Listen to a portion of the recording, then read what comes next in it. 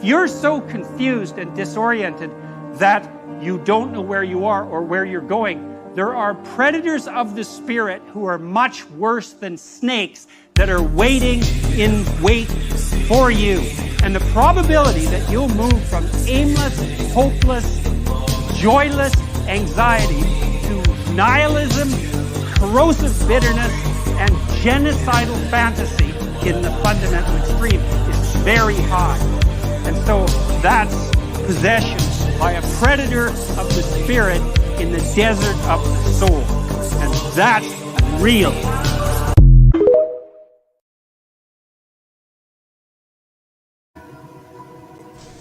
Good morning. I'm here to give you an update on the FBI's investigation of Secretary Clinton. What I want to do is tell you what we're recommending. But first, let me tell you what we found.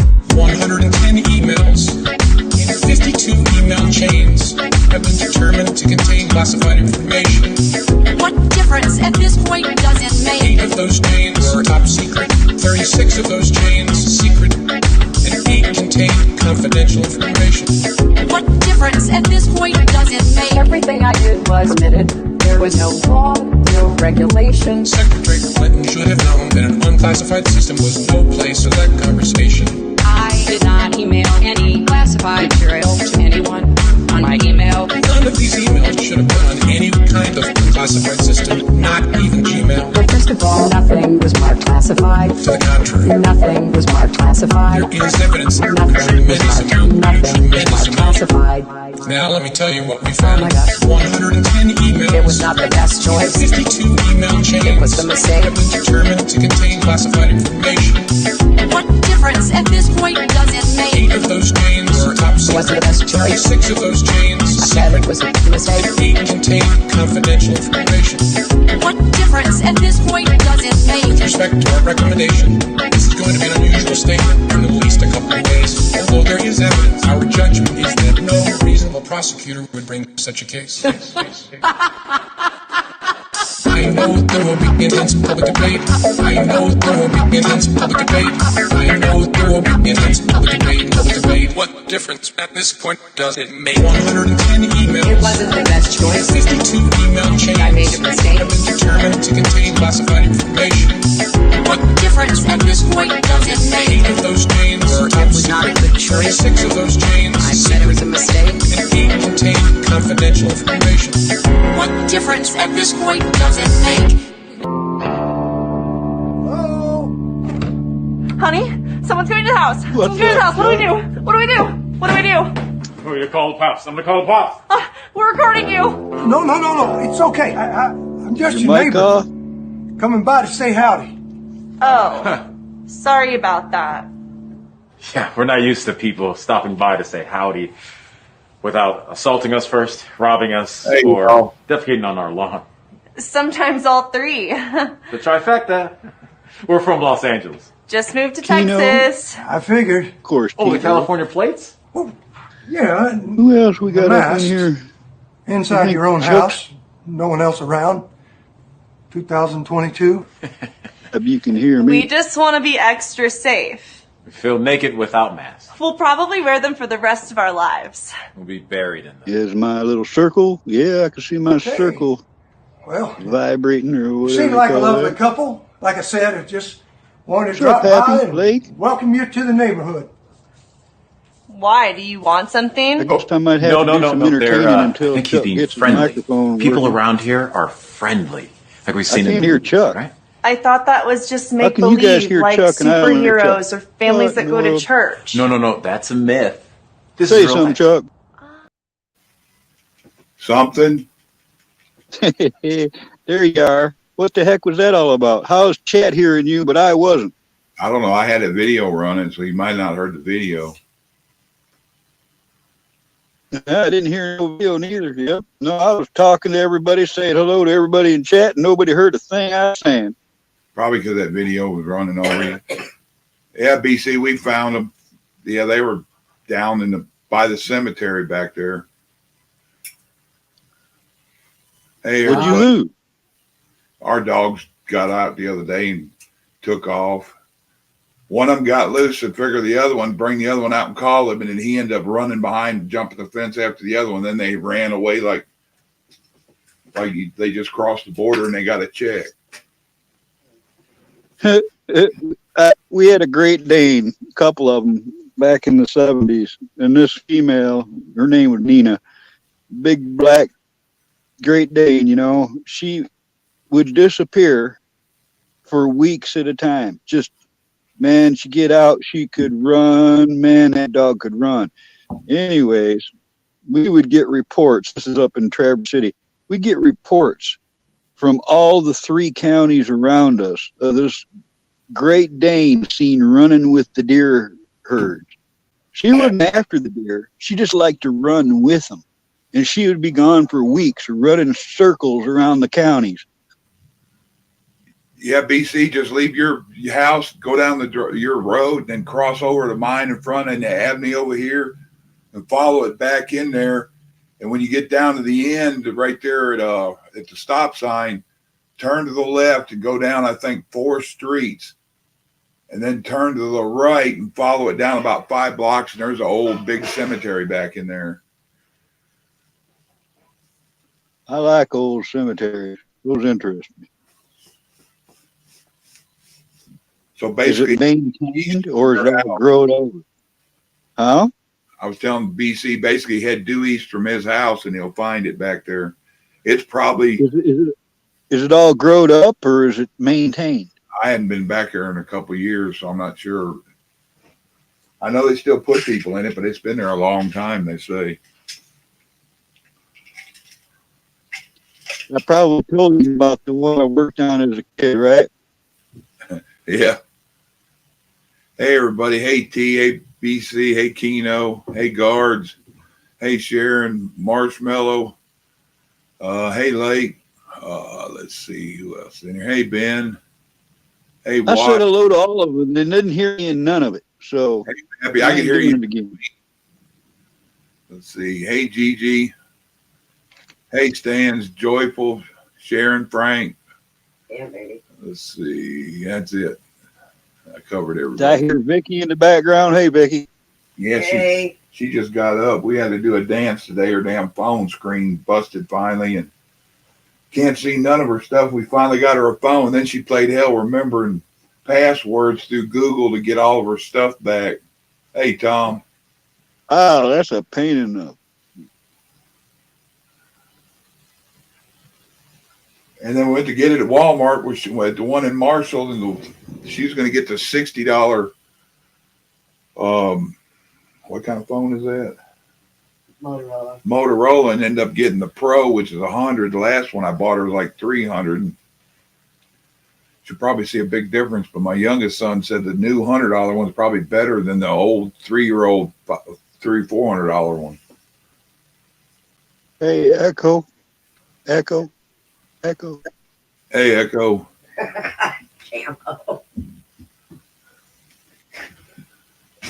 So what's everybody doing? I'm sitting here like a bump on a log. Yeah, I had another video I was watching. I was going to put it up there, but I'm not sure what the rules and the powers that be would think about me putting something on there about primary water and how it's created in the middle or towards the middle of the earth. The hydrogen. Heavy water? Huh? You talking about like heavy water? Yeah, primary water, where hydrogen and oxygen combines and it's created, and just like our underground seas and all that different where the water is, where it's constantly made, but I still think isn't that used in nuclear fission?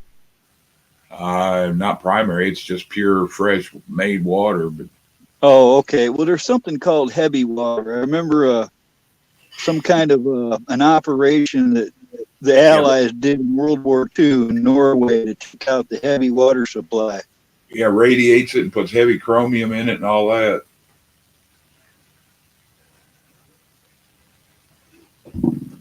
That's what's bad about them, all these damn wells and stuff they're putting in everywhere around here to do that frack water. And they put all that stuff back in the ground, and you know that's going into all our water tables. somehow or another, it's all connected somewhere. So Well, we are the carbon they want to reduce. yeah, people are kind of like roaches, but the majority of them just go into places and reap what they can take from it and then move on to somewhere else. But we've lost touch with nature, man. That was the biggest mistake. yeah, BC, I wish I knew how to get a hold of you. I'd have told you about the trick with using a piece of string and coating your finger in lard, and you wrap the string around in front above your ring, run a loop somehow, get it up underneath it, and as you turn the string, it pulls the ring towards you and works the ring off. And the grease helps it slip.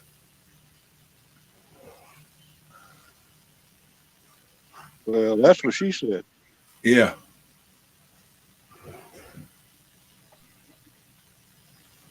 That's why I think we got so many limits, Tom, I think, on how deep they can drill. And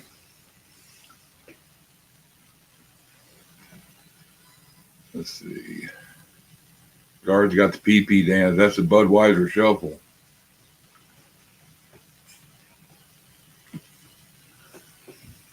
I've had a few of them. You don't buy beer, you just rent it a little while. Right on, Gordon. Yep, Guard.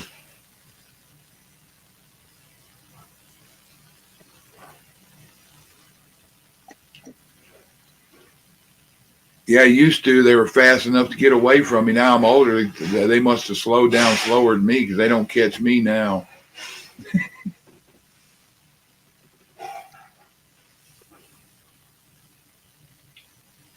BC truck, it's a little unnerving when young gals hit on an old guy. You know, it's just, I don't know what it is, daddy issues or something. It just ain't right. They know they can get what they want out of them. And the old guys kind of give in sometimes thinking they can get what they want.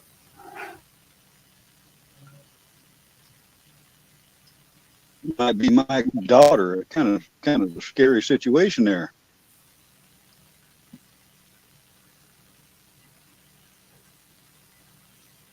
Yeah, they say there's some oddball things down there too that produce their own life forms, and crawfish, crayfish, lobster, like stuff. And Didn't they drill the deepest hole in Siberia?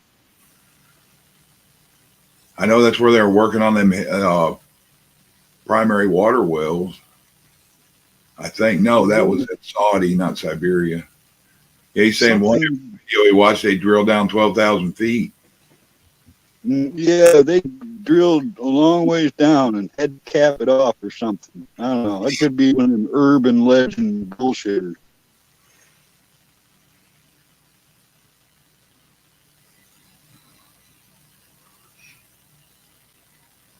Chuck, I'm just getting so sick of fakeness. Man, Running into more stuff. That's why I haven't been really getting on, because don't know what to talk about and who's going to be here and there. And one person says one thing and another person says the opposite, and then they prove that the other guy was right, and the other one comes out and debunks that. And I'm just sick of it. It's like, who can say the worst shit about something or someone? Hell, let's just make a story up so we can get some views, you know? Shit. Yeah, that's why I don't like bringing nobody's name up and nobody's show up or none of that. One thing about it, even no matter how far you rub them in the dirt, it still don't make you any better than them when you resort to their games. Yeah, no. It's best to ignore it, really. And old man, you say, you know what makes people mind their own business? When you punch them in the nose, then they learn to mind their own business. Boy, I miss those days.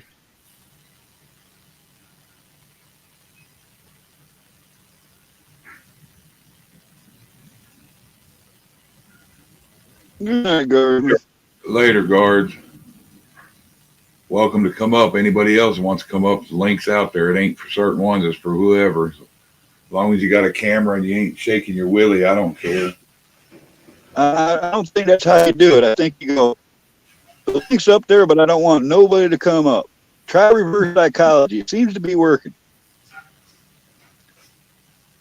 Andrew, I hope you're not taking a I shower. had them a few times tell me, I didn't know I could just click and go up. I'm like, that's why it's out there.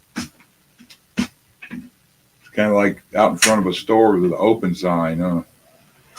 You know, my favorite ones are the people that's been in the community. You know, you might have chatted with them for 2 years or something, and they finally get up on a panel. That's my favorite one. Yeah, they got that deer in the headlights look for a minute, especially if they got their camera on. And then 5-10 minutes later, they're chatty. Well, it's more like you finally get to put a voice with the name, Yeah, you know, or whatever it is.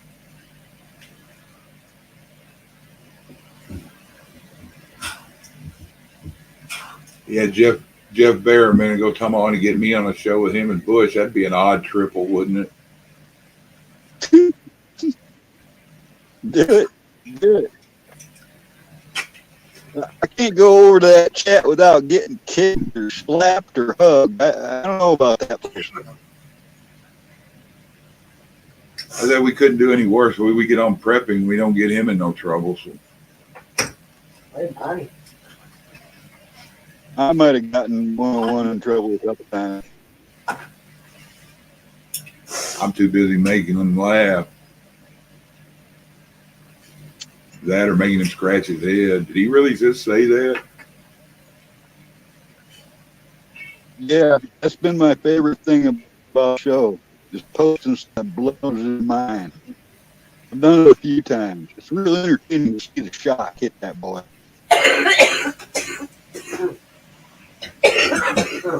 Nothing better than the look on somebody's face when the shock factor hits, huh? Yep.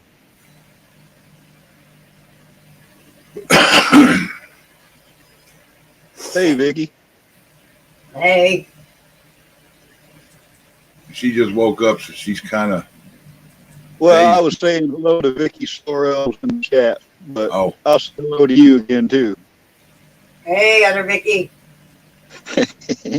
Yeah, I can't say. You can't throw a stick without hitting a Vicky, huh? Yeah, I don't know. There's a lot of Vickies and a lot of Nickies.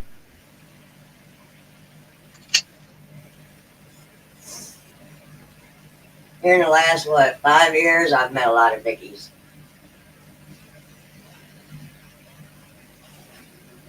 Now, is that just short for Victoria?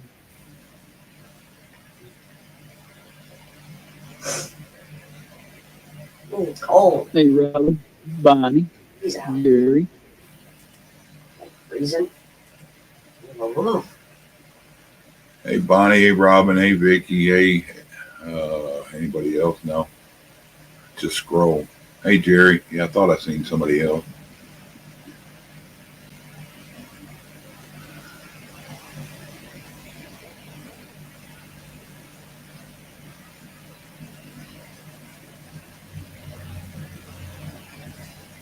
How's everybody doing out there tonight? Hey, Okie.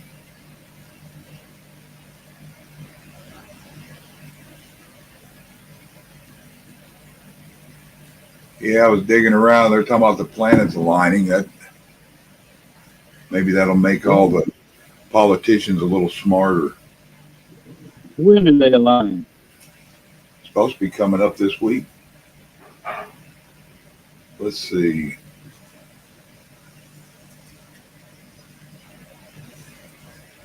Six hours ago, that Jeff or Bushcraft dropped this.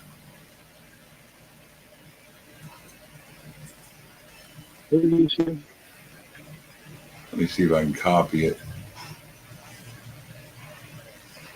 Probably going to be a huge URL. I should run it too tiny, but I don't know how to do that. So. Hey, Willie. Hey, Lisa.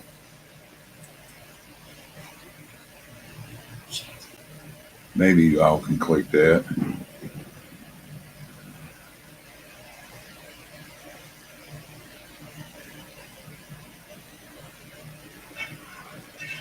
That's talking about it. It's the, when's it going to happen?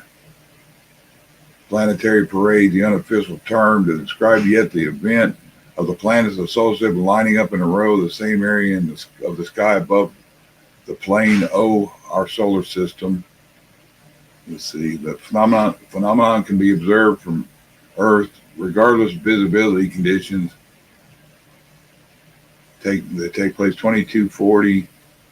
The one in 2022 took place in December 28th. Maybe it already hit.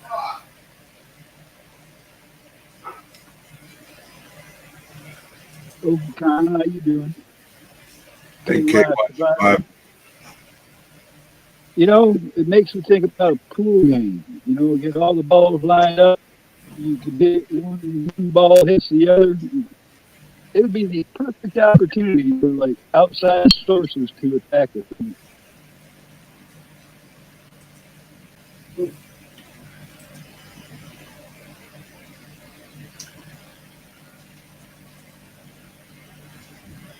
One shot for all.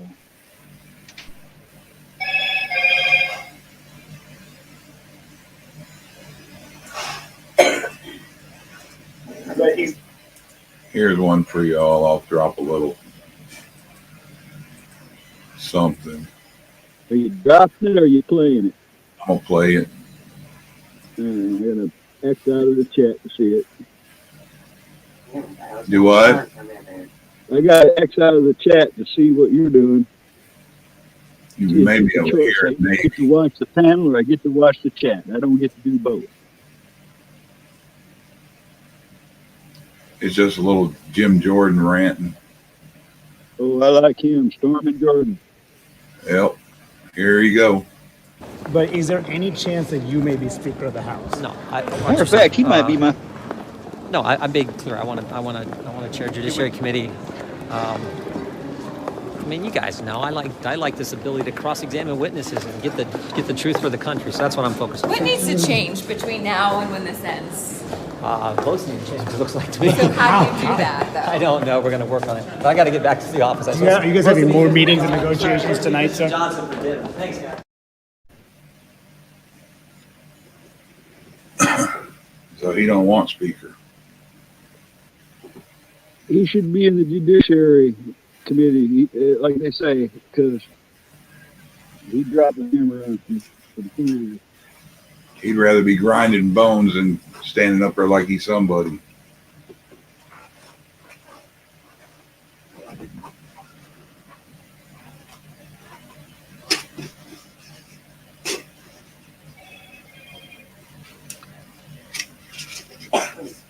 Here, Carl, talk to him a second. I'll go grab some tea real quick. Well, now I'm like the deer caught in the headlight. What are we going to talk about?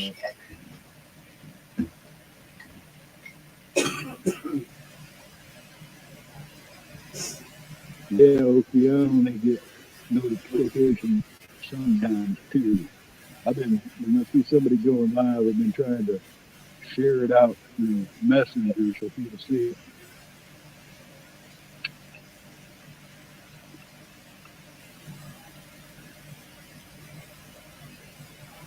Fighting the enemy. Probably put it on top of my coleslaw.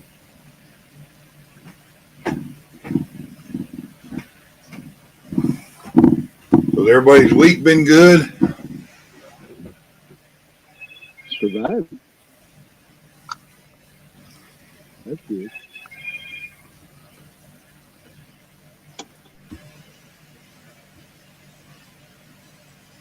Actually, Chuck, I was pretty disturbed just before you went live. You know, there was a band that I've been really fond of in the 70s.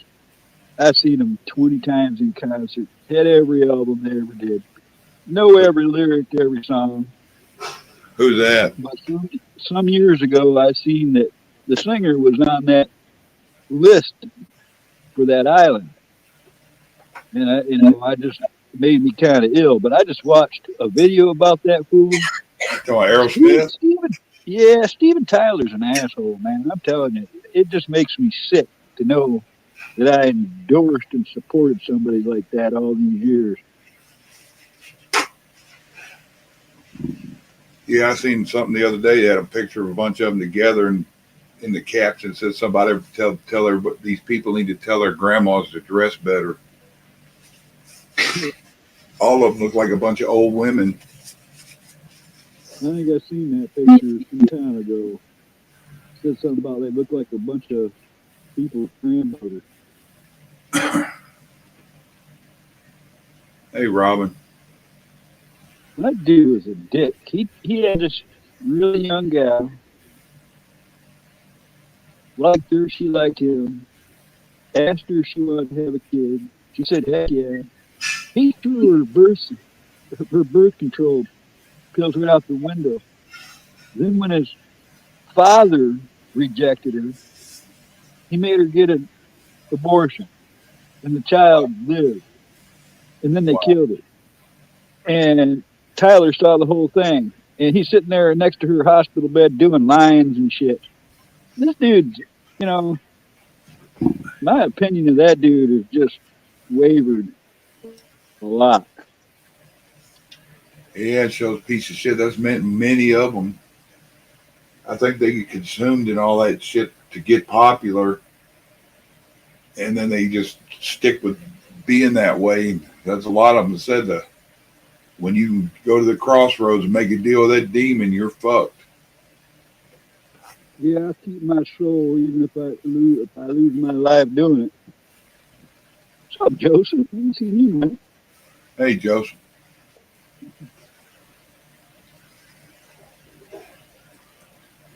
Hey, Bonnie. Hey, Charles, Carl, Vicky.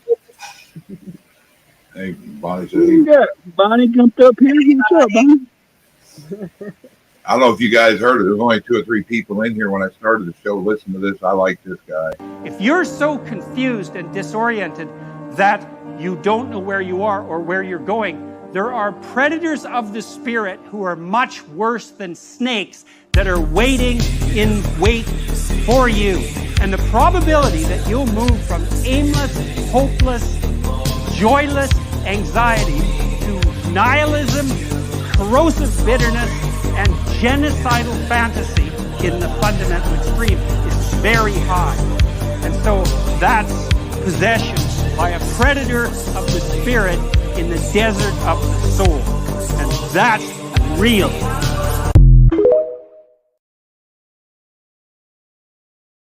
What's that saying? I bet you somebody in the chat goes something like, what good is it for a man to gain the world only to lose his soul? Yep. Amen to that, what he was saying.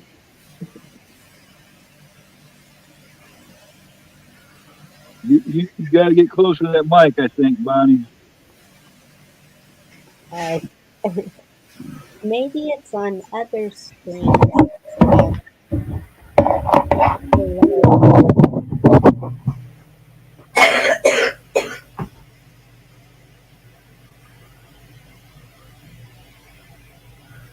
Something wrong? With me? Yeah. Are you asking like emotionally, mentally, or physically? Or you're asking her? Yeah, I was wondering if something wrong. Is like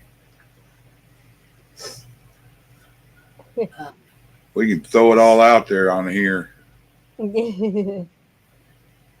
Oh, well, I was cooking roast, waiting for that to get done. Is why I was late, and also having to find you. Okay, notification comes up on my phone, but not on the computer. Even when I do live YouTube, nothing of Chuck, and I had to type in your name and search it and find you. I might have to follow you. I just accidentally come on. I was on watching Bush and Bear, and I said, no, I know what Bonnie's saying. Literally, people have sent me that somebody goes live through Messenger. You click on that, you're not signed in. So you got to go to your other signed in YouTube to go search it up. You can hit the little tab that says live, and it still won't show you. You can go to your subscriptions, it still won't show you that you're live. You can go searching my name, and it still won't show you you're live. You can do this 3 or 4 times to refresh it, and finally, oh, there's Chuck. There, it's like they're intentionally hiding people. Yep, especially if you're closer. The ones you're closest to, like Bonnie. Yeah. If 101's on, or if you did something, Carl, I never get a notification on your stuff. The ones you Yeah. regularly watch, can't find them. And you take care, Okie. It's good to see you again. See you, Okie.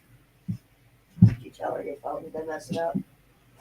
Fuck, I'm losing my Yeah, voice. my phone's gone. Something's wrong with it. I can get data. My internet works on it, but if Vicky could send a text to me, I could send one.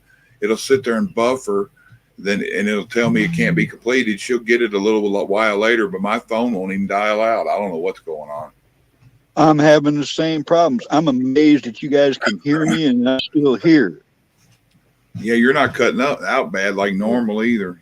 Every now and then you do, but normally it's you every 5 minutes or so when you'll start hearing you fade in and out, but you're not really doing it. Well, that's what makes me suspicious, because it doesn't happen all the time. It happens at certain times. Shit. Yeah, like when you get on a show. Yeah, or we talk about something, controversial, or even if I'm watching a live stream and they're talking about something controversial, then my device starts saying glip lip mip zort and bip and squawk and just Yep. yeah. It's kind of like the joke. It's like, are you on Santa's naughty or nice list? That ain't the list you got to worry about. You're on. I didn't even get any coal this year, man. I'm kind of bummed. I was looking forward to some coal.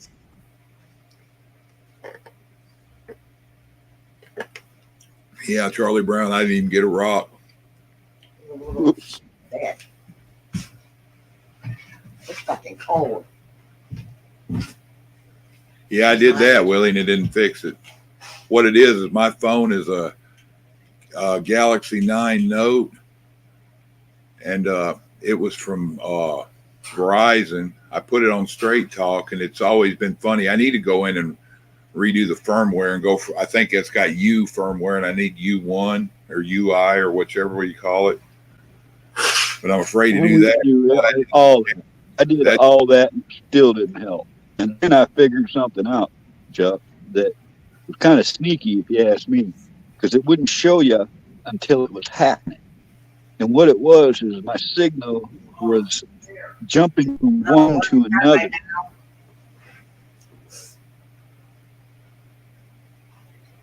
Sorry, Camo. No, that's all right. No, I figured mine out. I think the only reason it's working better because it was fighting over 2 signals, and I removed the ability for it to connect to another signal, and ever since then it's gotten better. And then I try to get a hold of them, and it puts me like a 250, 300 back in a waiting list. So maybe it's just something to do with Straight Talk. I went to Straight Talk because AT&T was sucking, and I got another, and they were worse. So I went to Straight Talk and picked up real well, but in the last year or so, it's gone to crap. Let me read this. KY Survival. It's been a live week for me. I broke the news yesterday on another live with dealing with animal control and lawyers. My pit bull hit my soon-to-be ex-boyfriend. Big B in the works. Soon-to-be ex-wife, new boyfriend. Wow. Yeah.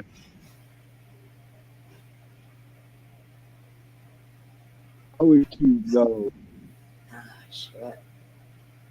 Yeah, that's fucked up. And see, I guess if he's suing, then he could take her. That'd be a good trade. The most loyal thing I've ever known on this planet was my pointer I had for 17 years. She didn't want to do nothing but be by my side. Aw. What time is it, baby? So Joseph Greenwich is talking about the Brunson case. Let's see. I don't think so. He's talking about appointing Trump as Speaker of the House. Well, be up before that. What happens if SCOTUS, under military direction, rules on Brunson case, orders dissolution of 388 members of Congress? Admin government announcement would be 1/9/2023. And then Trump wins speakership. And it's funny because Gates said Trump's name when they asked him. Yeah, he voted for him. For the speaker. And but then, hate to pop any bubbles, Joseph, hugs to you too.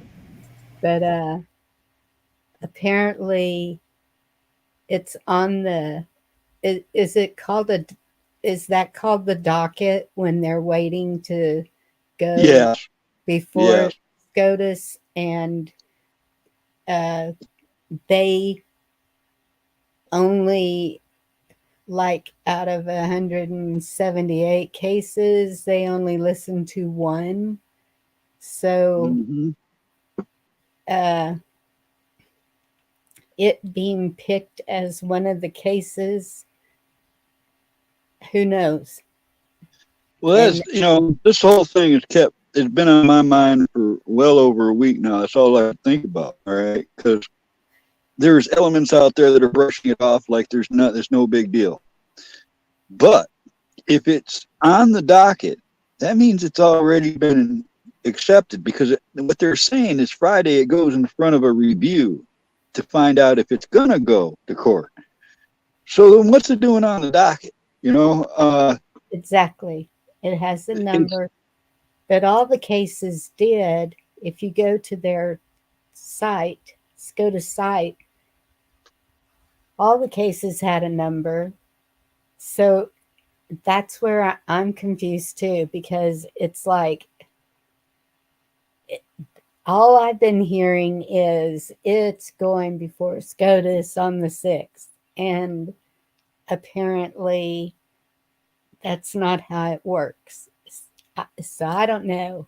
I mean, I'm just learning about all this government stuff. It's like, oh, it went up as a national emergency. Well, I don't know. But apparently those judges can decide whether and even then they have their clerks vetting it before it even goes before the judge. So I don't know.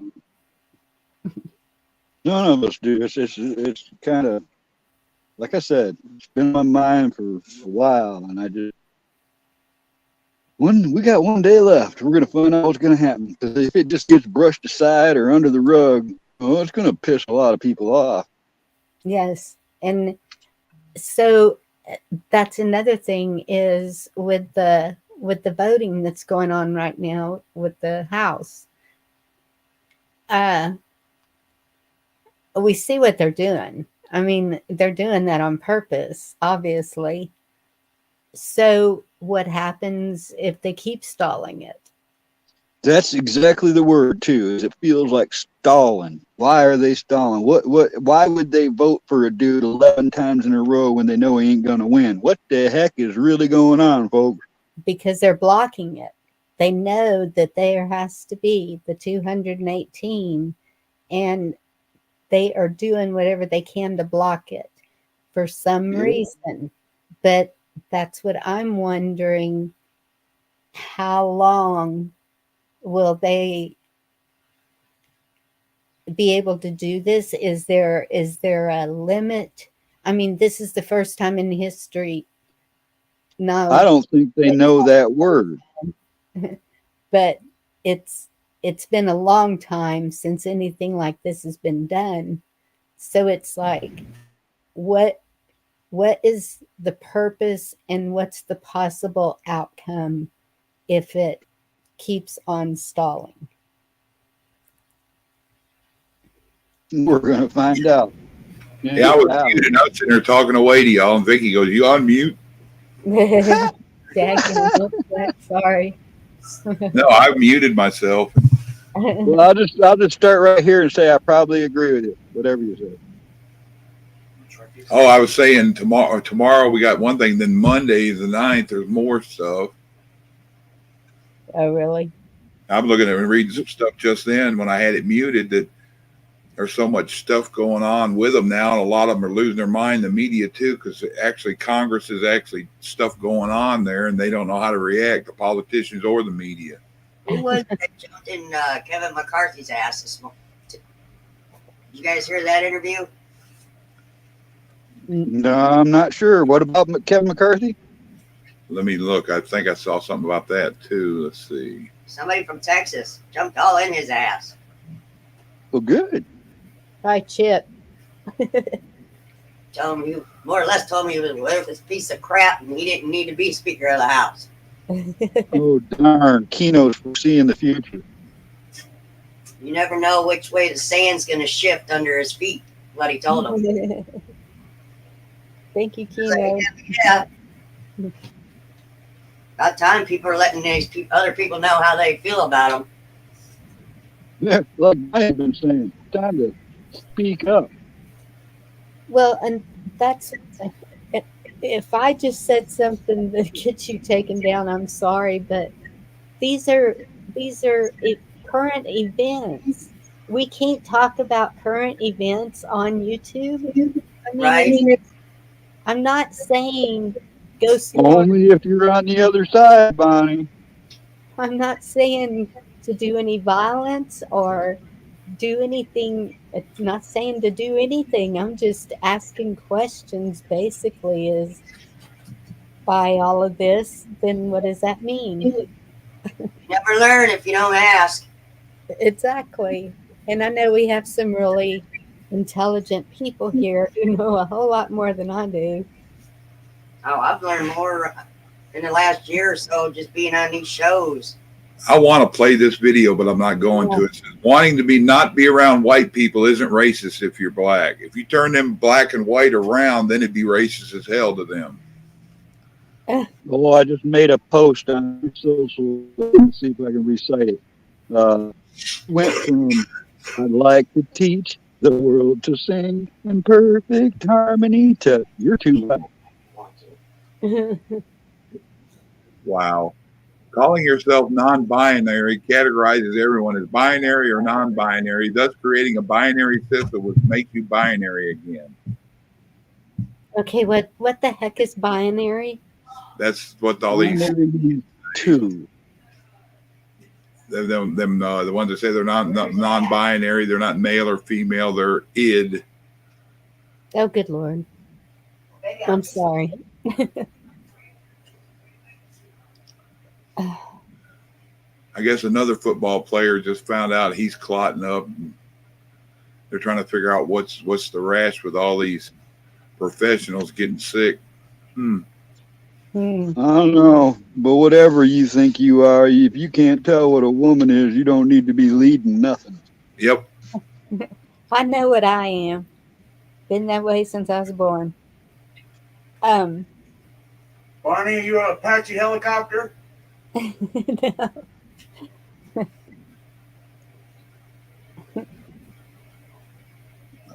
Nope. Well, I wouldn't miss the Republican or the Democratic Party at all.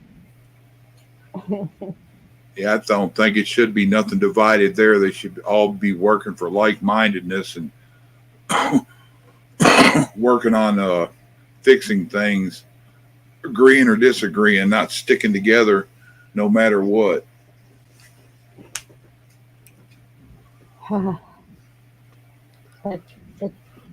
What a mess.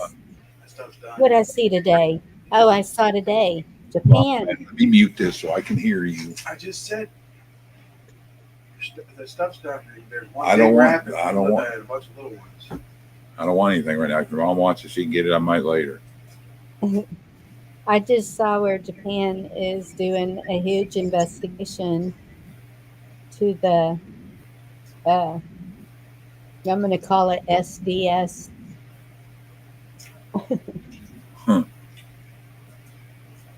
Y'all know what I'm talking about?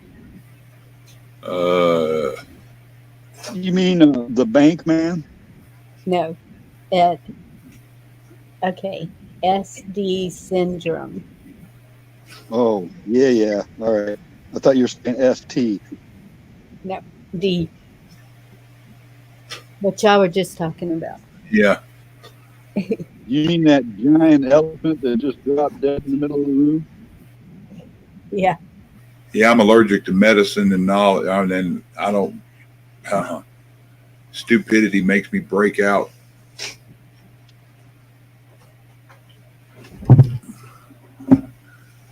Well, I don't understand how that's going to get rid of the Republican Party.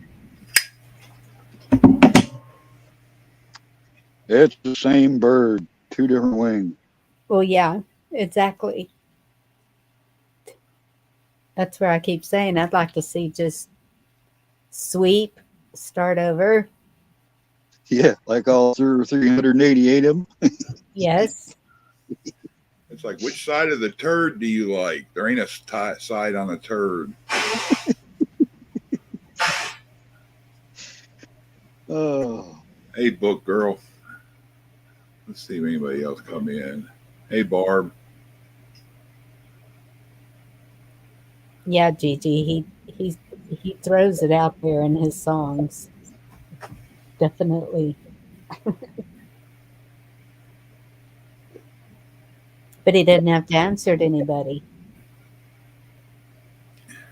Yeah, because he makes them money with his videos on it. If you got enough monetary backing and you're making them money while you're making money, then they're okay with that. But then that's weird. But that one lady that had almost 1 million viewers because she wore a bathing suit and she's 50, that they said it was that upset the youngsters. So all she said is she can't help it that she only has one butt. So it's good to see you, Joseph. You didn't hear me say hello earlier. Yeah, that's true. Kentucky. Howdy, Barb. Book girl ought to get up in here. She seems pretty smart. She ought to come up on panel one day and talk. Who's that? Book girl. She's educated. Link's always out there.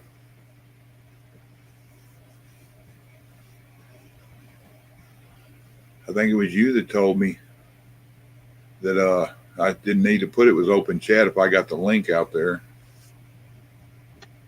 It's kind of like explaining the obvious, huh? Well, in these days, you might need to do some of that.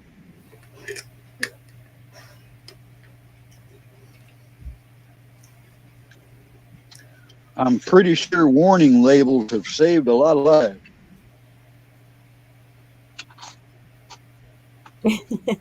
Okay, Bonnie, I will. Sadly. I hadn't checked in a while. Okay.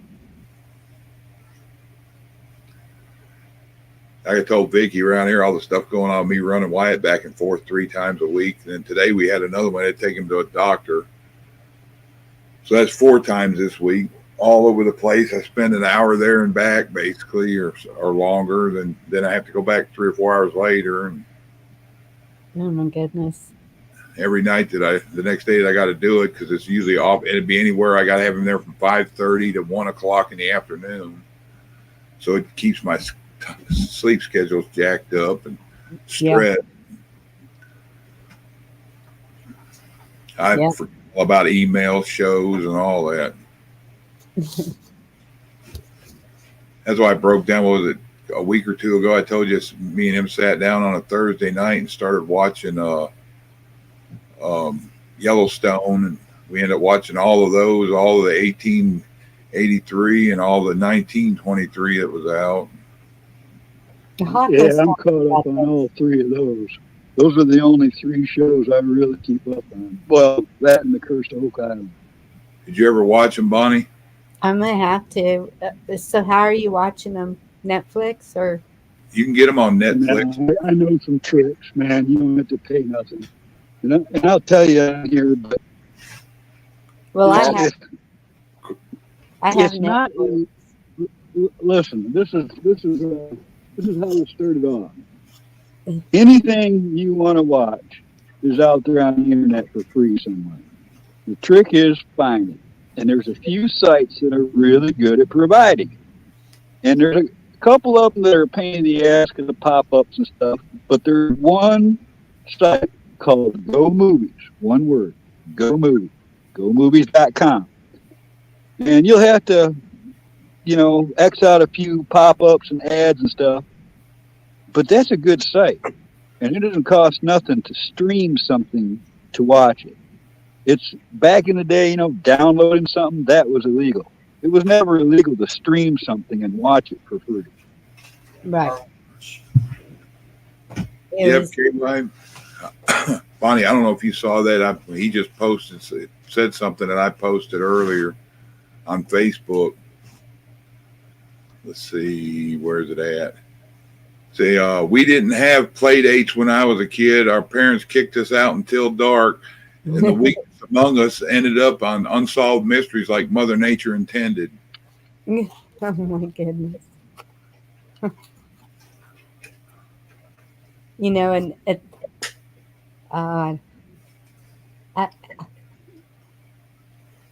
those are some of the things I was going to talk about actually tonight, but you want me to come and jump off here? You can crank yours up or say what you want here. No, don't do that. You need some watch time. I told you. I messaged Bonnie that you were going live. She's like, "Oh, well, he's going live. I'm not going to go live." I said, "Well, he don't ever stay on very long anyway." So, and I hear you guys are like, "Well, if you're going to go live, I won't go live." No, you can go live. No, I'm going to go live. You guys are ridiculous. Yeah, they go back and forth in the background. Until all that weirdness started happening, we were doing 4 and 5 and 6 hour shows and then jumping on the other one. And yeah. That's probably the site there, Keno. And like I said, I get to see movies before they hit the theaters sometimes because I know about these sites. There's another one called 123 Movies. And there's the original called Put Locker. And there's probably Put Locker 2001 by now. But those were the sites that started this. And you can look up almost anything. If it's not on one site, it'll be on the other. Then you got IMDb, Internet Movie Database. Then you got there's another one too. I forget what it is. Yeah, you can watch all the old series. I've gone through Kung Fu from the 70s. We watched the $6 Million Man some years ago. I had said another one that go movies, and there's another one called Haru Watch, HARU Watch. I've seen that, but I've not used it. I use it. Yeah, he said he used that over a lot of them and less pop-up. You get about the same, but it's got better quality. It gets more of the HD stuff faster. Hey, Lisa. Oh, right on. Yeah, because in the beginning, like the first movies on Go Movies, they might be like a cam recording from a theater, or something. Yeah, that or you're watching it through a dirty window in a screen. Yeah. Well, I've even noticed when I'm going through my YouTube feed that it'll show movies that I can just click on and watch. And I was like, well, what? That just started. I'd never seen that before. You're right, Keno. And I like the audiobooks on YouTube too. I just revisited The Hitchhiker's Guide to the Universe. That was the latest audiobook I listened to, but I can do my chores or work or whatever and listen to those audiobooks. I can't remember the name of the book. The last book I read, I got about halfway through it. It's a Stephen King movie, when they're at the airport and everything's gray. I can't even remember the name of that anymore. The Langoliers or something like that. Oh, yeah, I remember the Langoliers. I remember, I don't think I read the book, but I think I saw that cheesy movie. It was so bad and drawn out. Is like, I'd get to reading it, and 20 minutes later, I'd be out and wake up 2 hours later and like, what the hell happened? I read all the Gunslinger series, you know, and then there's I got a book called The Tommy Knockers. I remember And that. I love that book. That book was kick-ass. The end of it was glorious. And then they made a movie of it and screwed it all up. The ending wasn't even the same. I was pissed off. Oh, it's not a good movie. It's on my No, list. it's nothing like the book. It doesn't even end like the book does. It's a bunch Huh. of malarkey. I'm going to answer Echo.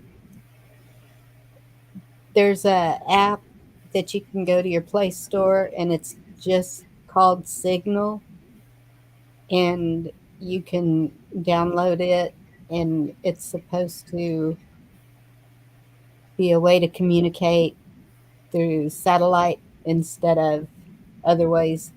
And then there's another one that's called Life 360. I don't know if that's what you mean by the 380. And it's a app to put your family on to see where everybody's at. You can see if they've stalled out on the highway, had a wreck, whatever. I have both of those. Yeah, And well, one's like a babysitter app kind of thing, ain't it? the Life 360, it's not really a babysitter app. It's just like it's really good to have if you have kids. Well, but my whole family uses it. We got it for my mom because after she had her accident, it was like, we want to know.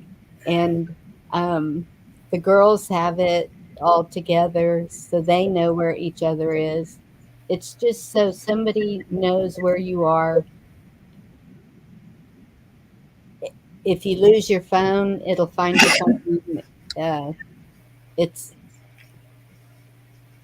like a family tracking device, I guess.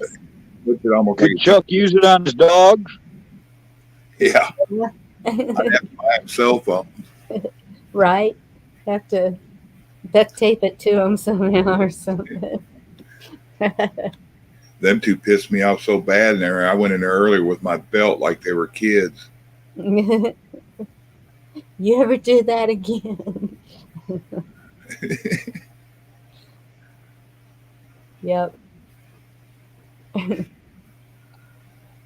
Don't make me come back in here. That's my little dog when she was get loose. And we have some killer dogs that are up the road, but still, that's the direction she would run when she would take off. And I finally just said, you know what? If that's the way she chooses to go, fine. And I just gave up on her. And next thing I know, she's standing at the front door wanting to come in. And I was like, because every other time we would be chasing her all over the neighborhood trying to catch her. And Out here on a deep freeze. Well, it's no fun for her if you're not going to chase her. Exactly. And Yeah, my two dummies, when they ran away, they chose a day when it was like 15 degrees and they were gone for 6 hours. When I found them, they were whooped. I can imagine. They came in and they went and laid in the hallway and stayed there. I'd go in there and look at them. They'd raise their head and look at me like, I'm sorry. I'm sure they probably learned a lesson. It's cold out there in the real world. Animals are a lot smarter than you think. And Especially German Shepherds are supposed to be. You wouldn't think it by looking at them the way they act sometimes, but yeah. I think they're both struggling to see who can be boss. They're both males. So. Yeah. Well, you let one outside, take them out one by one, and because if you put them out there in the yard, I ain't made that fence higher, so we take them out there and put them on a chain that'll run 50 feet all over the yard. We do it one at a time. Whoever gets left in the house sits there and cries until the other one gets back in, and then when the other one goes out, the other one cries. And then when they both get together, they get into a fight. It's like they blame the other one for getting to go out by himself. Sounds just like when you were raising those boys, huh? Yep. How come you got to go to the store? Because you weren't around. What? I think I was lucky I didn't have any siblings my age. Yeah, I grew up only child too. I didn't know nothing about all that. Shit, I was the youngest out of 10.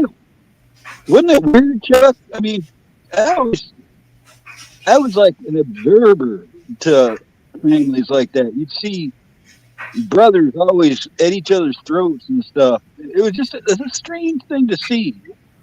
I was always like, why can't you get along? That's like somebody that's like a friend that you are always around. I can see them giving little spats, but sit there and beat the crap out of each other. I found out too, when you get in the middle and try to break them up, that's not a good place to be either, though. So. Nope. No, then you're the bad guy instantly. Yeah, my brother was the only boy in the house. I got 2 older brothers, but they weren't around, so he got to fight with 6 girls. Yeah, and then the guys, they were telling me about some of their guy friends. Like, do you ever think about doing your sisters? Do you ever peek in on them? Like, you're a sick ass dude. Yeah, he got in a lot of fights and suspended from school for that. Wow. Yeah, they had to call a meeting at school and let all the kids know that that's sick, and they better quit telling them that.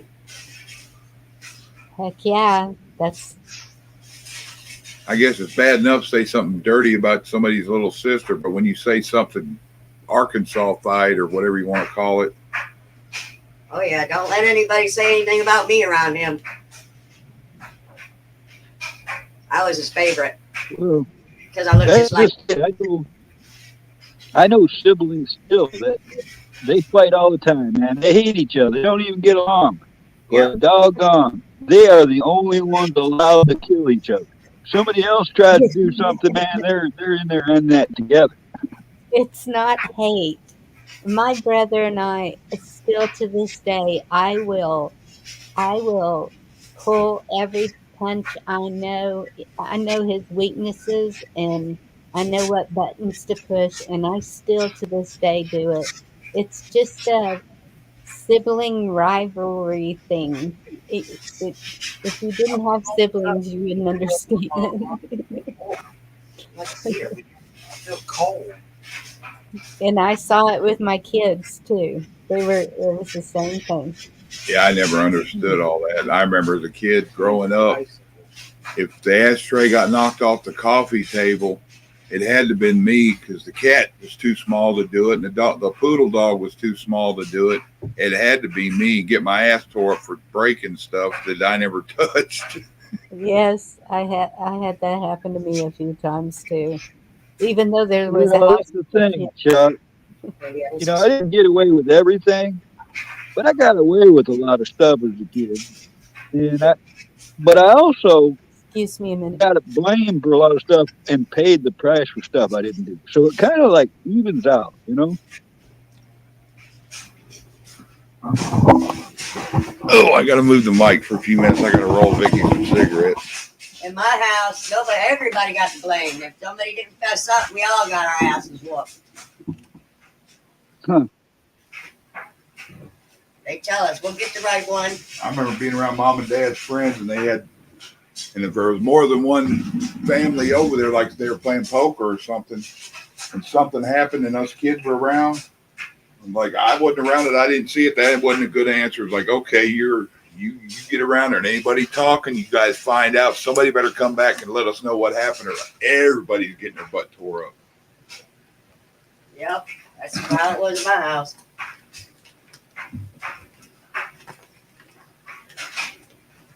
It must hurt because I see it a lot in Army movies. I got my ass tore up a lot over stuff like that because I wasn't going to be the odd man out ratting nobody out. So I figured that would I take a chance with a belt or a feeding from 10 people? That, and I never was a rat. So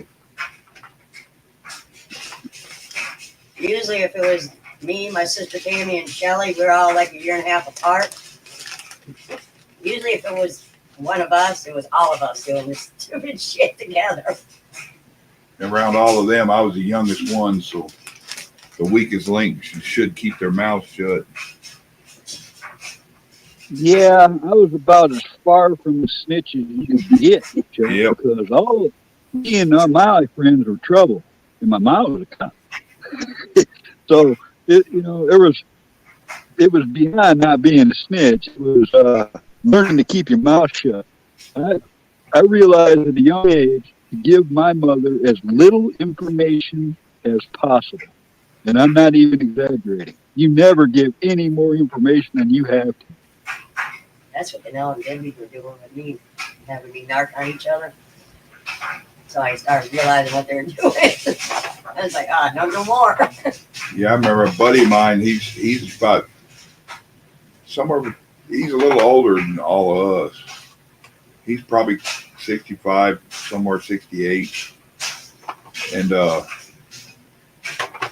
he was telling me, he said, "You remember back when we were kids and we all got in trouble that one time because we all went out in the woods and we were smoking." They were like teenagers, and I was probably 8 or 9. So, and like, "You remember you ratted on everybody?" I said, "I didn't rat on anybody till I found out that y'all blamed me for we were back there behind the garage in the woods. You told them you back there, reason that you smelled like fires because I was playing with matches and I got my ass tore up." I said it come out to me between getting my ass tore up that I wasn't playing with matches. I was back there smoking with y'all. And then they called me a snitch. I said, "How am I a snitch when y'all told them it was me that started it and y'all weren't getting beat?" They're like, "We still ain't ever beat your ass for ratting us out." I said, "Well, it sounds to me like y'all pulled me out first. When we were older, we got that prerogative." I'm like, "Well, y'all still got animosities. You know where I'm at. Come whoop my ass." He still thinks it's wrong. I said, "How can it be wrong? Mine was over getting my ass tore up. You guys were just running off the mouth thinking you can get out of something. Blame the little kid for playing with matches."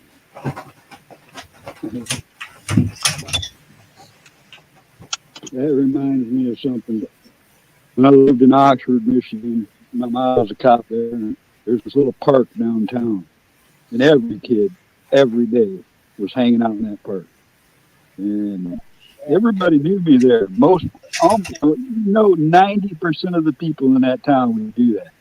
And one of my buddies, there's like maybe 30 people, 30 buddies hanging out in the park with these little concrete tables, you know. One of their little sisters comes running into the park, and she points right at me and says, "He's a narc. He's a narc. I just came from the police station and saw him in there with his mother. And everybody at that park just started laughing at her, and she was standing there going, "What? It's like, you think they didn't know that my mom was in it? I'm the one that gave him the stolen mag lights, and it was just funny because she was trying to." Trying to oust you. Yeah, everybody knew better. Yeah, I found out later that the belt ain't near as bad as the ass beating and the bullshit you catch from your friends if your lips get loose. Yeah, they don't even have to lay a hand on you. Just, "Okay, we don't want to hang around you no more. We're going over to do this." But there's a clause that I've discovered, last 10 years or so, Chuck. Okay, there's things I've done as a kid with other people. We did it together as a group. We were in it together, all right? Now they're all dead, and I'm the only one that knows, So now I can tell the stories because I'm the last one standing, right? Yep. No recourse. There you go. Thank you. Now it's not telling, it's a story. Right. Yep. Life lesson.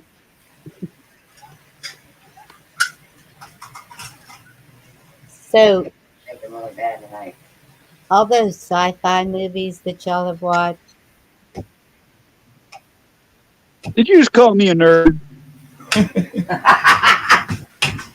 I didn't realize how many men in the community are all into the sci-fi stuff until just recently.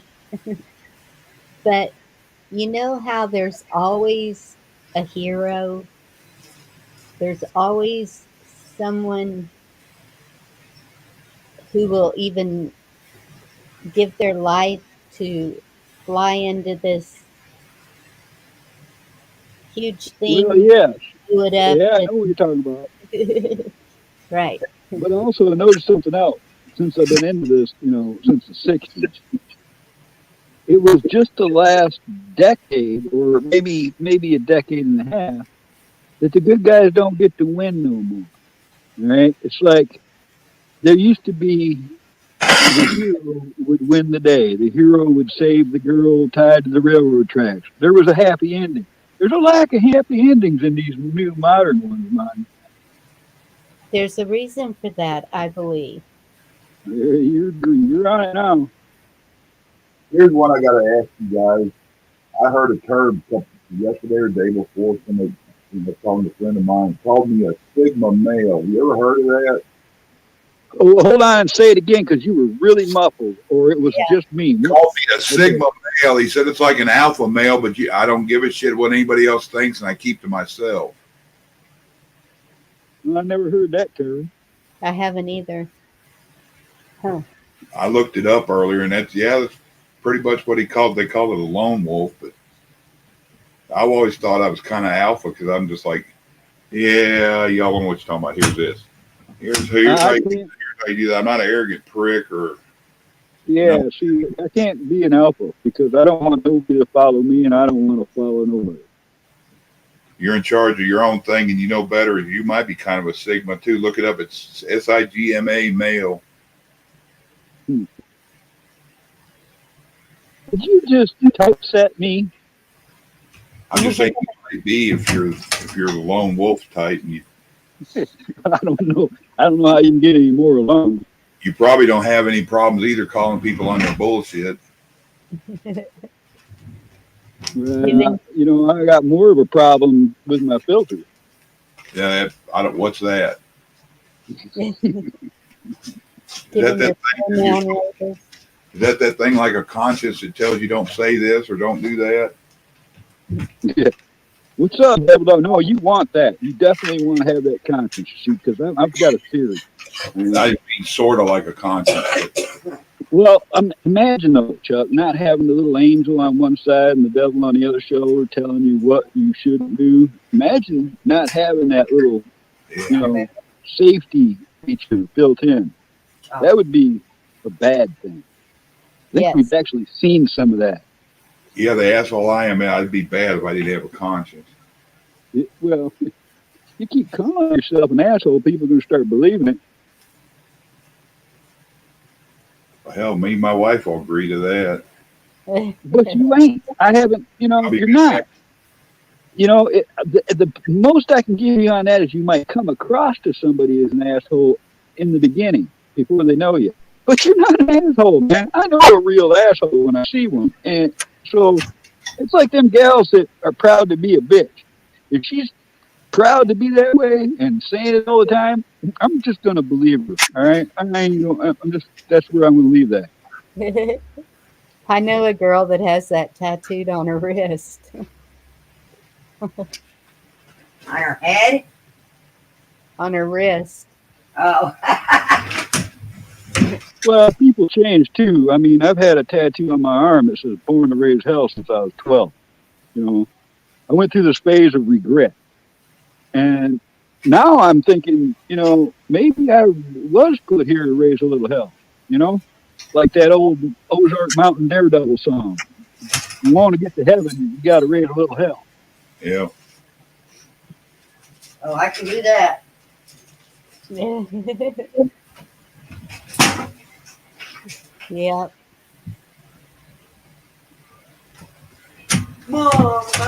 Hey, D-Dog. Most of the time, I don't mean to do it, but it just comes naturally, I guess. What? Raise a little hell. wanted to go with y'all. I wanted to go with y'all. Someone's gonna buy me one too. I haven't completely done that yet on YouTube. No one's seen that side. I keep threatening, and it's coming. I'm going to get me a couple fish of whiskey, and I'm going to go panel jumping all night long. Well, let me know when that day is. I'm going to have to send out notices because you're like the third one to say that. We can all just have at it. Ooh, I need something for energy, man. Go and drink you some of that. I got that beach stuff. Don't drink it. Probably have to be a backstage thing. Makes you get a crap. Hey, Kim. Didn't do it to me. Hey, Kim. D-Dog. Kim with the double M.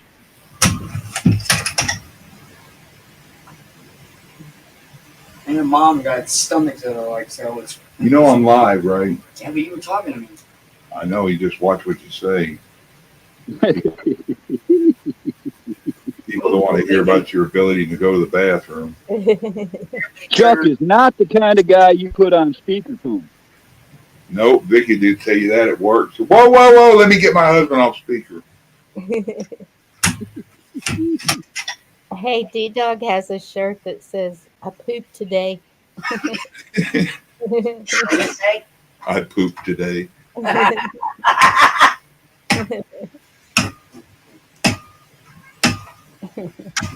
I poop every day. That's good. I can wipe my own ass. What was that on? Big Daddy. Yeah, Big Daddy. Yeah. Hi, Barb. Yeah, I think he said hi to Barb. Now I'm burning up. I'm hot too, don't worry.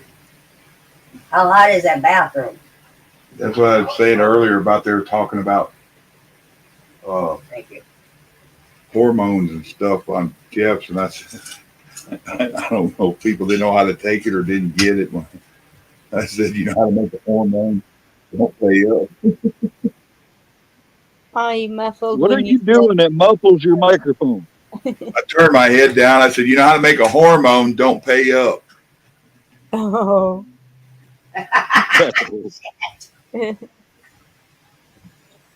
Goodness.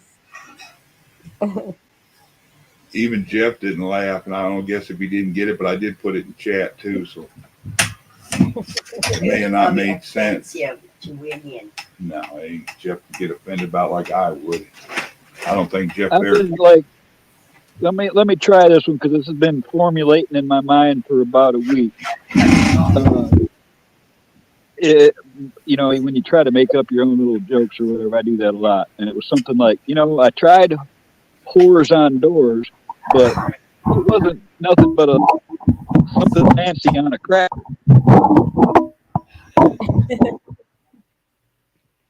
I'm still working on it. I'll get it. It'll formulate. I'm laughing with you, not at you. There you go, Kim. Let loose.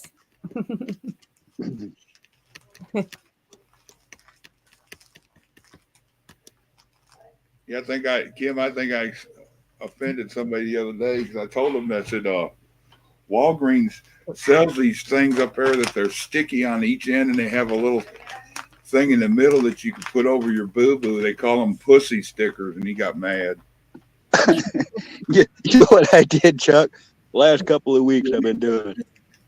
I'm so sick of it too, Kim. I got on, everybody said that Truth Social was all, they weren't censoring or whatever. So I went up there, I said all kinds of stuff on there.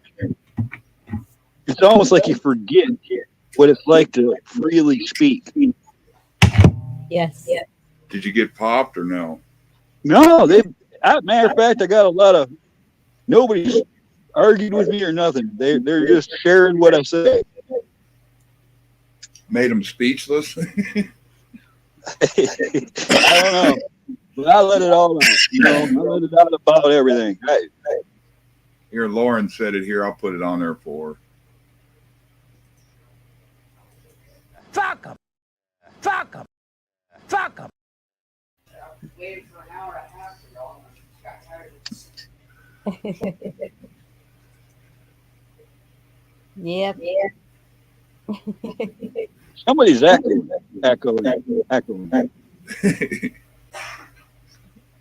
I am. I don't know why. I'm not hearing an echo. Maybe Only Black, once or twice I heard it, but I did hear it. maybe Black Watch is on his way.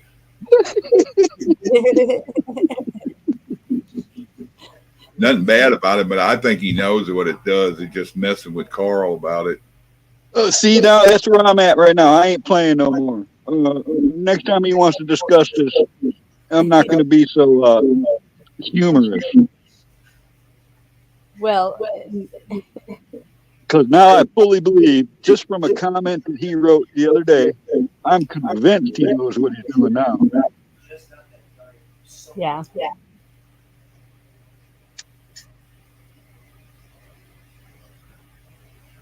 I've tried to explain it as nicely as possible. And I'm not trying to exclude him or make him feel bad, but that screeching is just unbearable. And so that night that he and D-Dog were up there, and they told me after I closed it that I was extremely loud, and I was like, so that means that screeching was even louder than normal, because it would be my When mic. somebody absolutely refuses to admit their wrongdoing or that something is wrong, there's something really wrong. Where there's smoke, there's fire.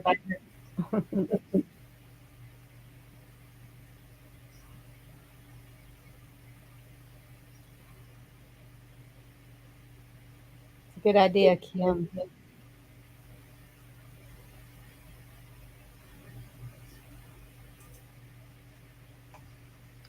Trying to figure out where everybody went. I don't see anybody on, but there's probably quite a few on that I don't look at or know. So Yeah. Yeah, they'll cycle through. You know, like me, if I'm in a chat on live, I might jump out to go check the news and come back. You know, I have noticed that the longer I'm on, then people come through. They come and go. It'll go up, down, and it did bother me. The later you're on, the more people come on because they're looking for something. There's a lot of insomniacs out there. they are.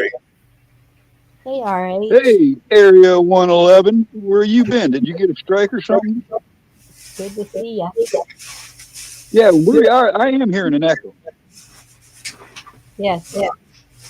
I don't hear it. Maybe it's here. I don't know if it could be here though, William. But you guys say my mic's so silent.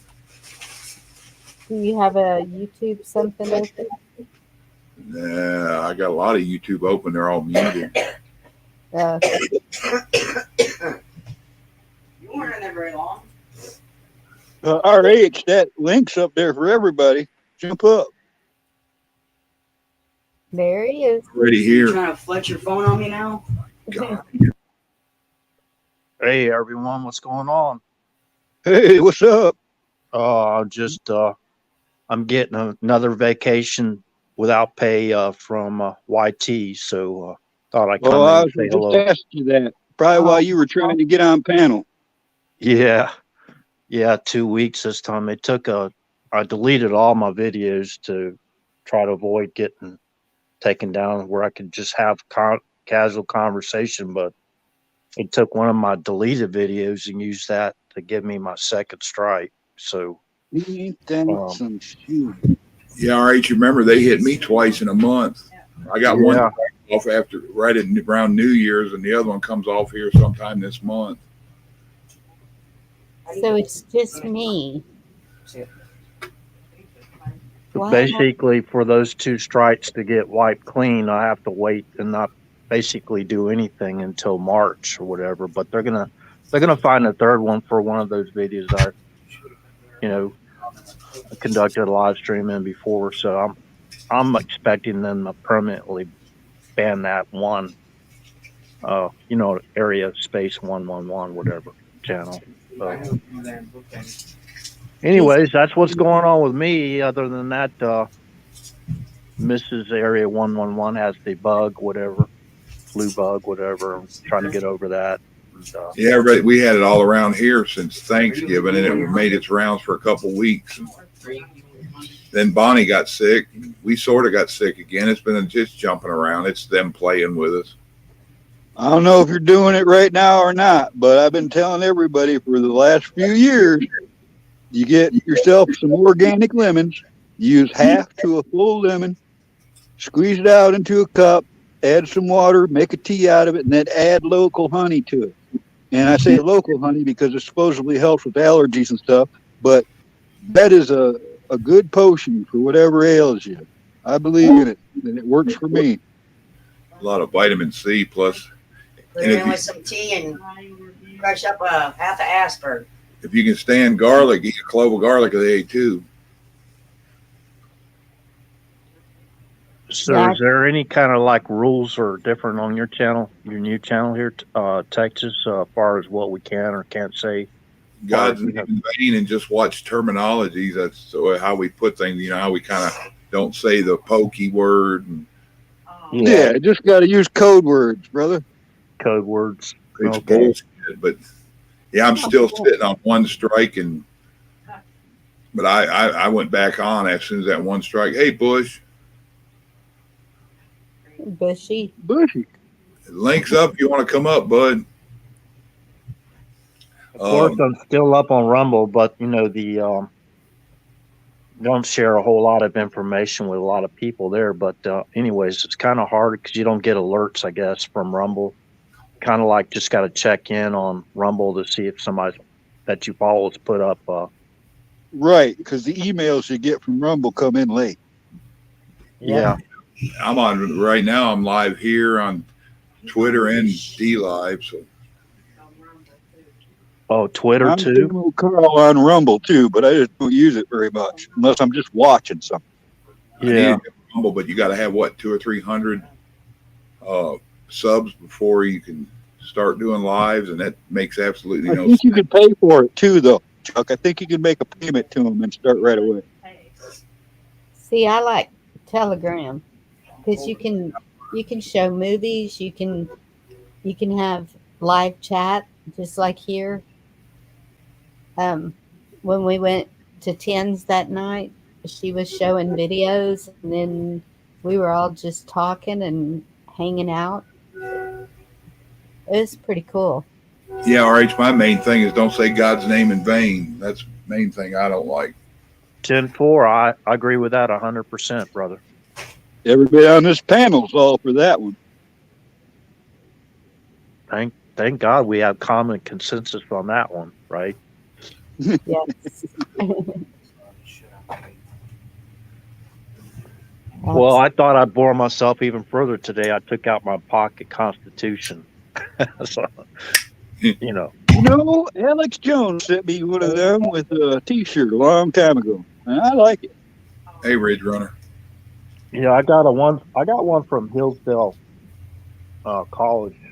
Well, I kind of like one of those places I like for what all they do, whatever. Trying to get the Constitution back in the schools and all that. Yep. I've got this set, RH, that I've had since 1976. It was a bicentennial celebration package. It was like a kit. I've got the Bill of Rights, the Constitution, everything is printed on what looks like the old time antique paper and all, and they're really big. In fact, they're so big I can't find a scanner to scan the whole thing, or I'd have done it already. I'd like to get them scanned. I meant to go into a Staples or something to get it done, but It's a whole bunch of that. It's all the amendments. It's really a cool thing. I'd like to show off to everybody sometime. Yeah. Yeah, I keep my pocket Constitution, my pocket Bible right here together. They're sitting there with a 1911 hold them down. Good paperweight. Yeah. I'm gonna put a link in private for y'all. Is that a special one, Camo? I didn't mean to interrupt. A special bicentennial one you're talking about? Yeah, it's it was like a commemorative thing in 1976 that I got. I don't even remember. I think I had to mail it away for it. Well, that's cool, man. You talk to some of the younger people today. You talk about bicentennial. They look at you like, what are you talking about? Yeah. That was a great year for me, man. That was the year that the bottle return started in Michigan, and I lived on a lake, so I had this canoe that I spent all day long in. Anyways, I slept in that damn thing sometimes. Anyways, in 1976, they had this bicentennial boat parade. Hundreds of boats, and it didn't go on like one weekend. It went on all year long, and I was filling my canoe with returnables, rowing to the store, sometimes 2-3 times a day. I was making some jack, man. I was the only kid that had hundreds of dollars in his pocket until I went to the Kmart fishing section. Wow. Yeah, I was working. I think I was getting about $4 an hour in '76. I think That's the pretty minimum good wage pay is back only then. like $2, or like twice the minimum wage. And I mean, I could afford my own apartment and a little car or whatever. Well, and then be able to save some money on top of it. Remember Yeah, that? right. Remember Yeah. being able to put money in the bank and you got interest for it? Yeah.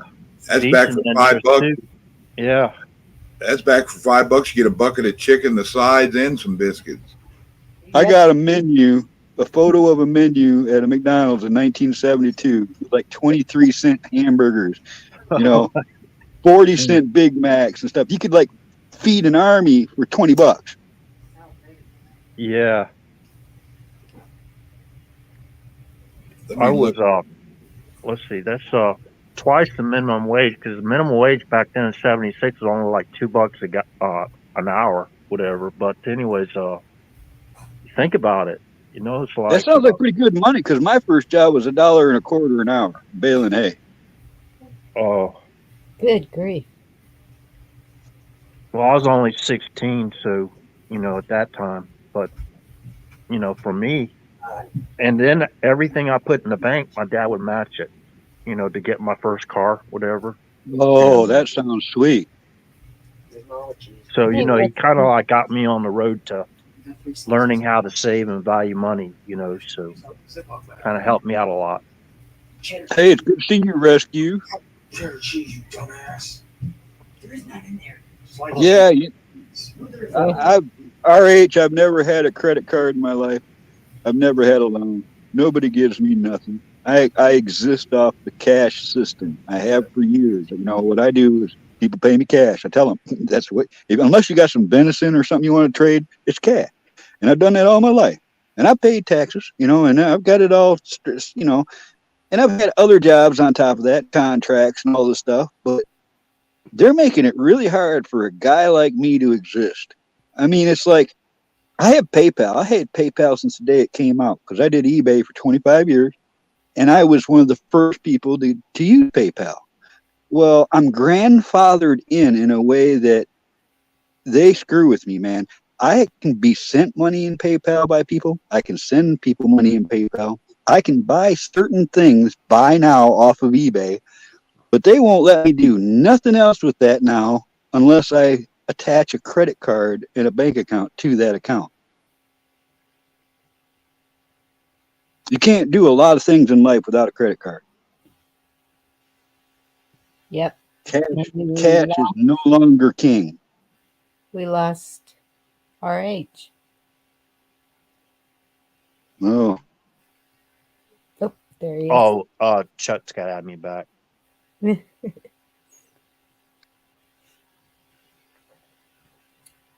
But Hold on, go ahead. I had it muted. my son I used to send him money through PayPal on Facebook.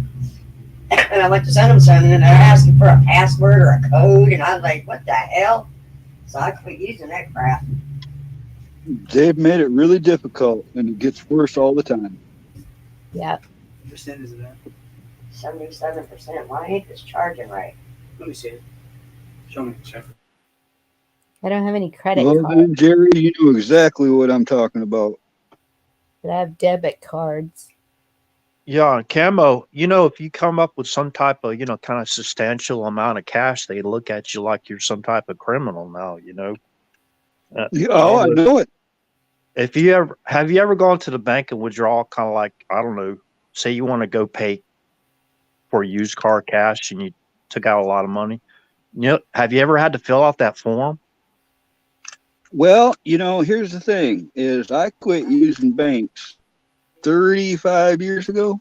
All right, Okay. and this is why. All right, I was working for a company on contract for a sail company, selling sails for racing boats and touring boats and stuff. And I was paid with a company check through a bank in Traverse City, Michigan. And I went up to that bank to cash my checks. And they tried to charge me. Like it was only like $6 or something per check. But I'm like, no. This check comes from this bank. You can't charge. There is no additional transactions that you're having to compensate for. And the tellers would not have it. And I talked to the manager and he played dumb. And then I got the district manager, and that's when the story changed. They didn't charge me that extra fee no more. But you got to be on these bastards. They will do things without your knowledge or endorsement to your things. Hold on, go ahead. And half the time that charge goes in their pocket, not That's bank. what I was going to say. It's just a way for them to make money off of you. Yep. I don't like that. It's the teller, not the bank. Yeah, it's messed up, ain't it? You look up, go to the bank, look up at the branch manager, and the monkey throws shit at you. Well, yeah, and it's funny though that RH said that because probably about 2 years ago, I had accumulated some fundage. I'm down to the bottom of the barrel now, but at the time, I had a wad, and one of my trusted friends was there when I was taking care of some business, and he's like, "Oh my God, dude." I said, "What are you talking?" He says, "I've never seen that much money." I said, "You've never seen 10 grand?" He says, "No, man. Can I touch that?" I'm like, "Yeah, man. Here, check this out." I hand him a stack, 10 grand in $100 bills. And he just was blown away by that. It's not that much money, but in actuality, a lot of people have never seen that much money. No. Yeah. That's still a year pay to some people, and some people get even less. Yep. That's where I'm at now. But yeah, I've had that happen, and it goes too quick. It's not that much money. I've known people that actually won big sums of money or was passed down money or something, and they'd have $30,000 or something, and it would be gone in 3 months. Wow. I don't know. So, say for example, you're just a cash person, right? You don't believe in banks, whatever. No, my money's in my pocket. If you want it, you're going to have to work for it. Right. So, say for example, you want to help out one of your relatives, and you give them say for example, we'll just use 20,000 for example to help them fix up their house, whatever. So they come up with 20,000 cash, right, from a relative that's helping you, and to maybe make some repairs or whatever to your home. You better keep it to yourself, because if you try to put it in the bank, they're going to check you up and down. So, but when you hire, say, for example, a contractor and will contractors even take cash anymore? Some of them will. Yeah, straighten their pockets. Yeah. And Yeah, not that- do the work for you, right? A lot of them, if you pay them That cash, way? That way, right? you get work done cheaper if you pay cash a lot of the time, like roofers especially. Yeah. Yeah. And I always have a receipt book and I write that transaction down so that I have a copy and they have a copy so there can be no conflict later on because I know how some people can be. Yeah, I remember how the roofers were. They do the stuff. They tell you, well, the job's going to cost $5,000, but I'll write it on paper. It's going to cost $10,000. That way you can get full insurance on it. I heard about all kinds of that stuff, Chuck. That's just, it seems like such an isolated incident that wouldn't affect anybody. But if everybody did, that's going to fuck the system up. That's already fucked up. That's why they know to do it, because basically the labor and the materials are going to cost X, but they over exaggerate it because they take like 100 different people what they bid to do the job and they average it out, and that's what you end up with. When in most cases it's just a lot of them overcharging. Yeah. Yep, that's how they help Right Rescue. Come on up, bud, if you want. Ain't choking on nobody. We got a full house, but you're welcome up here. Anybody is. There's another question I have here. Didn't this what do you call it, Potato Head put out some type of rule or whatever? I don't know if it's a law or not. I don't know how he can make a law. He can make the $600 withdrawal thing. Yes, exactly. Exactly what I was going to ask. Go ahead. Yeah, that's existed for some time, Whereas if you were to do any online transfer over a $500 amount, it would go onto a database as an alert, like a red flag, and could be reviewed. That's what it used to be.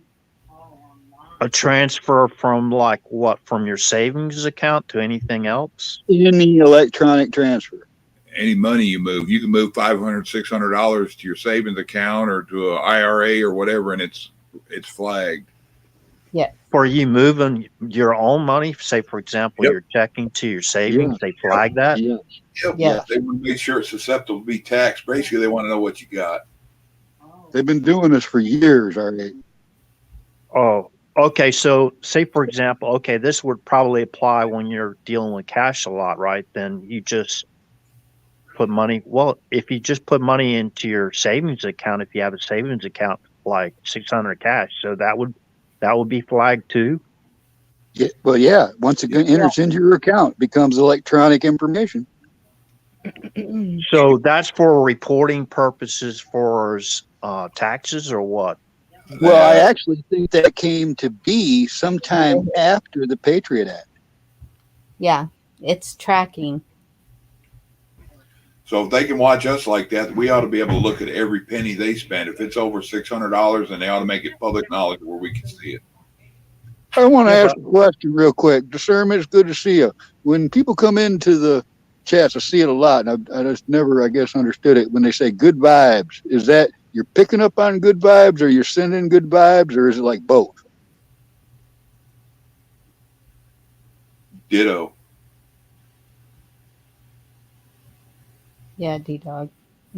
There it is. That's, I don't know how else to tell people that. I mean, because I don't have a whole lot of money on me anyways, but that's where my money is. When people would walk into my shop, right, every time, they would just pay me cash. It's maybe it's just an alteration or a couple $100 job, but somehow they know that once you get everything else into the mix, I don't even want one of those credit card things. They tried to give me that crap. I don't want it. I want cash or trade. Sorry, Rescue, didn't hear you beep. Oh, no worries. But that's the thing, is if you're getting disability or Social Security or retirement or any of that, it's automatically put into the bank. So yeah, but you see, I'm just people talk like off the grid kind of thing. There's also something that's kind of like being off the grid for me. It's like I have no medical records. There's no transfer information. There's nothing out there on me. All right, because I have not used the system the same way everybody else does. All right, it's a completely separate way of living, and it's, there were some complications, and what it boils down to is if you make a lot of money in the spring, you better save some of that money because you ain't gonna make shit when winter comes. Nope. Yeah. Unless you shovel snow. Well, I mean, you got to learn to save your money, man. People call me cheap, but I'm frugal as fuck. I gotta be, if I don't really need it.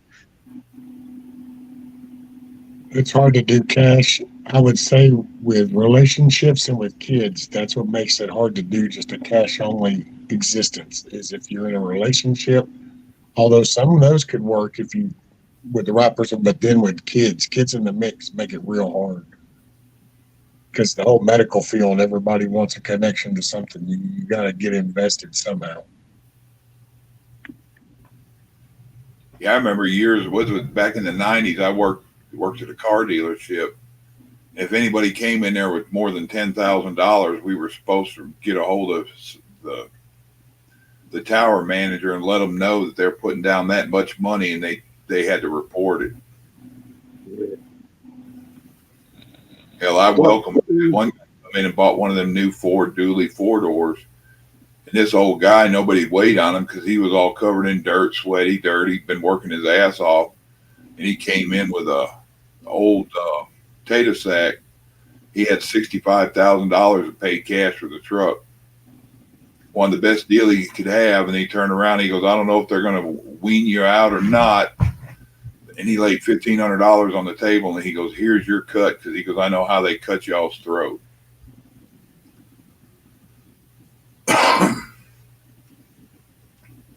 But all these people, they evaluated him just by how he looked. Hey, Gender Ninja. Yeah, that happens a lot. And Gina. Who else is in here? I look away from the chat for a minute and look back. There's a whole different group of people here. Hey, Ginger. Hey, Gina. Been a while. So any predictions on what's going to happen with this vote in Ooh, Congress? well, we were talking about that earlier. That's all that's been on my mind, RH, for well over a week, man. That's all I can think about. Find something out tomorrow and then more out Monday, I'm thinking, of what I'm understanding. I know what I would like. This is what I'm hearing. This is what I understand. They're trying to say that this is a conference to decide whether they're going to take the case, except it's on the docket. All right, so which is curious because the case is on a docket. It means it's going in front of somebody. Anyways, if they ignore this, all right, and brush it under the rug, it's going to piss a lot of people off. We're going to know where we stand. All right, and that's when I'm going to be calling out all this crap we've been fed that never happened, never materialized. If they take this, it is going to create a fear. Boy, if that was the time they're going to pull some shit, that's going to be when they're going to do it. It's going to be dependent on how they kick it back. Yeah, Camo, that was my second, that doc, that was my second strike. I just discussed it. I just read it. You know what I mean? Wow. And see, that's what I was doing yesterday, was reading headlines, and I'm like, this is probably going to get me in trouble. But it's a headline. I'm just reading their headline. Won't matter. Yeah. Hell, Crowder got taken down right in the middle of his show because that Gerald dude turned around and pointed to that screen behind him, and they had the CDC website on that screen that showed the numbers. And the minute he turned and goes, yeah, according to the CDC, they shut that stream down. Called it misinformation, and it's like, it was the CDC site. Somebody had their finger on the button.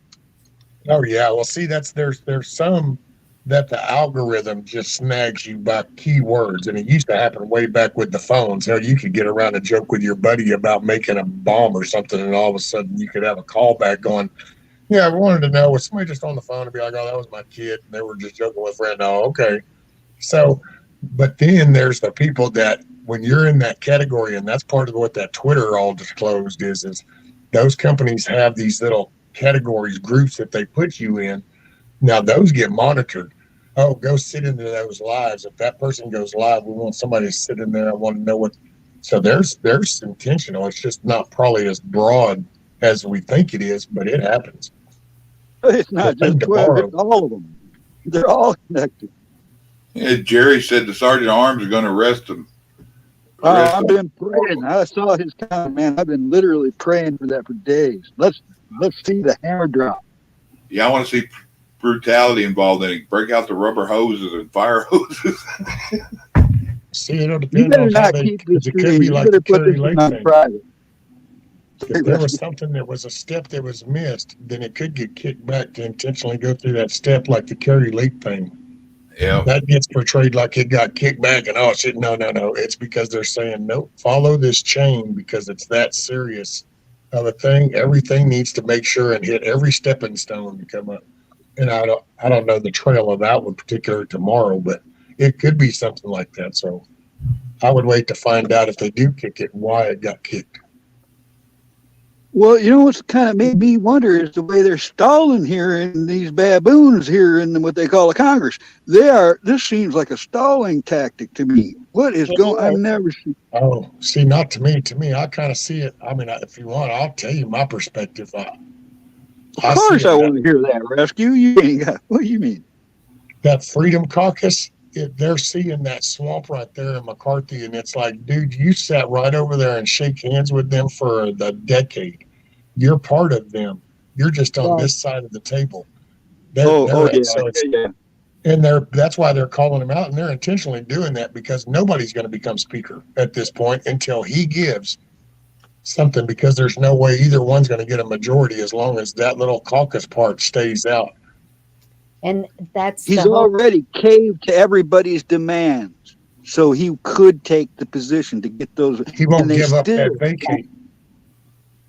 See, he doesn't want to give up that vacate. Nancy Pelosi took that vacate thing off the table, and they want it back on there because then that way, if you get to acting stupid, then a certain number can go ahead and take you down. You don't get that full control like she had.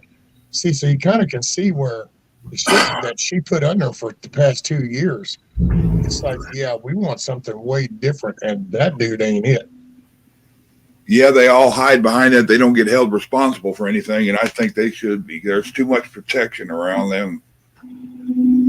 Chip Roy, dude, that dude summed it up when he did his deal for Donaldson. Chip Roy, that was, man, he called it out like it was. It's like right here, 430 people in here right now. This is the way business is supposed to be done. You're supposed to bring it on the floor. We're supposed to debate this. You're not supposed to be out here in these back rooms writing checks. And see, McCarthy, they want to talk a good game, but Homeboy was part of that bunch too. You just got to go look back at that old footage. That's how they passed that other shit. Tom, that's not a cuss word. That's a term of endearment when you're talking about them. You know, and I was just going to tell Tom, where do you think you are? You ain't got to get forgiven for nothing here. Well, and I'll say, see that seat, well, yeah, you can't, like, for the country pass anything, you know, because it's just the House, and the Republicans don't have the Senate or they don't have the presidency. But what they can do is create one big whirlwind of shit that's ready to come out the door in 24.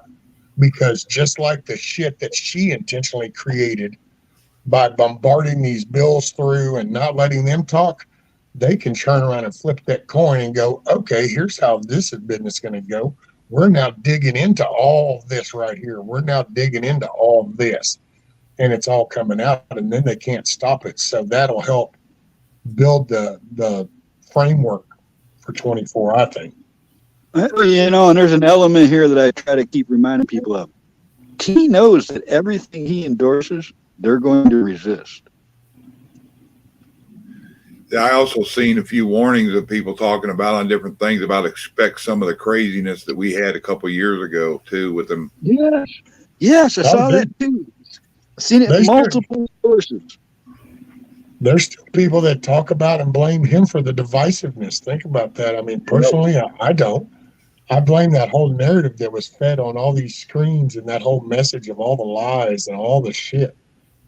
But yet, if you listen to some people talk, he'll get blamed. Oh, I don't know, man. He caused such a big division. You know, he caused such a big problem. And it's like, wait a minute, did he do it? Or was it all that lying ass bullshit that all them other people did? Hey, that's my call. Don't you like how they? Why weren't the other presidents such a threat to the current president of the past? Because they were still career politicians. This is the one dude who wasn't a politician beforehand. He didn't take the money. He didn't take the paycheck.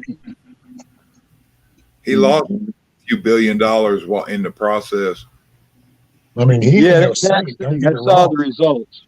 That results of his tax exposure. That was glorious. He actually, you know, I mean, not only did they find no dirt, it made him look better.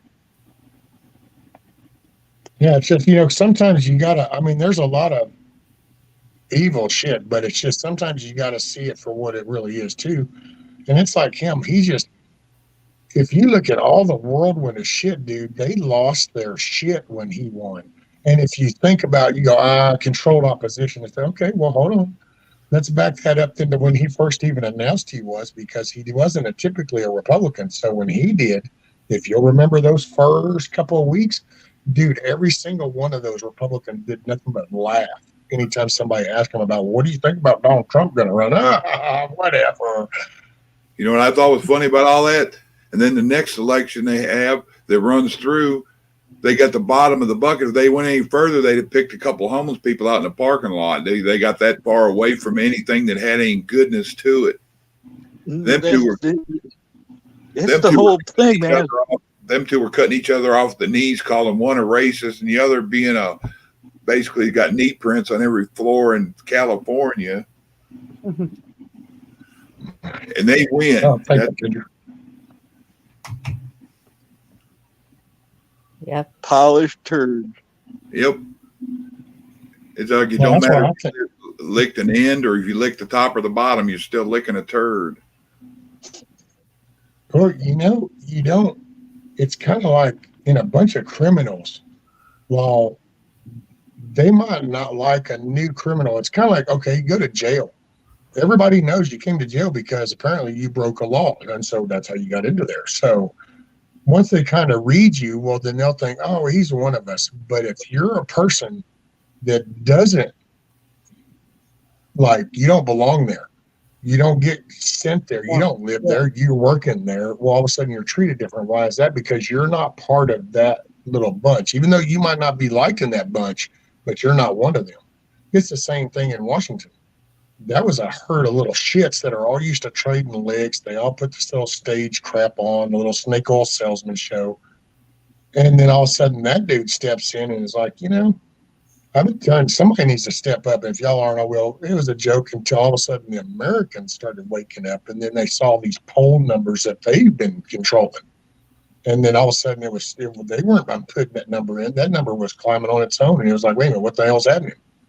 See, I think they spun out. That's yeah, they couldn't buy him either. What the hell would $100,000 Mercedes T? They could buy him that. He don't need that. He don't care about that. $500,000 house or condo somewhere, that don't mean shit to him. That's it. Well, he wasn't one of them.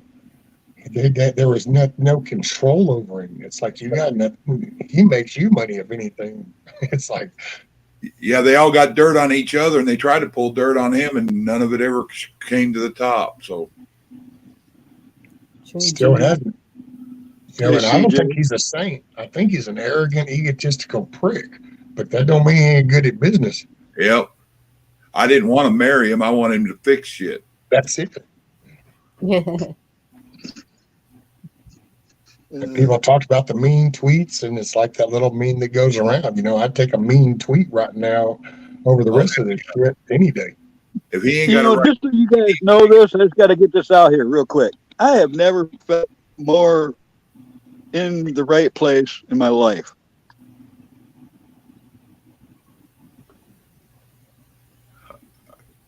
About just all of us talking. Yeah, about all you people, chat included. When you know, What do you mean by you people?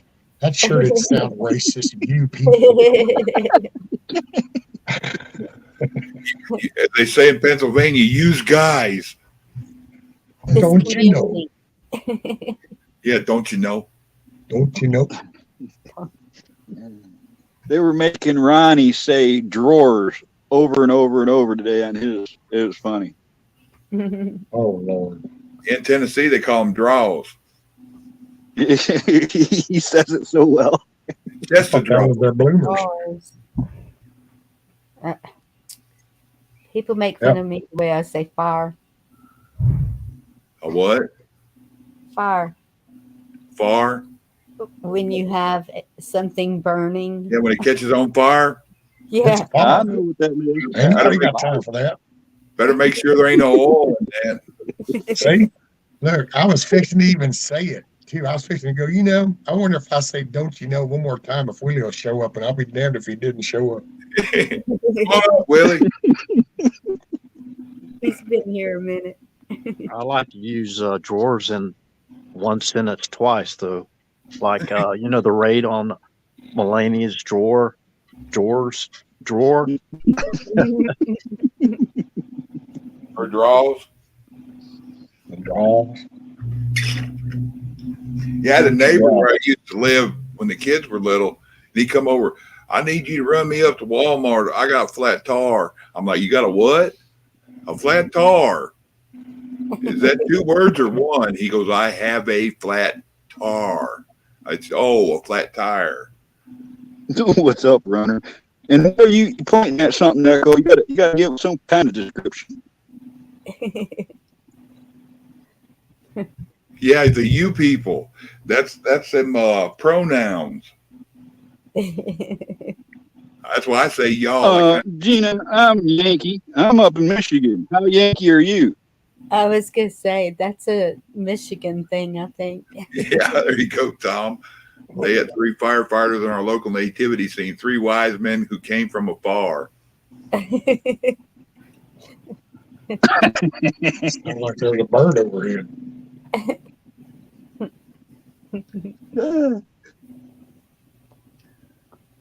So let's get this. All right. I right. did not expect to laugh today. What was So that, let's Eric? get this straight. So the new theory now is that tomorrow, that infamous date tomorrow, that's the reason for the stall in this congressional thing. Please. Well, okay. This is what I saw when I was watching it live. What they're doing with McCarthy is it's like he keeps making these deals. He'll do this if they vote for him. He'll do this if they vote for him. And also, I think it has to do with the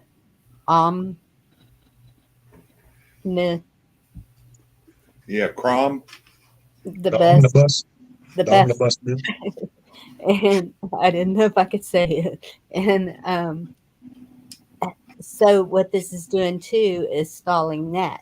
So maybe it's giving them time to read those 4,000 pages. I don't know, but and that's what I was wondering. There has to be a ultimate reason for this stalling because something's up. But What is the record for the amount of votes given? I mean, how many times they do it? And They're up that- to 11 now. What's the historic record? I think they just did 12.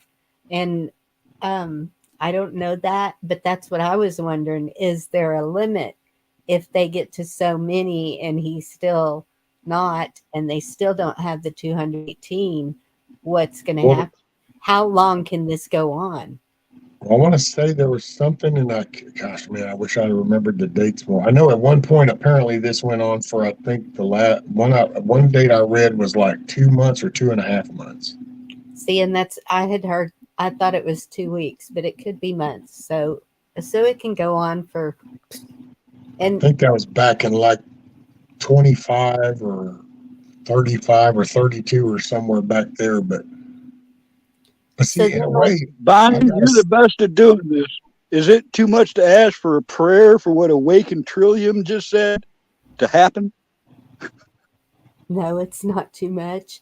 But so then it's the other part of this is right now there's no one in charge. No one can do any of their limbo, their duties. Yeah, it is Well- just like, and so is I that get a it. good thing also? Have Well, no let me idea. let me throw a thought out there and see what you think. So, as crazy and upside down and drastic and backwards as things became, as where we are right here, right now, Right? if there was any attempt to try to start to fix anything, wouldn't it need to be something that would be kind of out of the norm and kind of an extreme kind of what the hell is going on reaction? Yes. So, because It would see, I have to kind of be- can see that when I see them doing it. It's like you're not wanting that career guy, and that is going to be another thing because he can do like Calling we've done attention before. to He it. can promise this stuff, but the minute he gets that gavel, he can say, no, we really don't need to waste time on that. We really need to focus on this. And all of a sudden, all that shit gets put on the back burner. So Yeah, that's what I you actually don't know see the people time frame saying. on things. So this could be a time frame thing. So that this could be one of those, man, if it either happens now or it's not going to get to happen. I don't know, but it's just throwing that out there. So then I could call for an extreme thing and be like, hold to your guns if that's the call. I don't know. That's a good point. That's a good option. I mean, it's a good thing to consider. Okay, I'm it's a not one shot. seeing what a Trillium Awakened Trillium said. Are you talking at 9:48? Well, let me go back here. Let's see. The case, then the EBS. Yeah, let's just pray that something happens for the good. So let's hope something happens soon. That's what I mean. I've been praying on that. We've been told all these things like the EBS for years now. All right. Now we've all seen the extent of the evil. We're at a crescendo where something like that should happen. Definitely a precipice. Well, okay. Damn. See, I always hate to be the Debbie Downer guy. Well, no, it's good to make everybody think from both sides because the same thing. What we think right now is hard times? This isn't really hard times. Like this isn't really famine. This really isn't pestilence. I mean, yeah, 1 million people died like we're here in paying our the U.S., but there's 330 million Americans. So was it really a pestilence thing? Was it really a big plague? So what we feel is bad is it really as bad as what it could be. And so, and careful what you pray for because you don't know about the answer. The answer could be, well, right. You haven't corrected the ship enough. And I see your point, but it's been years. I think we're there, man. I know what you're saying, but it's that I'm too well informed on just what has been going on and not seeing enough accountability. And when you get to this point to where, I guess in a way you could say that the longer you've known these things, the longer the wait is, so it's not like I'm impatient, but I think there's enough out there, man. And I'll never believe the mainstream ever again. If they tell me that, this many people did this or this many people believe that, no, because I talk to a lot of people and I don't see those numbers. I see the contrary. And but the thing is we're in different times now. So the plague could be, it could, oh Lord, it could be the border. I mean, how many million? I know there's been at least 1 million that have come in. Oh, I think it's up to like And 4. I know at least, I would say 80% of those without good intentions. And then you've got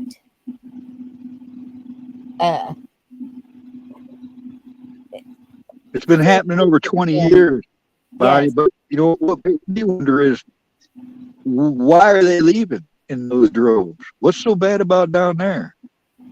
That's No, just they're it. being encouraged to come here. Yes, they were invited. They were bribed. John, Is if what you they watch were. that, and I'm But sorry, my I didn't point is cut you off, here, but even as crappy as this is right now here, if another country invited me, I ain't going nowhere. I don't Well, want to no. leave this. Why? What drives that many people? It has to be money. Well, those are from all undeveloped countries too. You got to remember that those aren't from, Yes. main countries. It isn't like people from Australia are coming over here. People from Europe aren't coming over here. Canadians aren't migrating over here. It's all those other third world ones. And they're being encouraged. You can even watch the videos of them standing right over there when they come across the river, dude. They got cooler, newer shoes and clothes on than you do. And it's like they got them bags and they leave them in piles, dude. Think about that. They leave them in piles all along the way, and yet they still show up in a backpack full of new shit. Yes. Well, that's the thing, rescues. I've been a border guard for over 20 years, and this is 2 decades ago. He told me this. He was talking to me. He says, "Carl, I don't understand it. I catch them, and then I'm told by my superiors to let them go." And this was over 20 years ago. He told me that.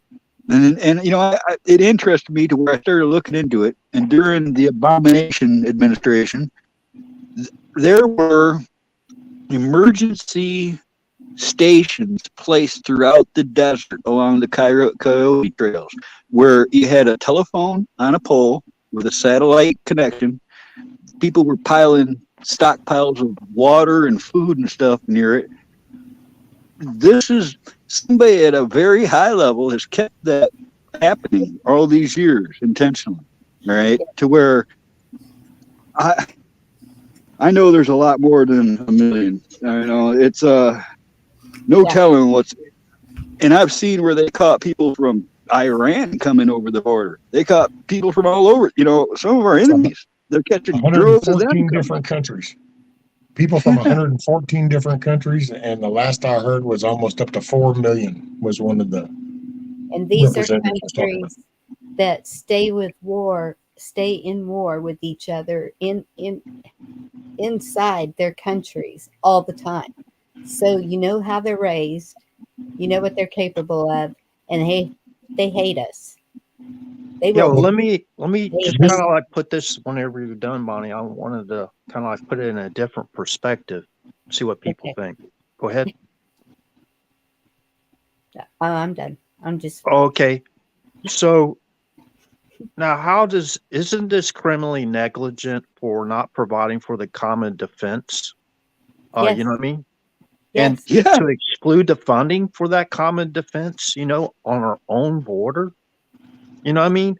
That's, in my opinion, you know what they call that date tomorrow, right? That anniversary date for tomorrow. You know what they call that, right? Yeah. Isn't that another form of that terminology they love to use against their political opponents?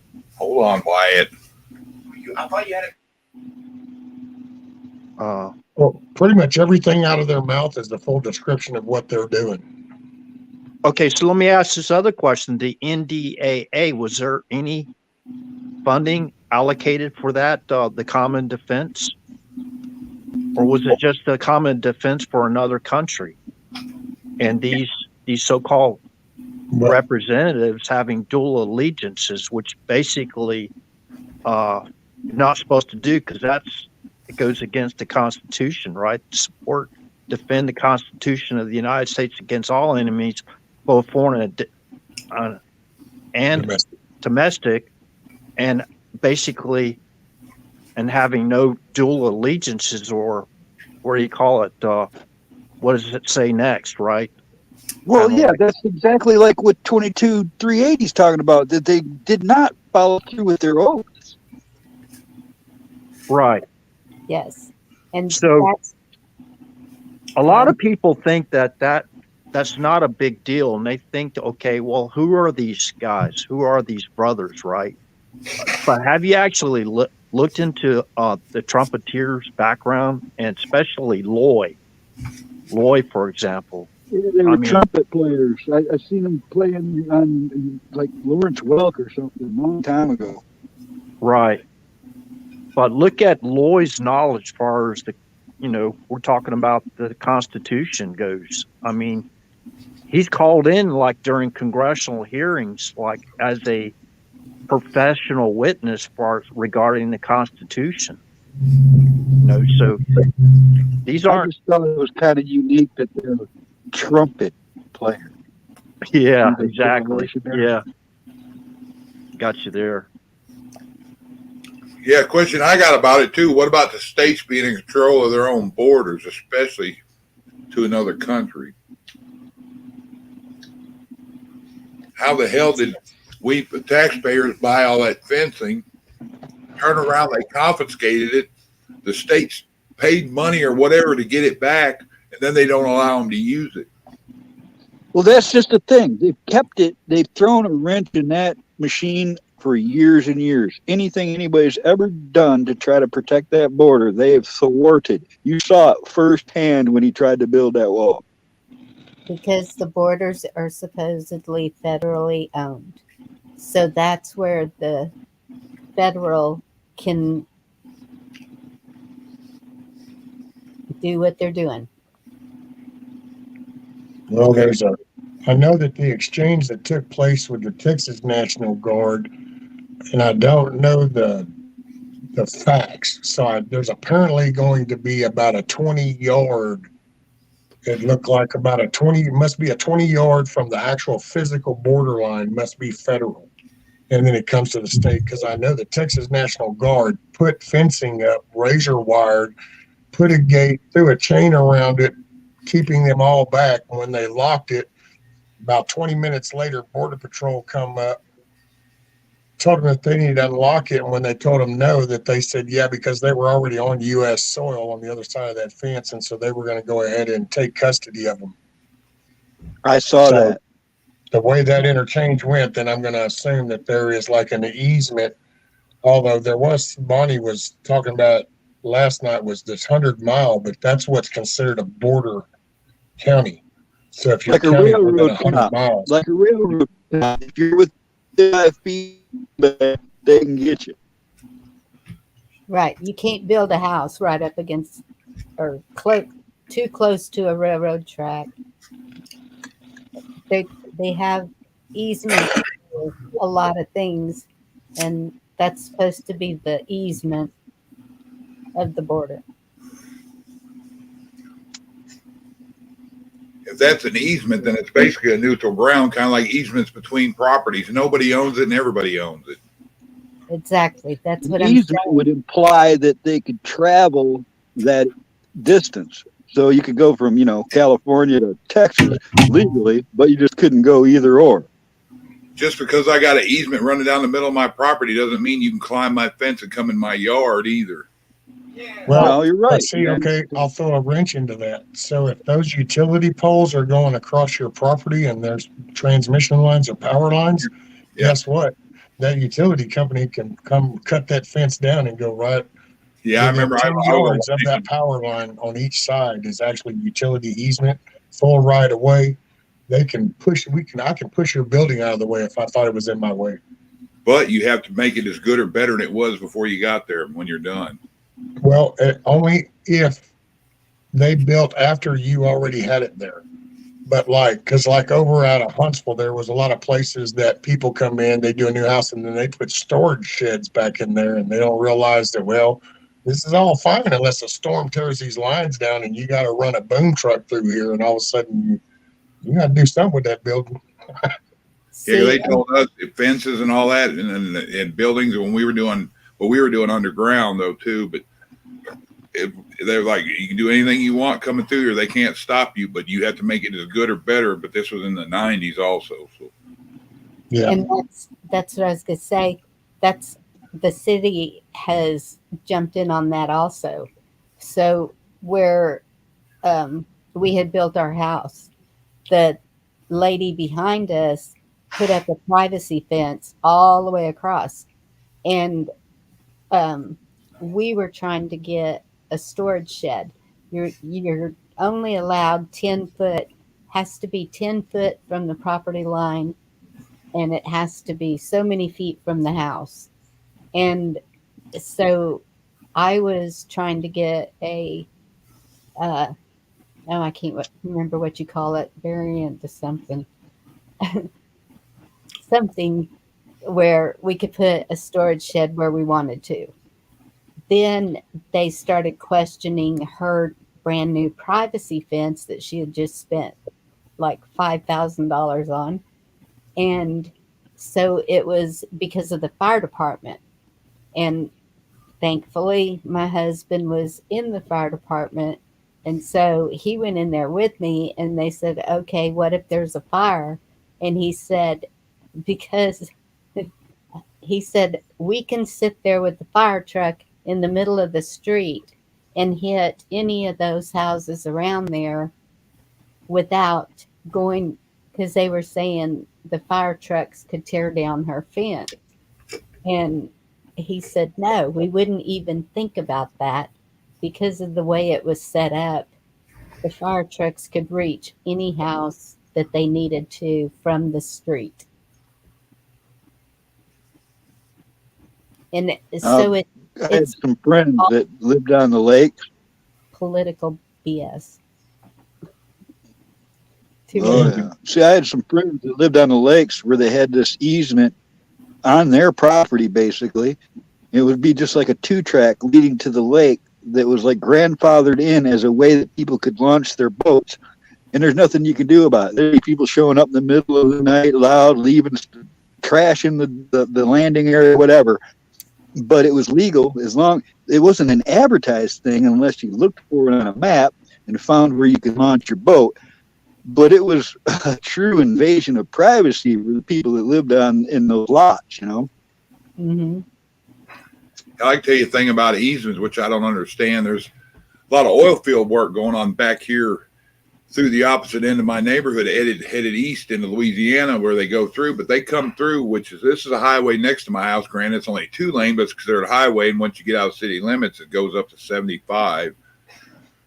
But we get a lot of tanker trucks, these dirt sandbox trucks, and all this coming through. And then they go a few streets down from me, and they cut through the neighborhood, going through all this neighborhoods back here, destroying the roads, just tearing down culverts, power lines. And they're not responsible to have to do anything to fix these roads now that are like a bad tilled farm, some of them. See, but I bet they are, Chuck. If y'all dug into that, they probably made an agreement. And what it is it's kind of just like all the other stuff we talked about, them politicians up there. Somebody's not putting that money back that the agreement said that they were supposed to be taking care of that. Yeah, they said that their agreement's set for them. I don't know whose pocket they grease, but when they're done, and I'm like, well, what if they're not done for 20 years? Everybody's got to deal with this in their neighborhoods, and my house is settling. They rattle my windows coming by here, and they're like, well, if it takes 20 years, it takes 20 years. I said, okay. Then I brought up, say, well, since they're destroying the neighborhoods and the roads, that's affecting house payments, so that means everybody should stop paying their taxes. And like, whoa, you're going into another field. Oh, we don't need to hear all that up, because I was right in the middle of the courthouse up here talking to people walking back and forth. You want to watch and step lightly when you start talking about taxes. I said, what? You're letting this company from Louisiana do all this stuff over here in Texas, coming through people's neighborhoods. It's not like going through some farmer's field. I said, you're destroying houses and you're making the property values drop, but you guys want that tax money that we bring in here. That's your revenue. I think we all need to go to the county's tax board and let them come reevaluate everything. And that's one of the things I'm doing. Vicky goes, please don't get our house burnt down. Well, you got to remember, especially in some of them smaller towns, you'd be surprised whenever they get churned on to some of them West Texas deer leases that they now have access to because they're going to let this company come through right here. It's amazing how friendly people get. They told me how to Yeah, feel we better. can get that passed. Don't worry about that. Yeah, we'll get that taken care of. They're keeping boys working and they're massaging the economy. I said, there ain't nothing here for them to buy. They don't spend shit around here. How are they massaging the economy? What economy are you boosting if you're going to turn around and destroy your roads and shit that you're turning around and have to spend your tax money to go back in? It's the dog chasing the tail. I said, this is my house. So you saying it's okay if you got 70 acres and I buy a quarter of an acre next to your house and I get out there and play and do donuts with my four-wheeler without an exhaust day in and day out. Well, as long as you ain't doing it after dark. I said, no, that horse don't fly either, because them some bitches pass my house 24 hours a day, 7 days a week, hitting a Jake brake and all that. It's like, that shit don't cut it. Well, you just need to watch yourself. I said, come tell me to watch myself in my fucking yard. I said, I live here. People don't. And Vicky's all, please don't get us killed. Don't get us burned up. One of them jihad tanker trucks come through the yard. Yeah. I won't be the only one with a footstone if that happens. When they start parking all their equipment at your place. Yeah, I even made the comment. I said, well, if one of these companies got these oil fields back there, if they want to come pay me a good price for my place, I said, I'll gladly shut up and they can make a parking lot out of this neighborhood. My yard is parking lot. Y'all can stage up. They could stack a lot of trucks in this little acre over here.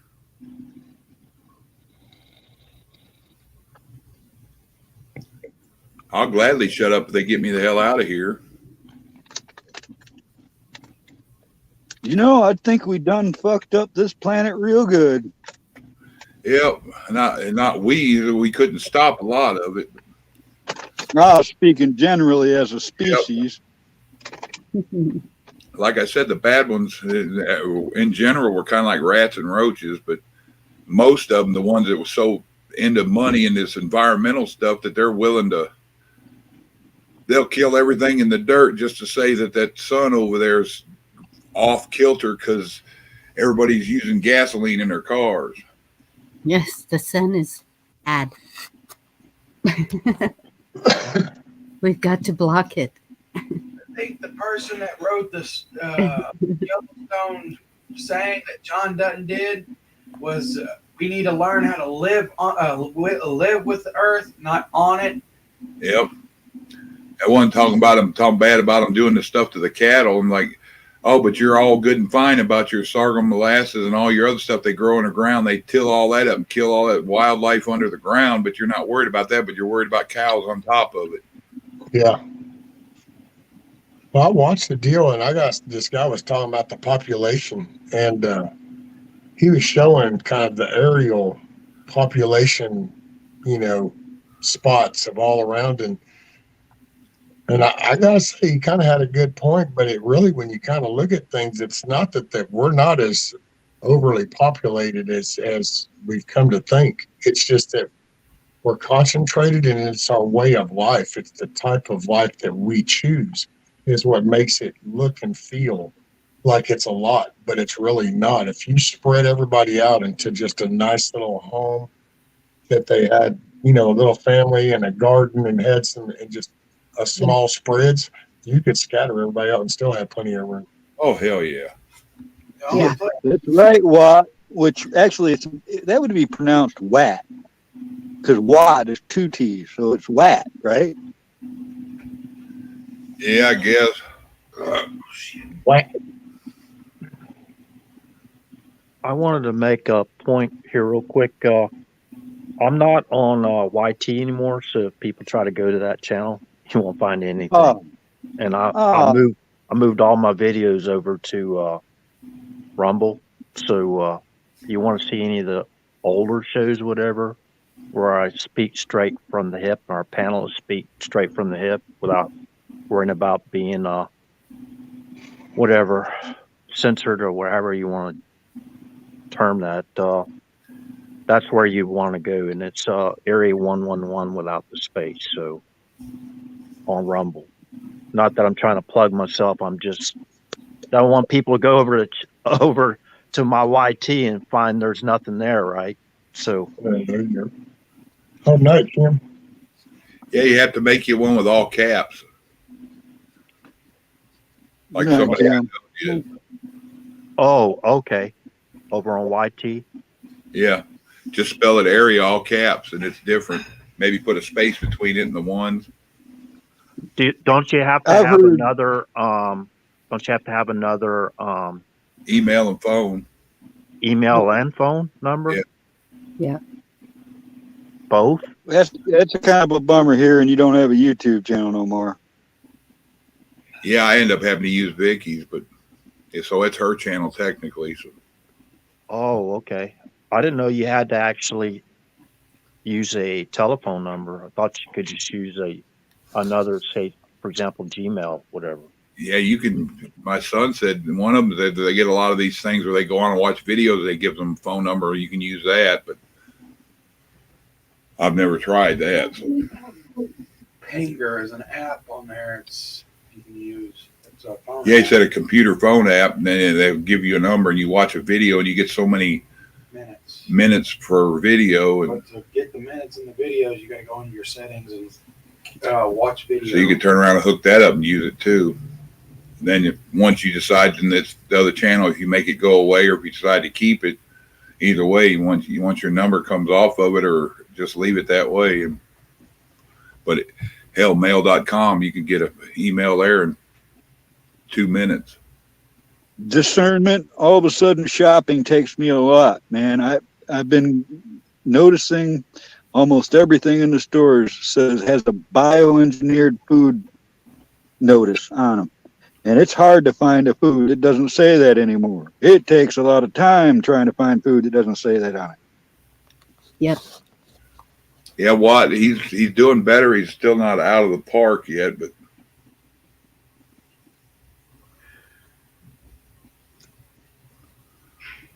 And I guess y'all heard about the dairy factory going up. Gone. they got another one. Yep. Dairy this time. I saw a list of all of them that have been, done that way. And it's a pretty long list. You put the last couple of years together, it's something. In the last two's been over 200. So Did you see where they caught the two guys messing with the power stations in Oregon? Yes. yeah, they're trying to blame them for that stuff to do with other things, and they're trying to blame this side instead of the other side. But I don't know if it's still Looks valid. like. They're also saying if things don't go a certain way, those kind of people are going to cause things to be even worse. And so that's just admitting that they're going to do this if you don't listen to them.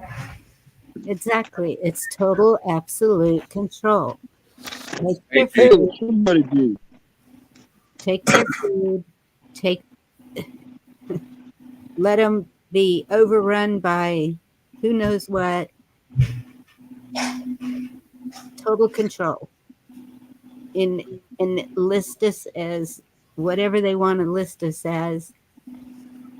Where if we say or do anything, we're the bad ones. Oh, Chuck, you were talking about earlier. You were talking about earlier. You needed what? You said 200 subs. I thought you only need 100 on Rumble. It might be 100. I thought it was 200, but no, it's just 100. Because I don't even have 200 yet. I don't think. I think I have around 157 or something like that. It's okay, huh? Excuse me a minute. But StreamYard, I don't think you can use a custom RTMP, I believe it is, and that's what Rumble is, as far as my understanding. I think Beeline's like that too. You have to figure out a way around that. And like me, I can't see their chat here, but our chat, I think, no, it's just they don't get our chat there either. They get just video. Well, I pay the $25 a month to be able to custom stream to an RTMP, whatever. So it don't bother me. I don't mind paying that much, but you know, if it was like 50 or 100, you know, I try to find a go around too, like you're talking about. But is that the extra on top of 25 for just having the normal account? Well, the other account on StreamYard's just free, right? But you can only place what 20 hours of videos a month or something. I got regular with 20 hours of live stream. You can do as many videos as you want. Oh, okay. I paid 25. I think I have unlimited. I'm not really sure. Yeah, we can do unlimited. We just can't do unlimited recording. It only saves so many. That's in our StreamYard, though, that you can, I don't know if you've looked through it and seen that you have so many videos recorded. Yes, you can actually go back and what do you call that? Use studio type editing and that kind of thing with the old ones, right? And restream them, right? Yeah, or you can just rerun them. I use a lot of times them old ones just to make back rooms to have meetings and stuff. So Garrett, yeah, it's me. It's Somebody G, and Bonnie's up here. We got Chuck, of course, and we got RH. Hey, Area 111, Area 111. What do we call you, man? You got a lot of names. That's RH. RH is fine. That's what you like. That's what you're going to get. The old song, you can call me Al. Well, 111 and RH kind of go together, but that's kind of a personal thing. So I'm not here to promote myself personally. So we don't need no TMI, right? Yes, exactly. Well, it's not like it, you know, it's basically on the same platform as what Chuck was talking about. One of his number one rules that you can't use. Oh, yeah. Okay, so it's over there on that. You know, I mean, that foundation is what I'm talking about. So. There's even songs I won't sing that I like, just because they use that in there. Yeah, I've called myself now when they get it, when I hear it on it, even though it's been there forever and I've listened to it, I'll turn it off or change it now.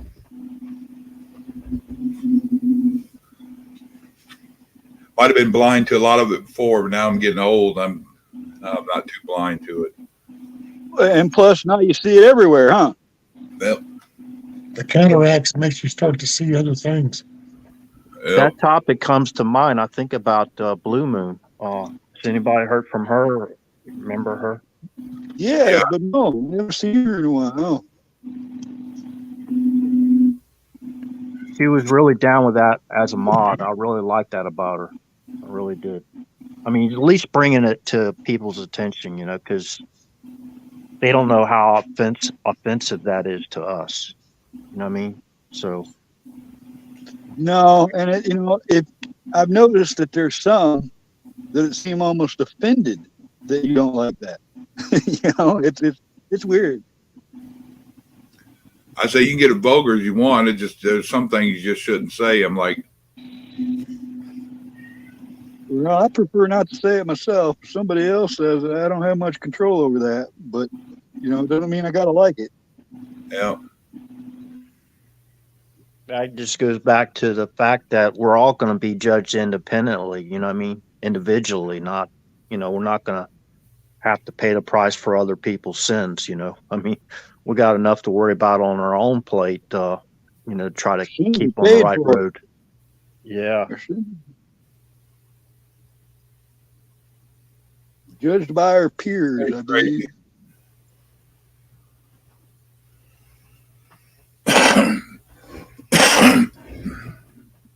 You gone? Hey, Tracy.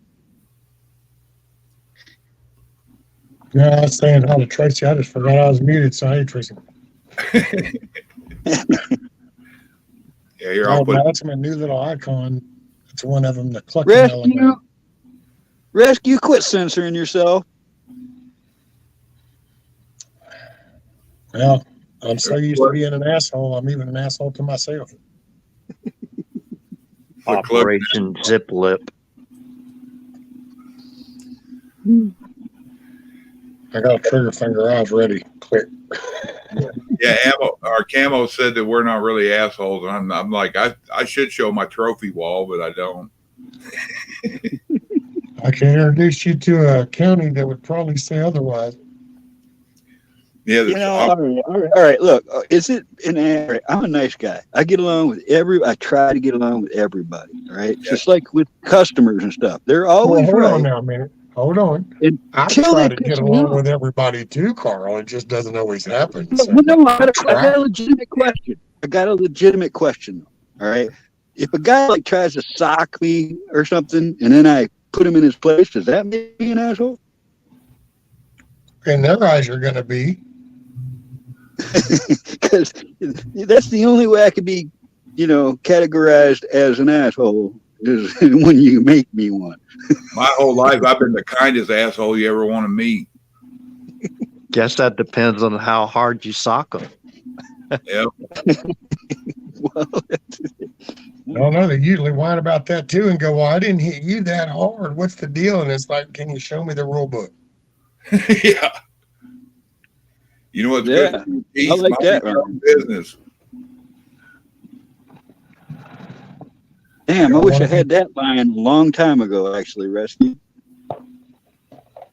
The a-hole in my book is whenever you're having a good old-fashioned fist fight, somebody brings in a knife or a gun into the game. Oh, I've been there, man. That's not cool. Or actually, another thing that gets me is when somebody's lost and they're still getting kicked in the head. That bugs me. There's. Yeah, I don't punching them when they're down unless they're doing something bad to a kid or something. Well, yeah, I know. I'm sure there's exceptions to everything, but in an average, fist fight, barroom brawl, whatever, when a guy's down, you don't sit there and kick his head into the corner brick wall with your boot. Well, I beg to differ, Carl.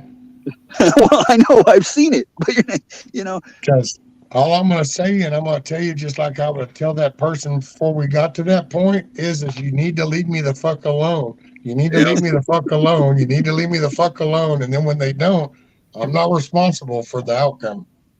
I've gained a lot more control over the years, Rescue, but I know where you're coming from. Yeah, I feel bad. They fight with all caps now. All caps. Have you ever? You're the a-hole. Well, have you ever felt bad after being righteous? I mean, because that's happened to me. Whereas I didn't really mean to do that, but I did it. I mean, it's not like you didn't deserve it, but in the aftermath, it's like I didn't think I went that far. Oh, I usually feel bad after the fact, but it's not going to stop it from happening. Only thing I ever felt bad about is somebody letting me get that way. Nobody's got me that way in a long time, Chuck, and it's been an effort. I could have said that up until a couple of months ago. Oh, no shit. Touchy subject still. I remember that one, Rescue. Oh, shit. Yeah, the damn storm door still broke. Yep. Nobody should have to. But you know what? Everybody here knows what would have happened if they'd have tried that on you 20 years ago. Some things have to be been 5 years ago. Some things just shouldn't have to be explained, like running your mouth too much, get your teeth knocked out, kicking that little trailer hitch on the back of a bumper hurt. So, yeah. And a hot burner burns. Well, Sweet Tea, why am I the best? Elaborate on that comment, please. I don't even know what I said. Well, she didn't say the best of what. Yeah, that could be taken a lot of ways. You're right, Rescue. That's why I like having you around, Rescue, because you always give me a different point of view. You always do. Oh, I gotta say that's a new one. I hadn't heard it put that way before. Yeah, the rules are subject to change depending on how you push your luck.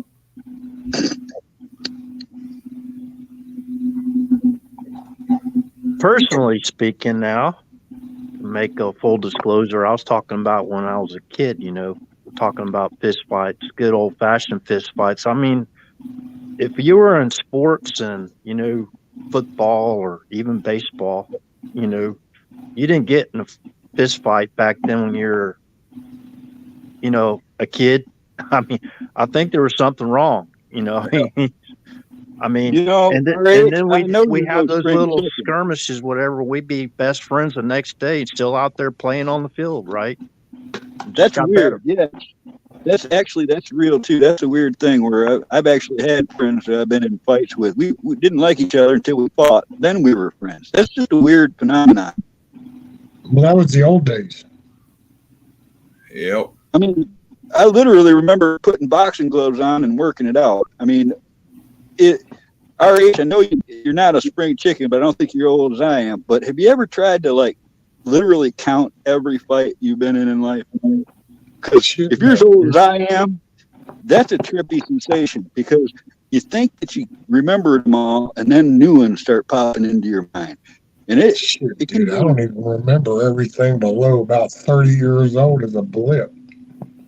Oh, I remember everything. Unfortunately. I kind of remember my old man saying too, like, "Fuck with me, I'll get you set up to get the corner to take your last picture." And I never really thought. I thought it was funny when Dad you say it. Now I'm older, I understand it. I was a magnet for assholes, right? I don't know what it was. Well, I do now, but I spent a good 3 decades of my life not understanding why everybody wanted to fight me, right? And I mean, this happened a lot. When somebody would put a good buzz on, I would become their target. And I never started no fights. I really didn't. I'm not that guy. Never, even when I was young, I just couldn't start a fight for nothing. Anyways, I was working at this bar, and the owner's son said, "Hey, my mom wants to see you in the office." I'm like, "Oh, what'd I do?" "Oh, no, don't worry about that." And I go in there, and immediately I'm thinking I'm in trouble, you know? And her name was Red. And she's like, "Carl, we got to talk." I said, "What did I do?" She says, No, I know it. You know, you're not in trouble. And every one of these says you never started. And she had a handful of over a dozen police reports because I'm a cook in the bar, but I'm also the guy that would take somebody out by their ear if they need to take it out. And many times that happened. And every time the entire bar sided with me and said, "Yeah, this dude tried to hit Carl with a bottle," and Carl took him outside and waited for the cops. And that's what I did. I never even hurt him. I mean, I would tangle him up and hold him in the way where they said, "Uncle." But this happened so much that she was like, she says, "I know you don't start it, but the thing is, we need to find out why it's happening." I said, "All right, let's do that because I want to know myself." All right. And what it was is I was always pretty kept to myself. All right. I'm the guy in the corner drinking my whiskey alone in the dark, watching everything going on. That was me for years and years. And she said, "I think it's because people put a good buzz on and they have an attitude or something, and they look for the challenge in the room, you know? And here you are separate from everybody else all the time and not talking to people, and you keep to yourself and all that." And she was right, because I experimented with that. I became more open, started greeting people and talking to people more.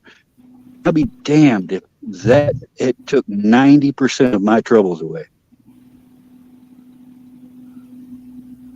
Yeah, I don't know. You're talking about that. Imagine me 6'6", 6'7", most of my life growing up, 200 to 250 pounds, and it seemed like everybody always had something to prove. A magnet for little man syndrome. Yep.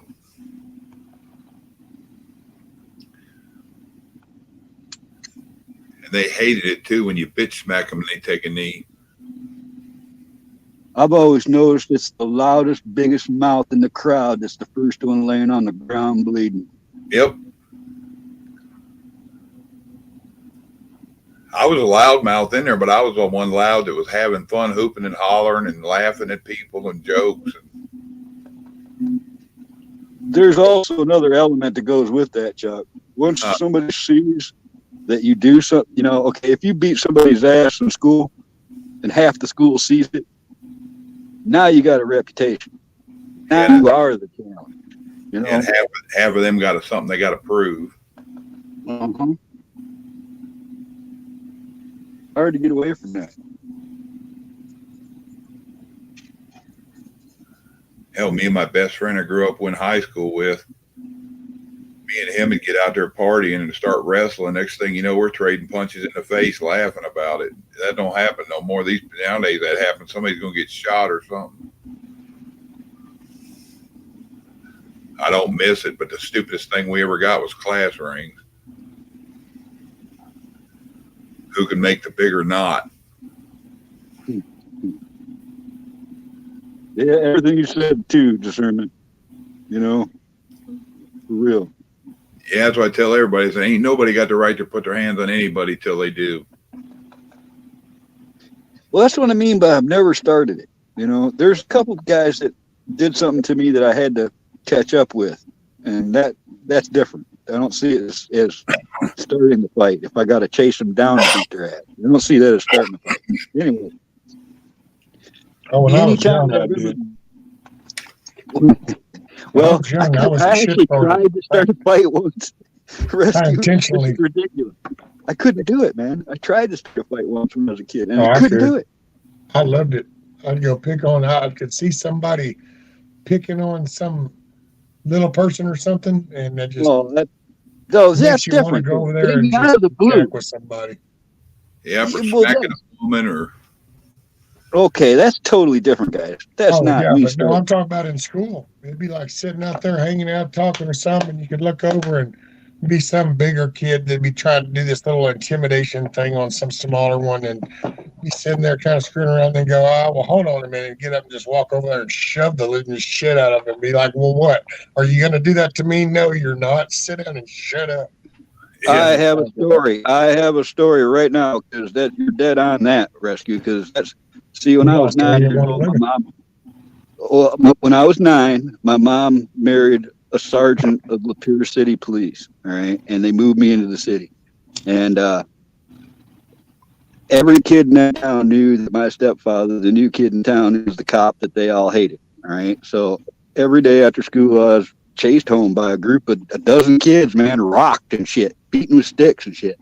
And this went on for a couple of weeks, and there's this big buck-toothed blonde-haired monster that got held back a couple of years in school, Irwin School in Lapeer, and on the recess yard in front of the whole school, every teacher's outside, every kid's there.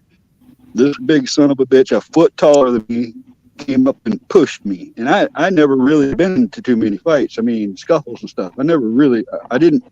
That wasn't me, man. I'm not a fighter. I'm a peaceful dude. All right. Anyways, he pushed me, and somehow that was the first time I think I ever snapped, Rescue, because I went off, and I at the point where I don't know how I got this sucker down to the ground, but what I remember clearly was sitting on his chest with both his ears in my hand, pounding his skull on the concrete where the swing sets go into the ground, and I'm cracked his head out. He's bleeding off. And I look up and I see the entire school watching me do it. The teachers weren't even stepping to stop me. All right. Because this kid was a bully to everyone. And I almost killed him on the recess yard. That was the first time I realized my inner strength because of that bully. You know, a lot of them bully kids that did that shit's because they took it from home. A lot of them, they got the hell beat out of them at home. So. I believe you're right. I do now, but you know, at that time, I didn't have those thoughts. No, especially when somebody's fucking with you. Yeah, Willie, I'm not a knuckle dragger, but I can scratch my ankles when I'm walking. Don't you know?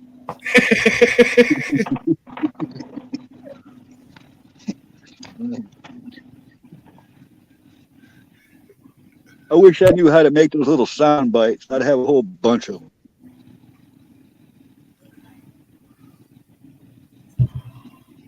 Well, that would almost be like a whole WAV file then.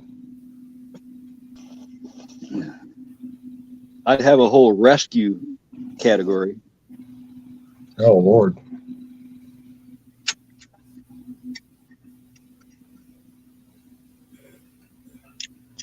I'll go live in the morning. Matter of fact, I'll probably get off here in just a minute and give me a little rest. Yeah, I've seen that. I'm going to get a notification for that live. I already hit the notification. I don't know if I'll make it up that late or not. I'll probably see you in the morning. I got to take my boy to one of his things. You got to have him there at 10 o'clock, 10:30.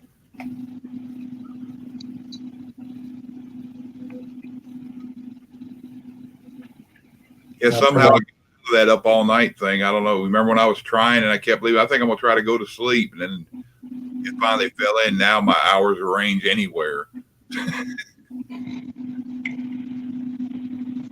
I just go lay down and I'm good for a couple of hours, and then I'll start to toss and turn, and then I just figured, well, as long as I get a few hours sleep, I'll be okay. I was just going to get on and chat for a little while. And then look what happened. You came up here and made our day. It's all good. I think I got a solution for my wheels on my chicken tractor tomorrow. So, You know, I was thinking about that chicken tractor. I saw this, one of the most expensive collectible antique mouse traps ever made. And what the thing does, it looks like a kind of like a big cowbell cheese grater with a wheel, hamster wheel on the other end of it. And the mouse goes in, the door shuts, he gets into the little wheel, and it drives itself out of wherever you put it. You know, it's worth like $4,000, right? If you find one of those. But I was thinking, with the is there some way you could like make a big gerbil wheel in the front of it so they could drive themselves around? They make that tube out of chicken wire. They can put what they call them runners or whatever. They can run in and out of that tube and go all over the yard wherever you drag it. Oh, like those old gerbil tubes. Yeah, but they're U-shaped where they can affect the ground and peck the ground, but you can move it around. And it looks like an octopus if you got more than one on your chicken tractor, though.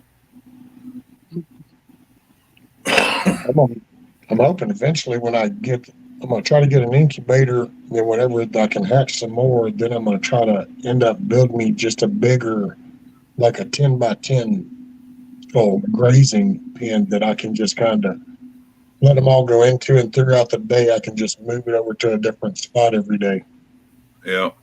And then just hang out, and then in the evening I'll go and they can all get up there and go crash in the coop, because they're safe in there. Oh, I thought you said you would go crash in the coop. No, I mean, it's big enough I could fit. Yeah. Hang a hammock in there?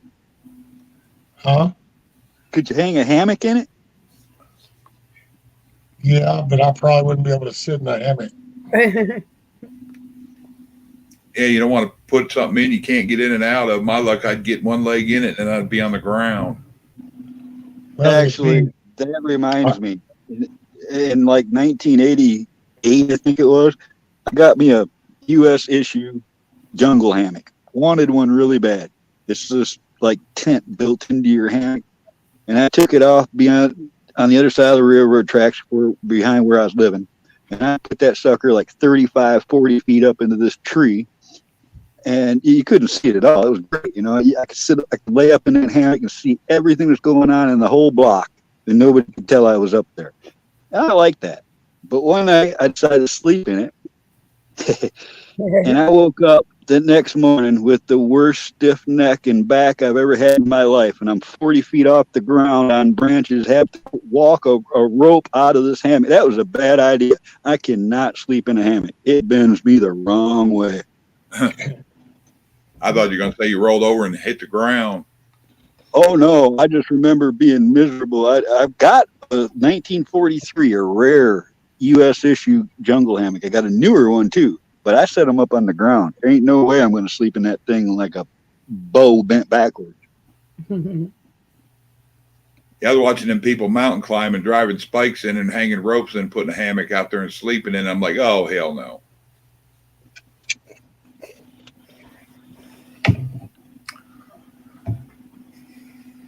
That'd be hell to wake up 20 feet off the ground. Will Robinson. There was a lot of testosterone flying through here. That's why I muted and got quiet.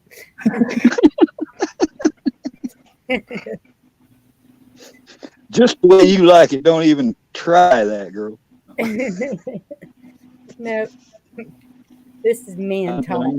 Ain't no cowboy hat, right? You had discernment. My feet are like that. If I'm hot in the bed, I stick one foot out. And if it's hot in the room, I want to cool off, I'll stick the other foot out. I got one foot that got crushed, and that's kind of like regulating thermostats.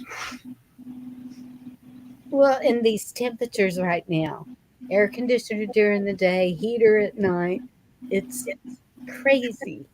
And then I wonder why my throat's all and my voice keeps changing. Yeah, Vicky left for work, and she's like, "Damn, I'm losing my voice." But she didn't. She stayed up till 4 o'clock after she got home this morning because we had to take Wyatt to Longview, and then we had to go hunt her down a cell phone. Now, you didn't start nothing, area. All right, so you're fine. Oh, no. And I'm So just, what, we got to get the boxing gloves out or something? What's going on? too wet. I'm just teasing. I don't even know what he's talking about.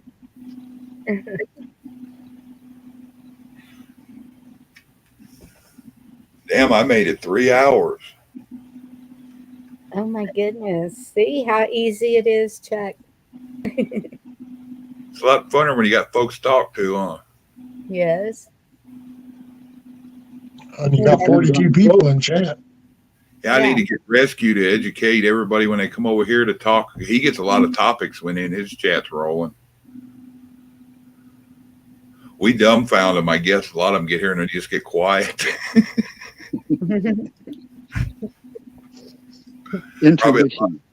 Probably a lot of, I can't believe they just said that.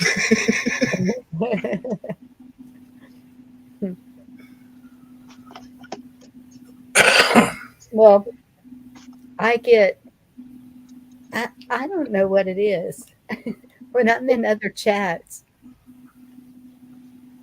I just start messing with people. I start saying things. Even somebody asked me the other day, Bonnie, are you sure that's you? Or something like that. I'd give us a kiss off. Yes, it's me. Well, it's like I tell people, if I don't like them, I wouldn't mess with them. Yeah. I think my last live, because people got offended because one person that's been offending people for a year got blocked, and now there's a bunch of people don't show up because of it. That's kind of messed up. But well, that's the high school thing. Yeah, I'm not going to be friends with you if you're friends with them, and that's just ridiculous. Sorry. If you shake up a bottle of oil and water and set it down, eventually it's going to separate. Yeah. Can't please everybody, so best not try to please anybody. Well, it's probably a good thing that people find their place, because if you were doing these lives all the time, you don't want people that are not like-minded or resistant or negative all the time. That's no fun. Yes. It's a disruption, so be it. It's probably a good thing that there is some division. Well, I can speak for myself. When I started it, I tried to accommodate everybody, and it became more stress and anxiety and bullshit than I needed. And so I decided that, I don't think I need to do all that. So that's why now I'm just going to do my little Clucking Alamo, and people that want to kick back and enjoy the ride, then there you go. Yeah. You need to start shit, go start it somewhere else. I ain't the one. Hey, don't you know? Just be yourself. That's it.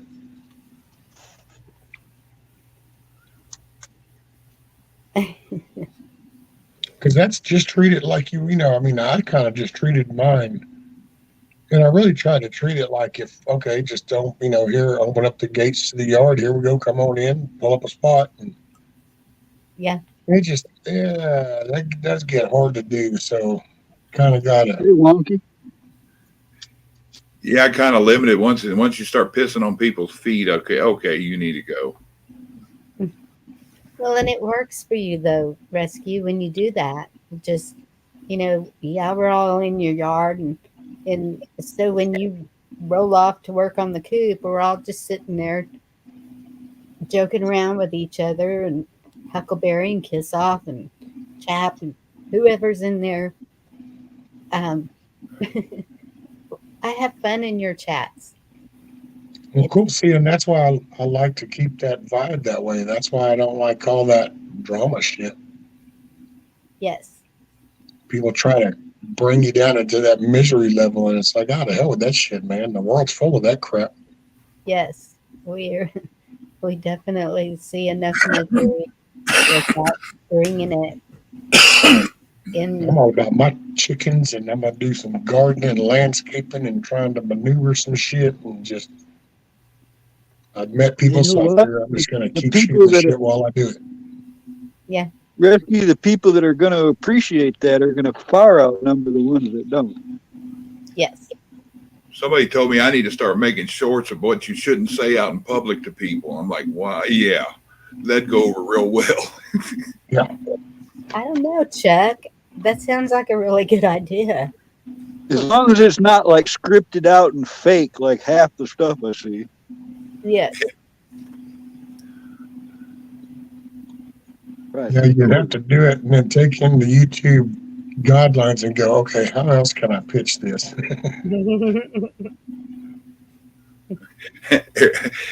he said, the first lesson I learned, the smaller you are, the harder you get slammed to the ground. Ouch. No, them small guys, though, them small guys can get up in between a big guy's arms, right up there in them uppercuts and stuff. Them little guys, now, they got their own techniques. I'll tell you something, you got to watch it, man. You get a hold to one of them little spider monkeys that are all jacked up on Mountain Dew or some shit, then you got your hands full. That's why I used to have a bad habit. I'd grab on somebody with my left hand while I'm rattling them with the right. I just grab shit. Grab I'm shit, only 6 and foot eventually one. it's going to slow down. I'm only 6'1" and 200 pounds, and I've always been that size. So you guys are bigger than me, but I'm fast, man. I've always been a real wiry. Yeah, a little buddy of mine, he was into martial arts for years. He's a lot younger. He's probably now, he might be lucky to be 40. But he kept calling me old man and pops one night about being so slow. I said, dude, just leave me the fuck alone. You're going to piss me off. And I said, I'm going to slap the fuck out of you in front of everybody over and embarrass the shit out of you. Just leave me the fuck alone. Whatever you think, old man, I bet you I can go make a fucking sandwich for you. Decide you wanted to slap me. He said, just go ahead. I'll give you a free shot. See if you can slap me. I said, dude, just stop it. He goes, I'll stop it when you stop acting like a bitch. Oh, we're going there, ain't we? I said, are you fucking ready? Sure, you're fucking ready. I'm ready for anything you got. Before he got out of his mouth, I done slapped him so hard upside his head. He did sort of block. He gouged down from my wrist to my inside of my elbow with his watch, trying to block it. But that didn't do nothing about the 1-inch welt upside his damn face. Now you get that on a short, and you got something. Yeah, he'd probably sued me if I'd have had that. Richmond, I do believe you're kinky. There, I said it. What? The short ones that are quiet, you got to watch them. But I never hit the little guys with a closed fist because I was afraid I'd break something. And they said it's more humiliating to get open hand slaps. So. And plus, if all right, you don't want to hit somebody. You don't want to sock somebody with your knuckles against a skull. Use that palm of your hand with your wrist and full arm behind it, and then it's like a club, and they'll go to sleep without damaging yourself. Man, when the shit hits the fan, it's whatever's within range. Yep. Well, everything is a weapon, Rescue. If it's your left ear, then I'm going to grab a hold to your left ear and see if I can jerk that shit off your head. It only takes 7 foot-pounds of pressure to pull a human ear off. If you grab somebody's ear and move it, they're going to follow it. Well, they try. The old running joke was, you ever hit a motherfucker with another motherfucker? What are they saying?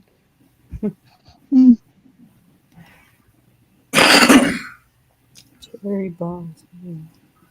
Short guy tactics. Where were y'all whenever I was in high school? In the juvie. You know, Bonnie was a shit starter when she was in school. You know she was. I wasn't. I really She wasn't. was. You know it, dude. She probably had her name carved in that chair right outside the principal's door because she was there so often. You know what?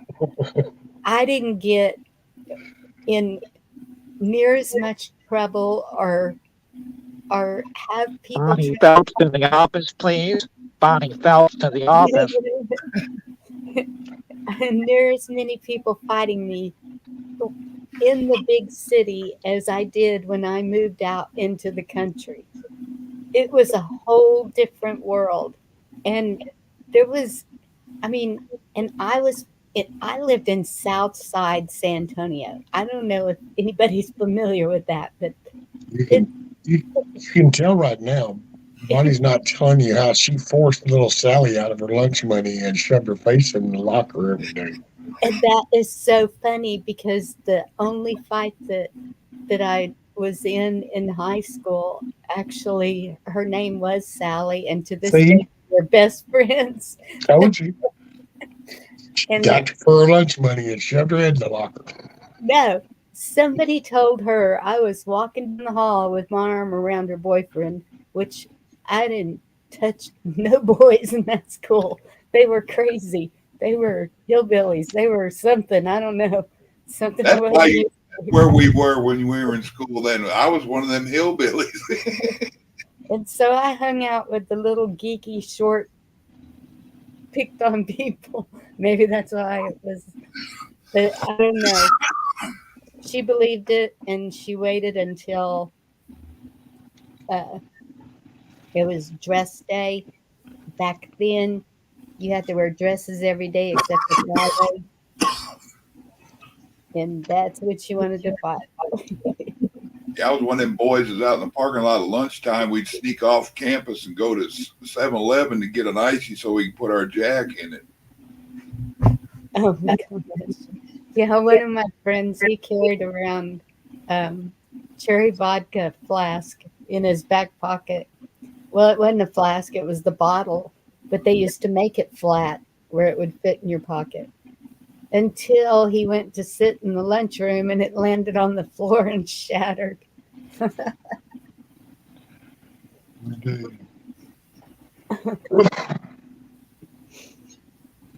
What's up? You all were angels. Do what? Yeah, we know how you were, Bonnie. Bonnie, we know how you were. You told them all, I got nothing but bubble gum and whoop ass, and I'm all out of gum. I should have been that way. There was these 6 girls, and they were black girls, and I don't know what happened that they decided that they wanted to fight me. So the whole school's out there surrounding us, and we're all standing there, and they're like, "Which one of us first?" And they're big. And I'm sitting there like, what the heck is going on here? Then the principal comes out there, breaks it all up. And one of the girls was my friend, though. She and I were in band together. We were always together. And she said, it's a good thing you didn't fight her because she had a knife. And I was just like, oh my gosh. We're out in the sticks, and this is the way y'all fight here? I couldn't believe it. But if you'd have swapped that around, it would have been racist. Yeah, well. we didn't. I never even heard that word back then. Me. It was not a thing. Back when we were in school, a knife was for taking hunting or cutting something open or whatever. A knife wouldn't pull out in a fight because you bringing a knife to a gunfight ain't a good idea. Back in high school, everybody had guns in their truck. Well, I didn't, but yeah. Yeah, the nice thing in a fight was always one of the city people. We had gun safety class. We shot guns in ROTC back in the classroom. They had a thing set up for you to practice back here. Only reason I joined ROTC back then is because we got to shoot. Then I figured out, I was like, well, I could just go squirrel hunting after I get out of school and don't have to be in there.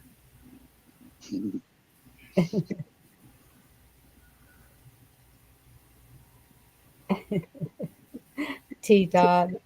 That's funny because when my daughter started band, her band teacher asked me why she chose the flute. And I said, I don't know, maybe because I played it. I have no idea. And he said, no, when you were in school, they had the wooden flutes. And I said, no, they didn't. What's up, Jeep? Jeep, one time at band camp. Yeah. Hey, Chuck, I'm going to hop off. I'm going to get some rest before I do live in the morning. So appreciate you having me up, brother. Take it easy, brother. We're good seeing you, man. You got it. Miss Bonnie, get you some rest.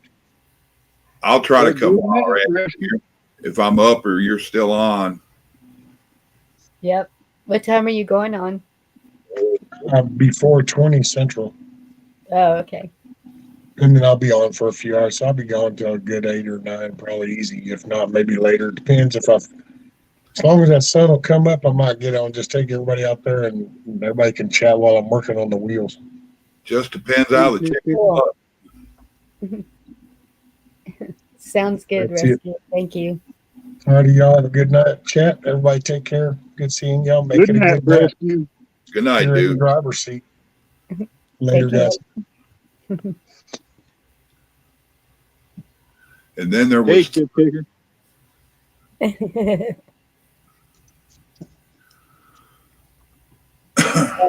Offended and Divided was all designed to divide.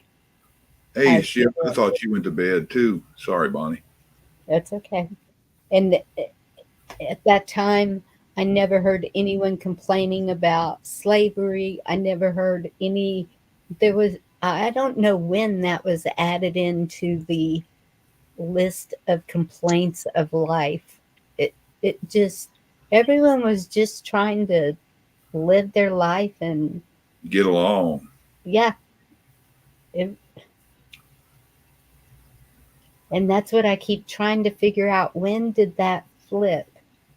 Because that was in the 70s. Hey, Amy. Tell my age. It's gotten worse as the media got stronger. They've been able to push it more the more technology we have. That's what I think. That's really what I think, because it seemed like it was getting way better until they blew it out of proportion, I guess. They say the 90s made the 80s look like the 50s. So They say what? the 90s made the 80s look like the 50s. The difference between the worse. I guess you can include the 70s in with the 80s. But Yeah. I can see the point behind that statement, but have you ever thought about it that we did most of our life back in the 1900s? yeah. Doesn't that sound great that way? Back in the 1900s, in the 1960s, we used to do this. Okay, we're old as dirt. Yeah, I realized I was getting old when they called the music from the 70s and 80s that I listened to when they started calling it classic, and I was like, damn. Well, that's it. Sometimes somebody will say 20 years ago, and I think of the 80s. Yeah. Yeah, you know, vehicles 20, 25 years old is considered an antique. Well, my truck is a 1977. How many years is that? Oh, shit, 45, I think. Yeah. You're younger than my son. I got T-shirts older than that.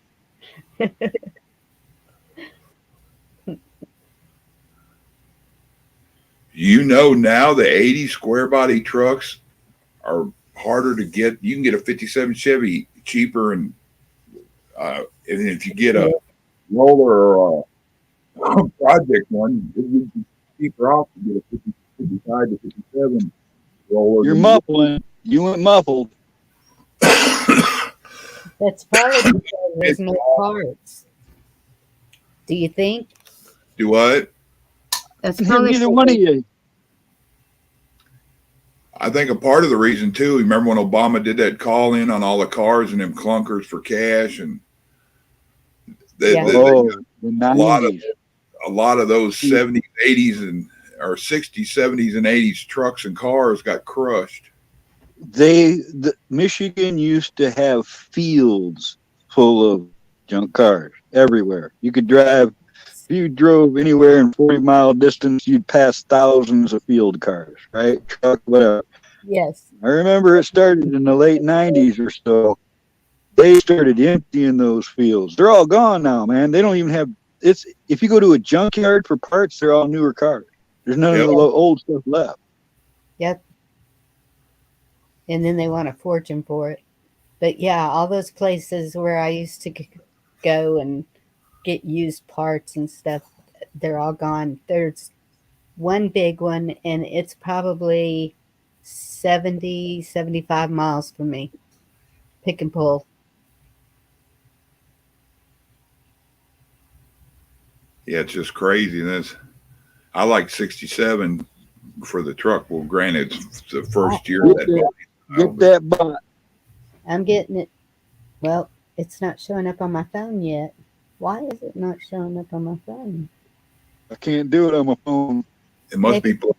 We got it blocked already, and it's just showing up here. Yeah, somebody else already got it. Okay. Whoever did. Yep, thank you.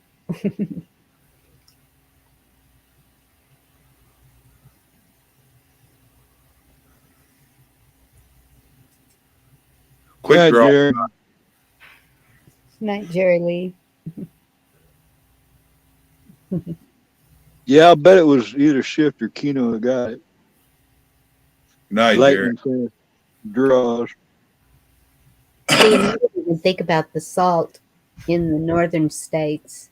Here we know don't go buy a used car around the coast because it's going to be a rust bucket because of the salt. Well, I got a little weight reduction on my truck. Doesn't bother me too much. Yeah. Nice one, Shiv. Yeah, and I did watch your ice fishing thing too. Made me jealous. All them big old hand-sized brim and them white pearls. Yeah. Night shift kicker. She posted a video of ice fishing. I had to go check that out. Yeah, Shifty, I just checked it and seen you on your snowmobile. It's a nice one.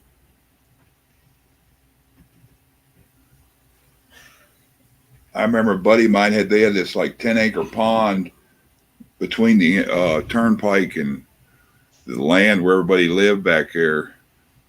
And at a certain time of the winter up there in Ohio, they'd get out there with the plow trucks and they'd plow off the pond. And then one of them's daddy had a Zamboni, and he'd bring it out there, and damn near the whole pond, he'd run that Zamboni over and make it slick. And then he'd get out there and have snowmobile races, and then try the last part of the heat was somebody to be able to turn around quick on that ice and head back the opposite way. And I've seen many people end up flipping them because they'd hit the bank and hit them sideways and roll them off the damn snowmobile. It's a blast doing that stuff, Chuck. I grew up doing that. Here in Michigan, they used to, like Lake Oregon, they'd pull a car out every year. They'd put a car on the ice and people would bet for when it went under. You know, they'd have snowmobile races out there, hundreds and hundreds of people out there. It could be a riot. But the first thing, I drove tractors and trucked around the farm and stuff. But the first time I ever drove a car was a big old Cadillac on a frozen lake that was about 3.5 miles long. So you'd do like 90 miles an hour in this Cadillac, just cut the wheel, and you would just sit there doing circles as you're still doing like 50 miles an hour. That thing's just whoosh, whoosh, whoosh, doing circles. It was a blast. Yep. I remember that same pond one year out there. they'd have races out there. People bring their bikes, and I won it twice in the same night. It was a come rolling as fast as you can down the hill and see how far you can get across that lake before you wipe out. And I made it in 250 feet in there twice that night. What I did do is, as soon as I got momentum, I stopped pedaling and I'd hit that ice and I'd tuck myself down and try to stay balanced and hold everything perfectly straight. But all it took was one little bump. You hit it and you. But I won a 6-pack in a joint 2 times that night. We used to take and we, used to put studs in the track of the snowmobile so you get better traction and stuff. But if you had a good one like that, we'd get like 6 to 8 people hanging on to each other's ankles, dragging behind that snowmobile, and you get to go 50 miles an hour, and then in the middle of the lake, you just cut it, and everybody starts to swing together like a giant pendulum in a circle, and the centrifugal force will start flinging people off at the ends. It's hard to hang on the farther out you are. It kind of whips you. Yeah, it does. It was a blast, but if you hit any ice ridges or anything, that was also painful.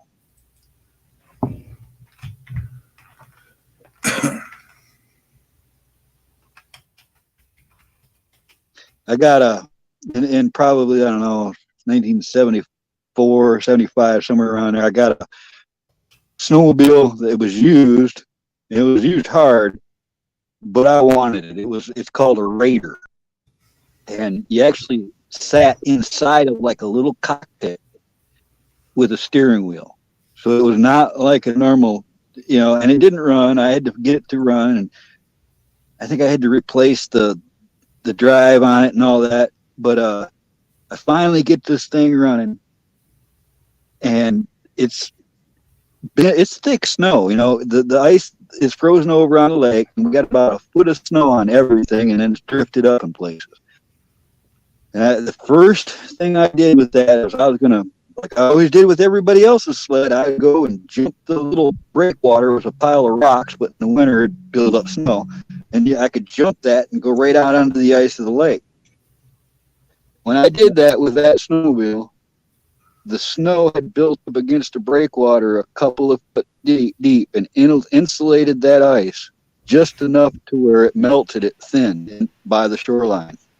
So when I went up over that sled dove right through the ice like it wasn't even there. All right. So I'm in snowmobile suit, snowmobile boots, the whole 9 yards, and I'm in a little cockpit. It's about 20 foot deep there. And what I remember is hitting the ice and the surprise of realizing I was underwater and looking back, like trying to cock my head back as far as I could to see where the hole in the ice was. And it was hard to get out of that thing and back to the hole in the ice because of all your snowmobile suit will fill with water, man.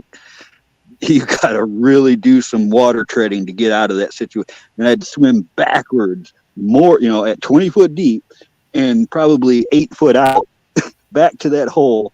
And then I couldn't hardly get out of the hole because it was ice and snow. And I had to use my elbows to break the ice to get close enough to rocks. And I'm home alone, dude. I crawled myself up onto them rocks and just laid there for a minute in the snow. I don't even remember being cold yet. It was more of a, holy shit, I'm going to die. Oh my God, I made it. Yeah, that would have scared me to death. About 10 minutes of that, and you'd have shut down. Yeah. Yeah, for sure, man. For sure. That's one of them chalk it up with a check mark. Somebody's watching your ass. Yeah. I had a lot of that shit, man. That's why I wouldn't want to be anybody else. I'm completely content with where I am and who I am. I wouldn't want to go through it again. I made it here. That's good enough. He's one of those with the guardian angels that do it in shifts. I keep him busy if I got any of them. Not anymore. Hey, man, I'm mellowed out, man. I'm old now. This is all past. I wouldn't even try that shit.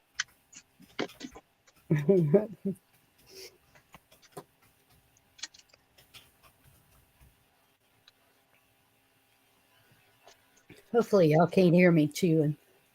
I can hear you. I'm sorry.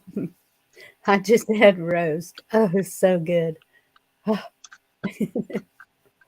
is a satisfying dinner.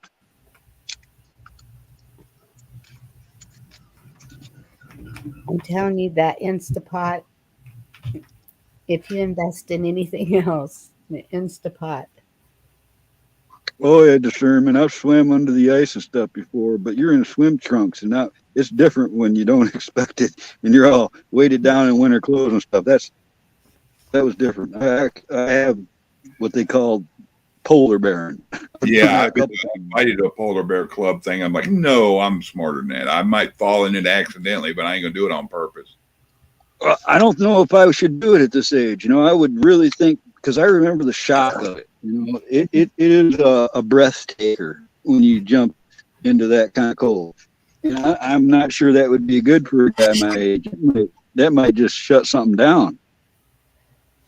Yep, Tom, in order to become old and wise, we must first arrive being young and stupid. Yeah, that's what I tell my kids all the time. I ain't trying to tell you I'm smarter than you. I'm just telling you I did a lot of stupid shit. Absolutely. I think the stupidest thing I ever did was jumped out of a car while it was rolling. My brother-in-law back in the 70s, he built his own sauna and stuff, and that was kind of rare back in the day, especially up north Michigan. And I can remember sitting in this sauna, like 160-degree sauna, right? 160 degrees it gets in there. And we were drinking a signature beer, right? It was a higher quality Stroh's product. And when he gave me beer, I would drink them fast and because I wanted to buzz, you know. So I was trying to get to the third one before he got to his fourth one, kind of deal. And he bet me, here we are, it's like 4 foot of snow in Traverse City, Michigan. He bet me that I wouldn't, in my shorts, jump into that snowbank outside. And it was like 30 below zero, 4 foot of snow. All right. And me having a few signatures in me and ready, and you don't dare me to do shit when I was young. Not a good idea. I went from the door of the sauna at 160 degrees backwards into a snowbank 4 foot deep. And what I remember is the world closed off in blackness to a tunnel of light and then expanded back out as I made it to the ground. I melted to the ground through that snow and almost passed out. Mm-hmm. I don't think our bodies are meant to go from that drastic of a temperature to the other. No, I tested that theory. We had apartments back in the 80s, and it was wintertime around here, but it was still warm enough in the day that they let people get in the pool, but you were like, they had a sign out that there's no lifeguard, there's nobody watching, so you're at your own risk if you're in there. And we were over there visiting, and the guy left, and he said, y'all go in there if you want to get in the pool or the hot tub or whatever. He said, the pool's going to be cold. He said, it never warmed up today, but you're welcome if you want to. And I'll be back in a couple hours. Well, me and a couple of people hung out in the hot tub, then jump in the pool and go back to the hot tub. We did that back and forth. The last time I sat in that hot tub too long, and they had to drag me out. And once I got back normal, the other dude, one of them, he ended up in the damn pool and couldn't get out of it. Like Stroh's. Stroh's is Detroit River water. Down the plant right on the river. I don't think I've ever even heard of that beer. Stroh's. Fago? You guys ever heard of Fago Pop? Same neighborhood. No. My dad and them used to drink Stroh's up there. I like Genesee Cream Ale when I moved up there when I was older. I didn't like it after it, but I liked it during it. Like, and the Little Kings was all right too. It's a northern thing. Oh, grandmother had cream ale. Oh, dang. Echo's got a story here. Left me in riveting suspense, unfinished.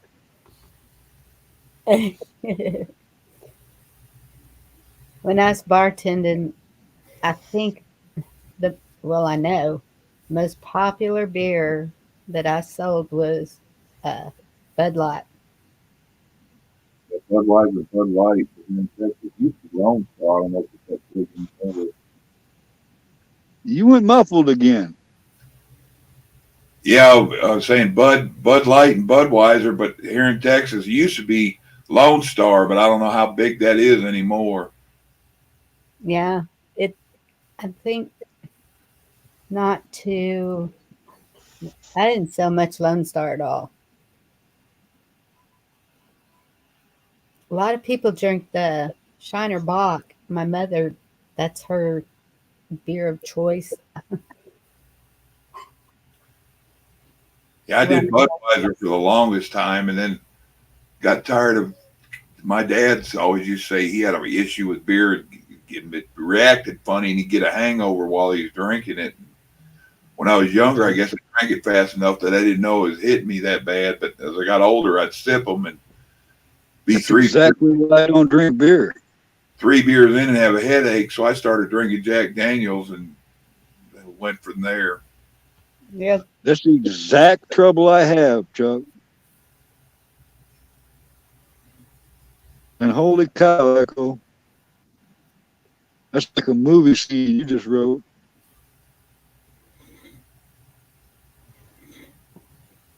Yeah, sorry about that, Zerman.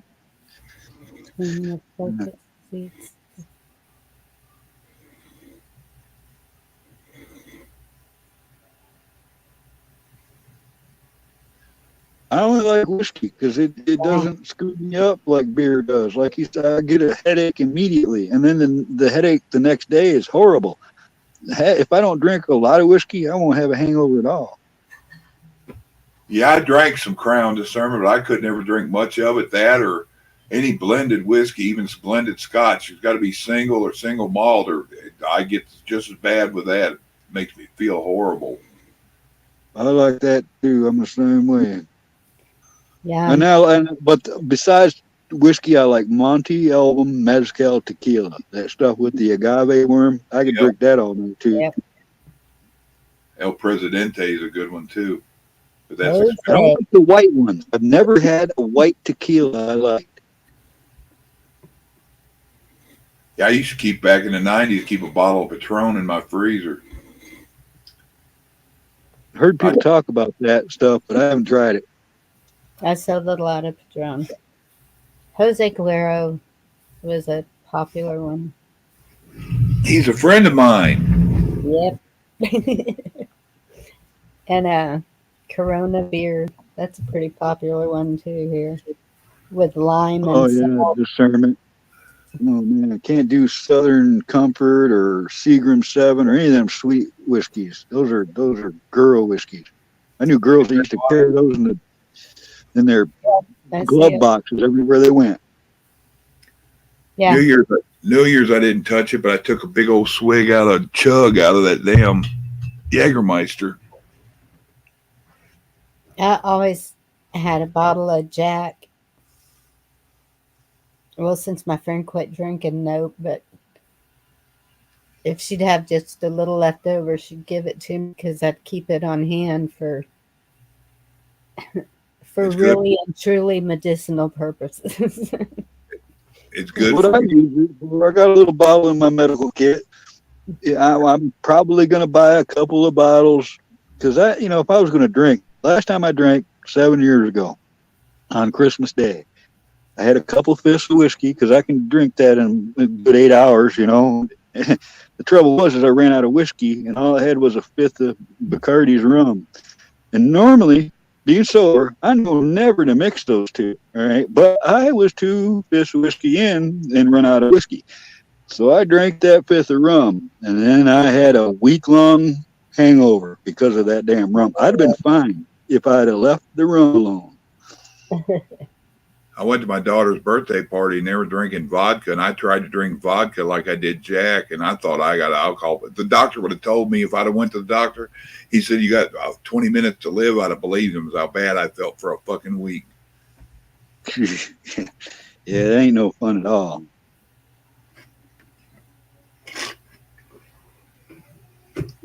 And that's what led me up to quitting drinking. And then over 3 or 4 years, and Vicky had our youngest, and it got to where I'd have one if the company showed up at a barbecue or what, and then it got to where less and less that I'd start to get a buzz and I was done, and then it was just finally I was like, I just quit. Yeah. I know, and that's the thing about me is I've never craved to drink. I've never, like felt like I had to have a drink or shook because I didn't have a drink or whatever. But if I was drinking with friends, if they went home and I quit drinking. If I just never drank alone. I mean, it's not like it was a pastime or something, so it didn't happen all the time.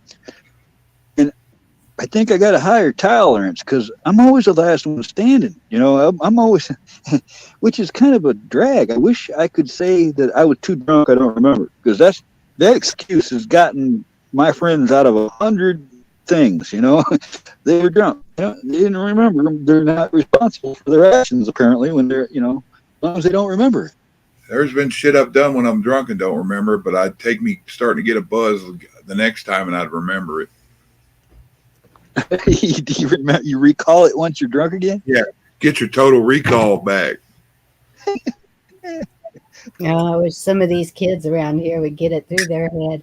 And I call them kids. Some of them are in their 40s and still haven't got it through their head to. They go and get those. They look like test tubes that they serve. I don't know what they got in them. Yeah, they put. Oh man, I think I've seen those. Those test tubes of shots, and then the.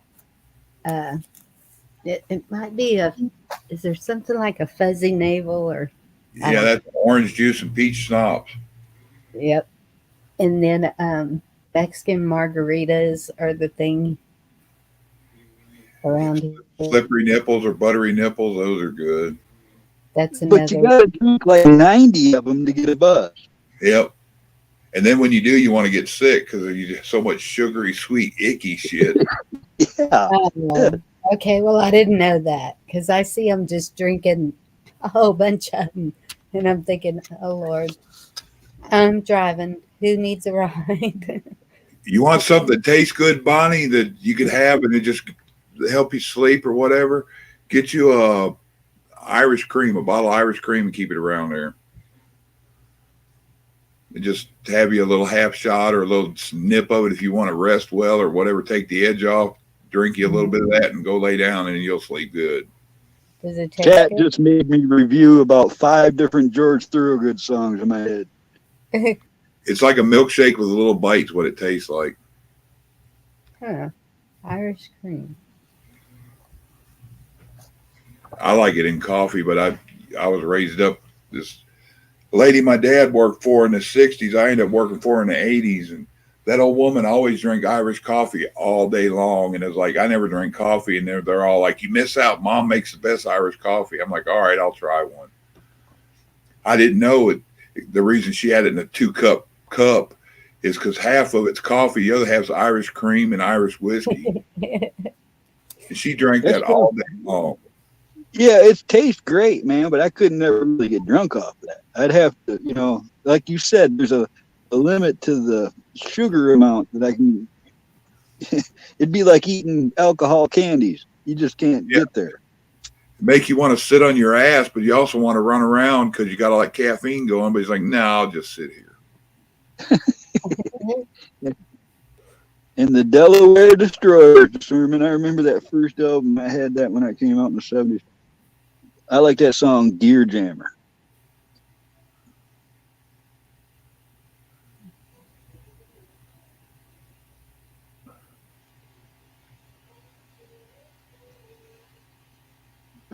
Bad to the bone.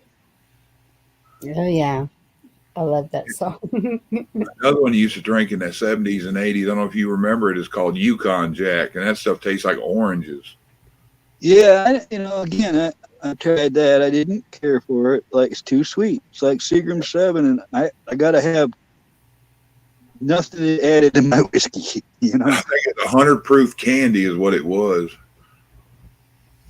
That's a good analogy right there. Kicking chicken's good, and everybody likes wild turkey, though. I don't know what kicking chicken is. Wild turkey. You never heard it called kicking chicken? No, that's new to me. 101 proof. I've drank that Everclear stuff. What was that, 190? Yeah. Yeah. That's Got the your- one. Can you see your phone, Carl? You talking about this? Let me X out of here. Is that what it looked? Yeah, that's it. But I think the label's different from the last time I've seen it. Everclear 190. That's what I was gonna get to keep on hand for. That's good for your prep. Yep. But I've said this before, and I'll say it again. When I was living down south, I had a friend. He was a cool guy, and he had to hook up for the real stuff. He said, "This ain't the regular white lightning, moonshine that everybody gets. This is something else." He called it corn liquor, and he gave me the small ball jar, the smallest of the ball jars, a little tiny thing. He said, "Here, you sit down there and you drink that, and you just don't go nowhere. Stay right in that chair." I'm like, "Yeah, okay, right." I didn't believe that. He sat on the couch and watched me because I couldn't taste it. It tasted fine. I mean, I drank that thing pretty quick, and he's giggling the whole time. I'm like, "What do you like?" He says, "Go ahead, stand up." There it was. Right there is when you realize that was not your average stuff. Yes. You had a friend of Vicky's and ours that she used to bartend, and the owner was a friend of hers. And me and Vicky go up and see it. Then half the time Vicky got her drinks free anyway, but he heard that I like stiff drinks, and so he said, "Well, let me see what I can do to Chuck."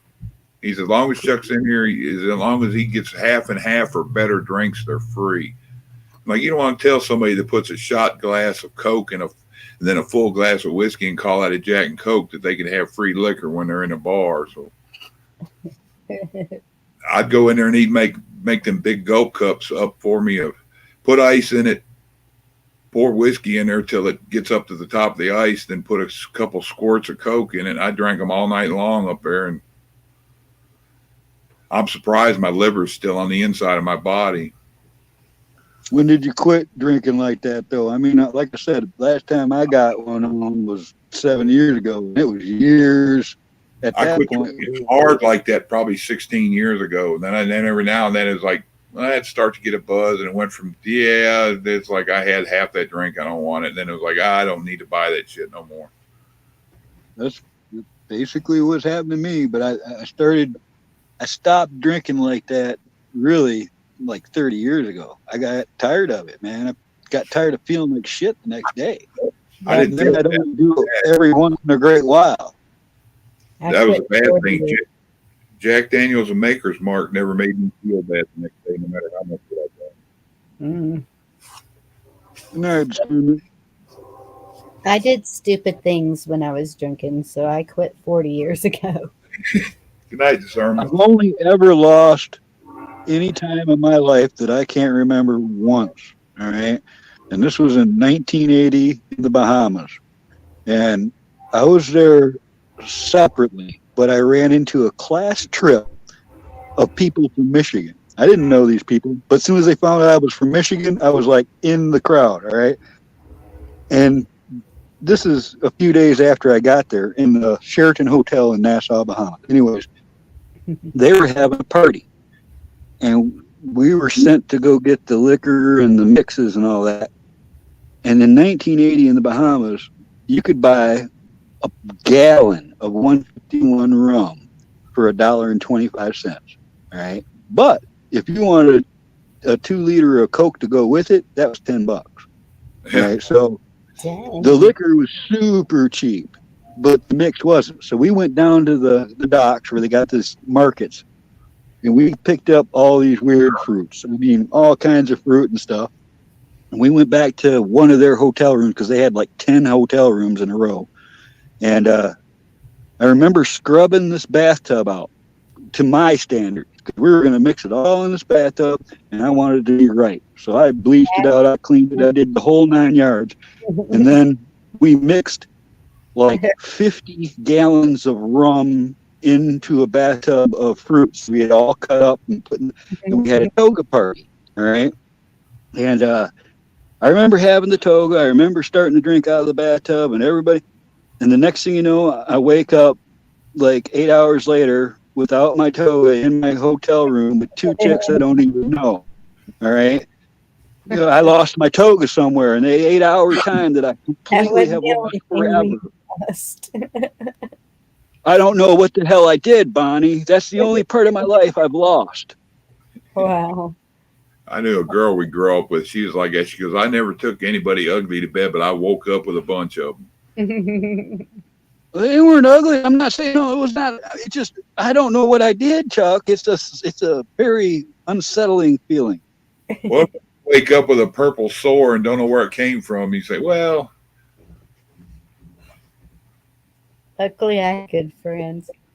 That's I thought you were say y'all made it's here. They do.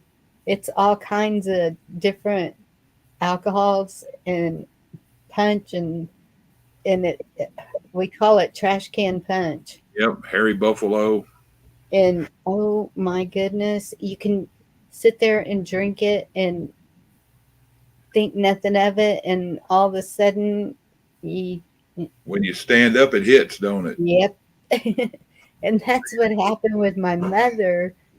The last New Year's Eve, we went out to the dance hall, and she was sitting there with me and all my friends, and she was drinking White Russians. And so she was sitting there in the chair, and I don't know, she may have drank 2 or 3 of them. And she said, I need to go to the restroom, walk with me. And I said, okay. She stood up, and I guess her world went upside down. I got her to the restroom. She just started throwing up. Got her home. She was standing on her head, on her bed. She was out there gone. And the next day she kept telling me, one of your friends put something in my drink. And I said, no, Mama, you just drank more than you thought you did. She wasn't used to it, and it just flipped her upside down. To make them here, they were called jungle juice. Everybody like buy cherries and oranges, and they want to cut all that stuff in it, and we'd make it up all day before we put any ice on it with all that fruit in it. And a lot of them, people come in there, and the girls especially, we ain't going to drink that shit. We're just going to eat that fruit. I'm like, I don't know if you want to do that. Well, I'm not going to try the other. I'm like, all right. Next thing you know, you got a bunch of trashed girls in there that didn't do nothing but eat fruit, but that fruit sucks that alcohol up. Yes, it does. Used to put that 151, soak a couple bottles into a big watermelon. Yep. That was good stuff. Rich Runner. Nuclear watermelon. Has that happened to you, Rich Runner? I think he's talking to me. Yeah, this is exit only, man. Ain't nothing ever going to go up there. I'm good, and I would not allow that to happen. Just don't run that way. It's like if you went camping, you woke up in the morning with a condom laying next to you and your butt was sore, would you tell anybody? But this ain't going to happen. That's all I'm going to say. And if you say no, then somebody will say, you want to go camping? I know. I've heard this one before. I guess I'm glad I wouldn't have got. We watched over all the girls. We tried out even that stuff back then with them when we make that jungle juice. He's like, yeah, you don't want to do that. Yeah, I'd have one and sip on it, but then now we're just going to eat the cherries and the oranges. Okay. Yeah. What's going on, NC? Yeah, you know, that jungle juice is dangerous. It'll get you. If you can make that stuff powerful, and it still tastes good. Now, Bonnie, they call them clear parties. I seen where Deb put Everclear on there. They call them clear. Everybody brings something clear, and most of them, if they can get Everclear or moonshine, they bring it. Yeah. Yeah, no, there was that. Oh, that's another one. There's a couple of different proofs. I don't know what the proof is, but the powerful Absolute vodka. Have you had that? I remember getting a big bottle of this Absolute. It was like a gallon looking bottle. And me and my buddy were going backpacking. And we both got 1 gallon of orange juice and this gallon of Absolute, whatever proof that the strong stuff was. We just yuck. Oh, poured no. out half of the orange juice out of the gallons and then filled it with that gallon of Absolute, shook it up, and we both had a gallon of mix, you know. And this is a hot summer day, and we're walking a couple miles, pretty heavy packs, and you know, I'm just well, it's hot out, man, and you're working, so you can drink that stuff. And I couldn't taste that Absolute, so I thought, oh, this stuff's weak. And I drank that whole gallon of orange juice and half of a gallon of Absolute within 45 minutes to an hour because I was sweating my ass off. And we get to the camp, and everything's still cool, man. We're going to camp out for the night. And I sat down against a tree with him, and we maybe smoked a cigarette or whatever. And it was like it just waved over us, both at the same time. Like, oh, by the way, you're drunk. Yeah. Don't try to stand back up. Oh, getting wood and shit was fun. I mean, we were both laughing our asses off because, wow. That is something that I got so sick off of. What do we call them? What are they called, Chuck? What? Orange juice and Screwdriver? Thank you. Yeah. Screwdrivers. Yeah. You're gonna feel like one went through your head, but I was with my friend. She was driving. She almost drove us off the bridge, so we went and parked at the convenience store. And I was laying on my stomach on that sidewalk, hanging over the edge, just losing it. Just it was the worst. You know what? I think that's the last thing I ever drank, actually. I think that's what did it. Lesson learned. Yeah, oh man, you say trading a good feeling for a bad one. Oh, that was horrible. And to this day, I cannot drink orange juice. Just Still tastes like it's got that shit in it. I guess. I don't know. It's just when I smell orange juice, get that away from me. No. I drank a lot of orange juice, up to a half a gallon a day. Wow. No, I still smell rubbing alcohol, and I'm like, oh my god, it makes me think of the way I smelled with that when I drank all that vodka for like a day. I could feel it eking out of my pores.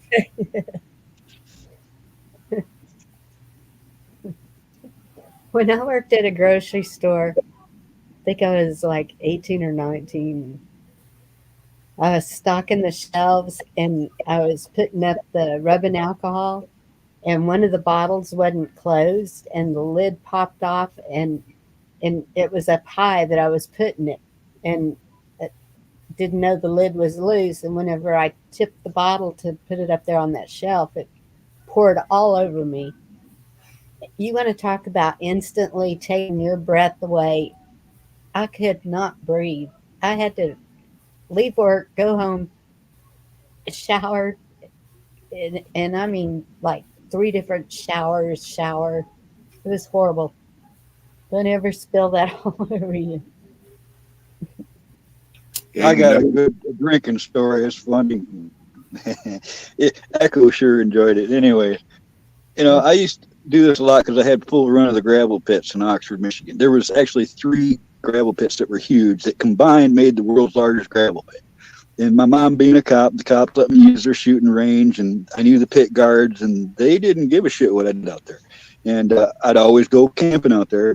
Me and one of my buddies, we go out there, and I'm still at this time, in my 20s, I'm drinking whiskey, he's drinking beer. And he ran out of his beer, and he started drinking into my whiskey. And he wasn't used to it. And I can remember, you know, wanting to stay away from him on the ground because I knew he was fucked up.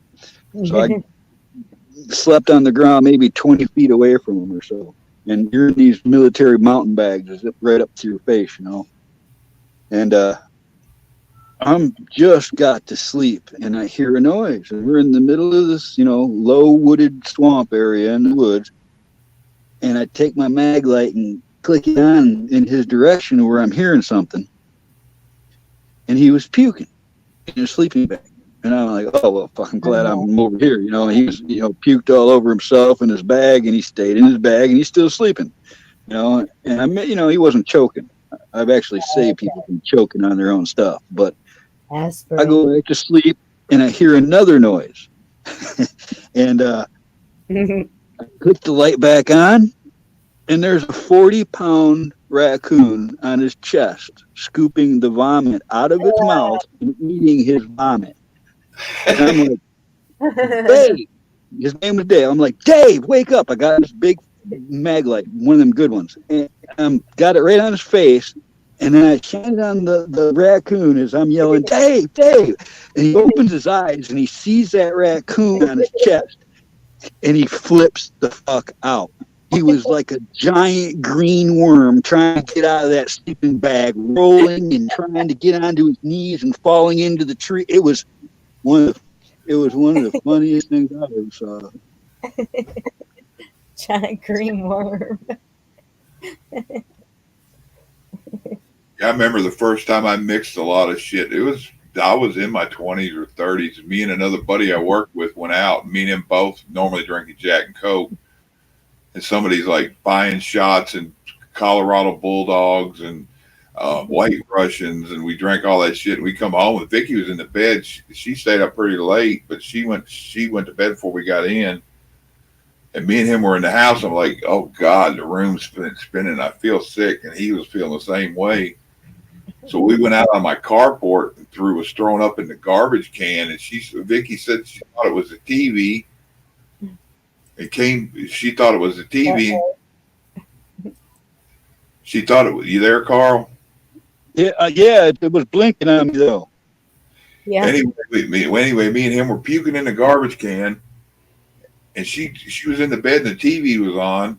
So she was on the couch sleeping, the TV was on. So she'd sit up, mute the TV, look around, and then lay back down and unmute it. And we'd again, and she'd hear that, and she'd sit up, unmute. She said she did it for like 5 minutes. Every few minutes, every time we do it, she'd hear it, wake up, look around, and then we finally come in, and she goes, "Do you guys hear? It sounds like werewolves all howling out." When I was young, I was staying with my oldest sister up in pretty much a damn hippie commune. Anyways, they had these baseball parties in the summertime where they get kegs of beer and everybody played baseball all day long. And me being who I was trying to get as much beer in me as I could. So that was I don't like baseball. All right, I just sat there and drank as much beer as I could, and I did my thing. I went back to the house hungry. All right, and on the table was this massive bowl of fresh strawberries. And I love strawberries. Right, so this is when I learned a hard lesson, because I ate that whole bowl of strawberries after drinking as much beer as I could, and it was like you opened up a fire hydrant. I remember just like projectile vomiting a red stream in the direction. It was horrible, man. I learned a lesson at a young age not to do certain things. And then you get to the point of, is this blood now? Yeah, there's all them thoughts going through your head as I'm laying there in the field feeling like I'm dying. Oh, please, God, make me feel better. I'll never do this again. Oh, so you've been there. Yes. And then I found out later I seen Ridge Run. Sorry, Bonnie. It's okay. I saw- just heard that phrase a million times, and it has never come to fruition. Ridge Runner put up there about puff, and then drinking Budweiser with it. I remember one of the buddies I ran with, he liked to smoke and then drink wine. So we drink Kenai Rosé or Green Eating Jarl while we were smoking weed. And I'm like, 4 bottles going to be enough? He's like, yeah, it's enough. I said, why? He's like, you'll find out. And I'm like, okay. So we'd end up drinking 2 bottles of wine apiece and smoke 3 or 4 joints. And I'm like, now I want some more wine or beer or something. He goes, go make you a big old glass of ice water and chug it. Oh, God. That ice water reactivates that alcohol somehow. It's like, oh God, now I'm drunker than shit, stoned, I want to get up. And I'm like, you call this fun? I don't like it. I'm like, I don't want to get sick, but the room's like spinning and teeter-tottering at the same time. And Yeah. Like a fucking carnival ride. Yeah, my husband came in one time with alcohol poison and he couldn't even talk. He couldn't do nothing. He's trying the foot on the floor, go to sleep. Nope. I almost called the ambulance. He was bad. Put him in a cold shower. honey, I committed a mortal sin today. Uh-oh. I forgot to get tea bags. Didn't you just get them when we were on the phone? What was that, yesterday, day before? A couple days ago, yeah. No, it's 3 days ago, I think. Wow, you go through a lot of tea. Yeah, this family size 24. That's probably 2 gallons a day, so that's 8 tea bags. That's about 3 days worth. My son drinks, my youngest drinks tea too a lot. Vicky gets in if she runs out of Coke. But 2 gallons of tea a day? yeah, that's everybody in the house, but I don't drink that much. How?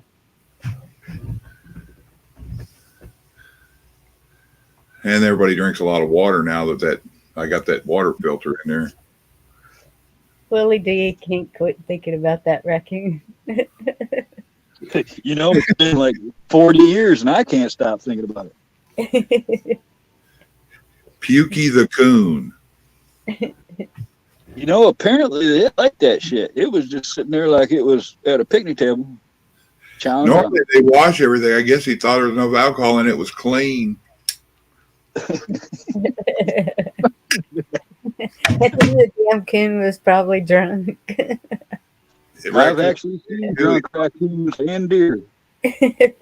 Probably some raccoon that's been around where a bar garbage can was and knows what alcohol is. And 2 miles down the road from where I lived a long time, there was a old 1800s orchard that was just left to be. It was like the house burned down, you know, like 50 years ago or something. And it was just the orchard and nobody did anything with it. So I went in there and trimmed all the apple all the trees, trimmed all the dead wood off them, and they started growing good apples.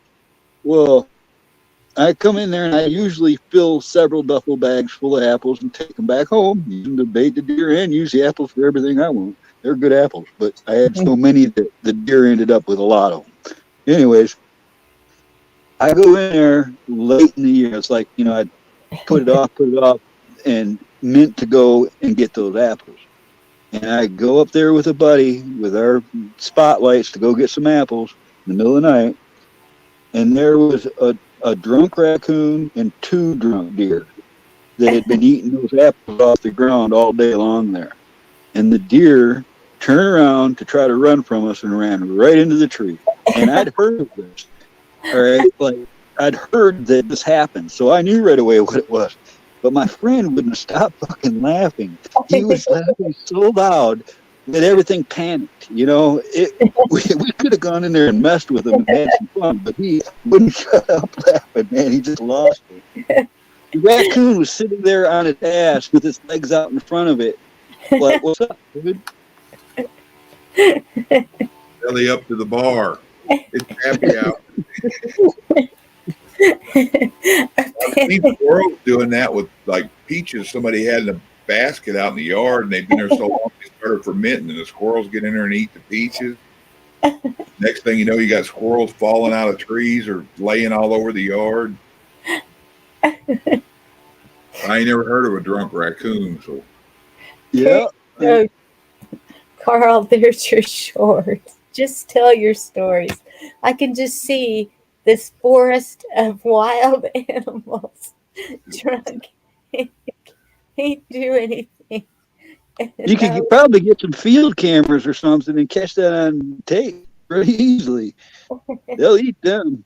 why were they getting drunk off the apples? Were they fermenting too because they've been sitting? If they sit on the ground in just the right conditions, they'll ferment right in their skin. I mean, it'll look like a solid apple still. Kind of like the texture of a baked apple at that point. Yeah, like seeing that like hard cider they were drinking. And it probably didn't take much to get them little guys there. Yeah, they never been exposed to it. Can you imagine all the alcohol you wanted the first time you drank? Oh, and I've messed with a lot of critters. I spent a lot of time in the woods, right? And I was talking about this the other day. Back, I guess this was late 80s. Yeah, it'd be in the late 80s. I was starting to make camouflage outfits and ghillie suits and stuff. That's when I made them for myself, and people wanted to buy them. And that's how that started. Anyways, I was sitting out behind where I was living at the time in a nature sanctuary. It was actually a Catholic nuns owned. It was the Dominican nuns' property. It was a massive, like 800-acre tract of land that hardly nobody used. It was ideal for me. And I just went a few thousand yards out of the woods and sat down against a tree, and I was like smoking a joint or something by myself, being as quiet as I could, just testing out if something could see me. And a chipmunk went right over the log and right up and sat on my leg and started chewing on whatever he had. I mean, he's right on my knee. I'm sitting up, and I'm looking 6 inches down at a chipmunk on my leg. And I opened my mouth and held my mouth open over his head before he saw me. And he slowly looked over his shoulder and saw my mouth and my face, and he passed out right on my leg. Fell right off to the side of my leg in fright. He passed out. Poor thing. What was it? A chipmunk. I mean, he snapped out of it in a couple of seconds, but it caught him so off guard that he just like shut down.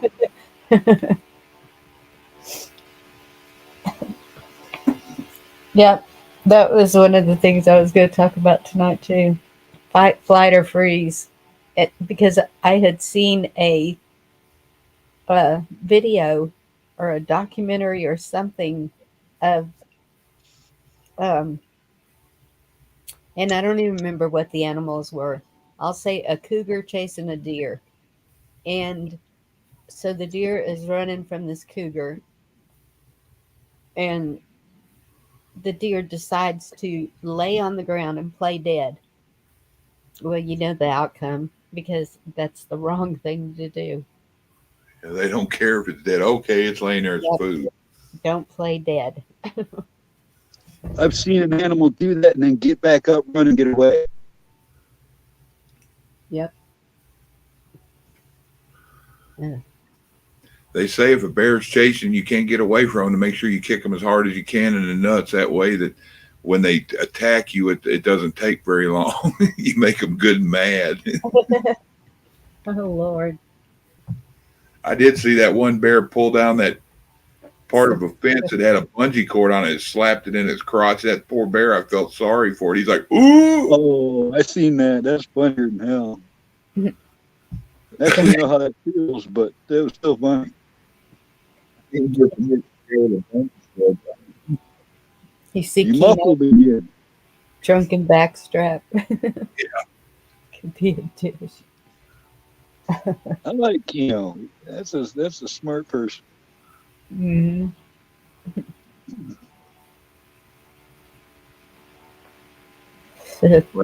Hell, guys, it's been 4 hours and 15 minutes. I guess I'll get off here. I got to get him up early and get him ready to go to that appointment. Somebody text me. Well, I enjoyed it, Chuck. I Thank appreciate you for going live. You gonna go live now, Bonnie? No. I'm sorry if I stepped on your toes. Not at all. I'm up here with you. What's the difference? Yeah. It seems really pissed off, Chuck. You better watch it. Oh, yeah. Yeah, beer and stew is awesome, Echo. Especially you get a good taste, and when you're boiling your meat before you put everything else in, it helps tenderize and flavor. Well, don't mix it with strawberries. And he told me that fermented fruit was terrible, but he really loved Windsor Man after my own heart. Before requesting quote. What, Garrett? I appreciate everybody showing up. Appreciate everybody hanging out. For coming up, hanging out with me, and everybody getting a laugh out of it. And if you can't laugh, and then we all need to look in the mirror sometimes. That'll give us all something to laugh about. Oh, we have Yeah, now I can go look at the news because I'll be balanced.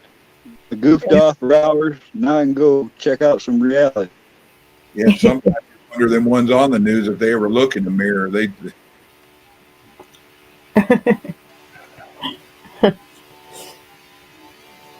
Well, it was good to laugh. We need to. It's good Yep. medicine. Now maybe we'll have something to laugh or cheer about tomorrow and Monday. Yeah, here's the hoping and praying. I'm also prepared for the worst case scenario, though.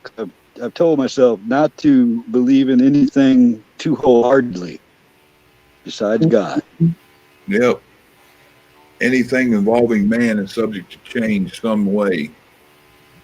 That's another thing. You know, when you talk about like plans, there's a saying, no battle plan ever survives first contact. It's like a chess game. One move can change your entire plan. You got to think of the next 10 moves ahead of yourself. You got to do it all over. Yep. And then while you're watching them 10 moves, you better make sure to look around you for the stupid reason, and it probably end up coming from there. You do play chess, don't you? Yeah. That's my favorite game. Always has been. Well, I guess I'll drop down if y'all want to hang out and back for a second. We can. I'm going to go ahead and close this All out. right, good night, chat. See y'all somewhere soon. Thanks for coming, and I'll try to get on more if y'all want me to come up. So, bless y'all. Much love, and have a great night. Night chat. Love y'all. God bless you.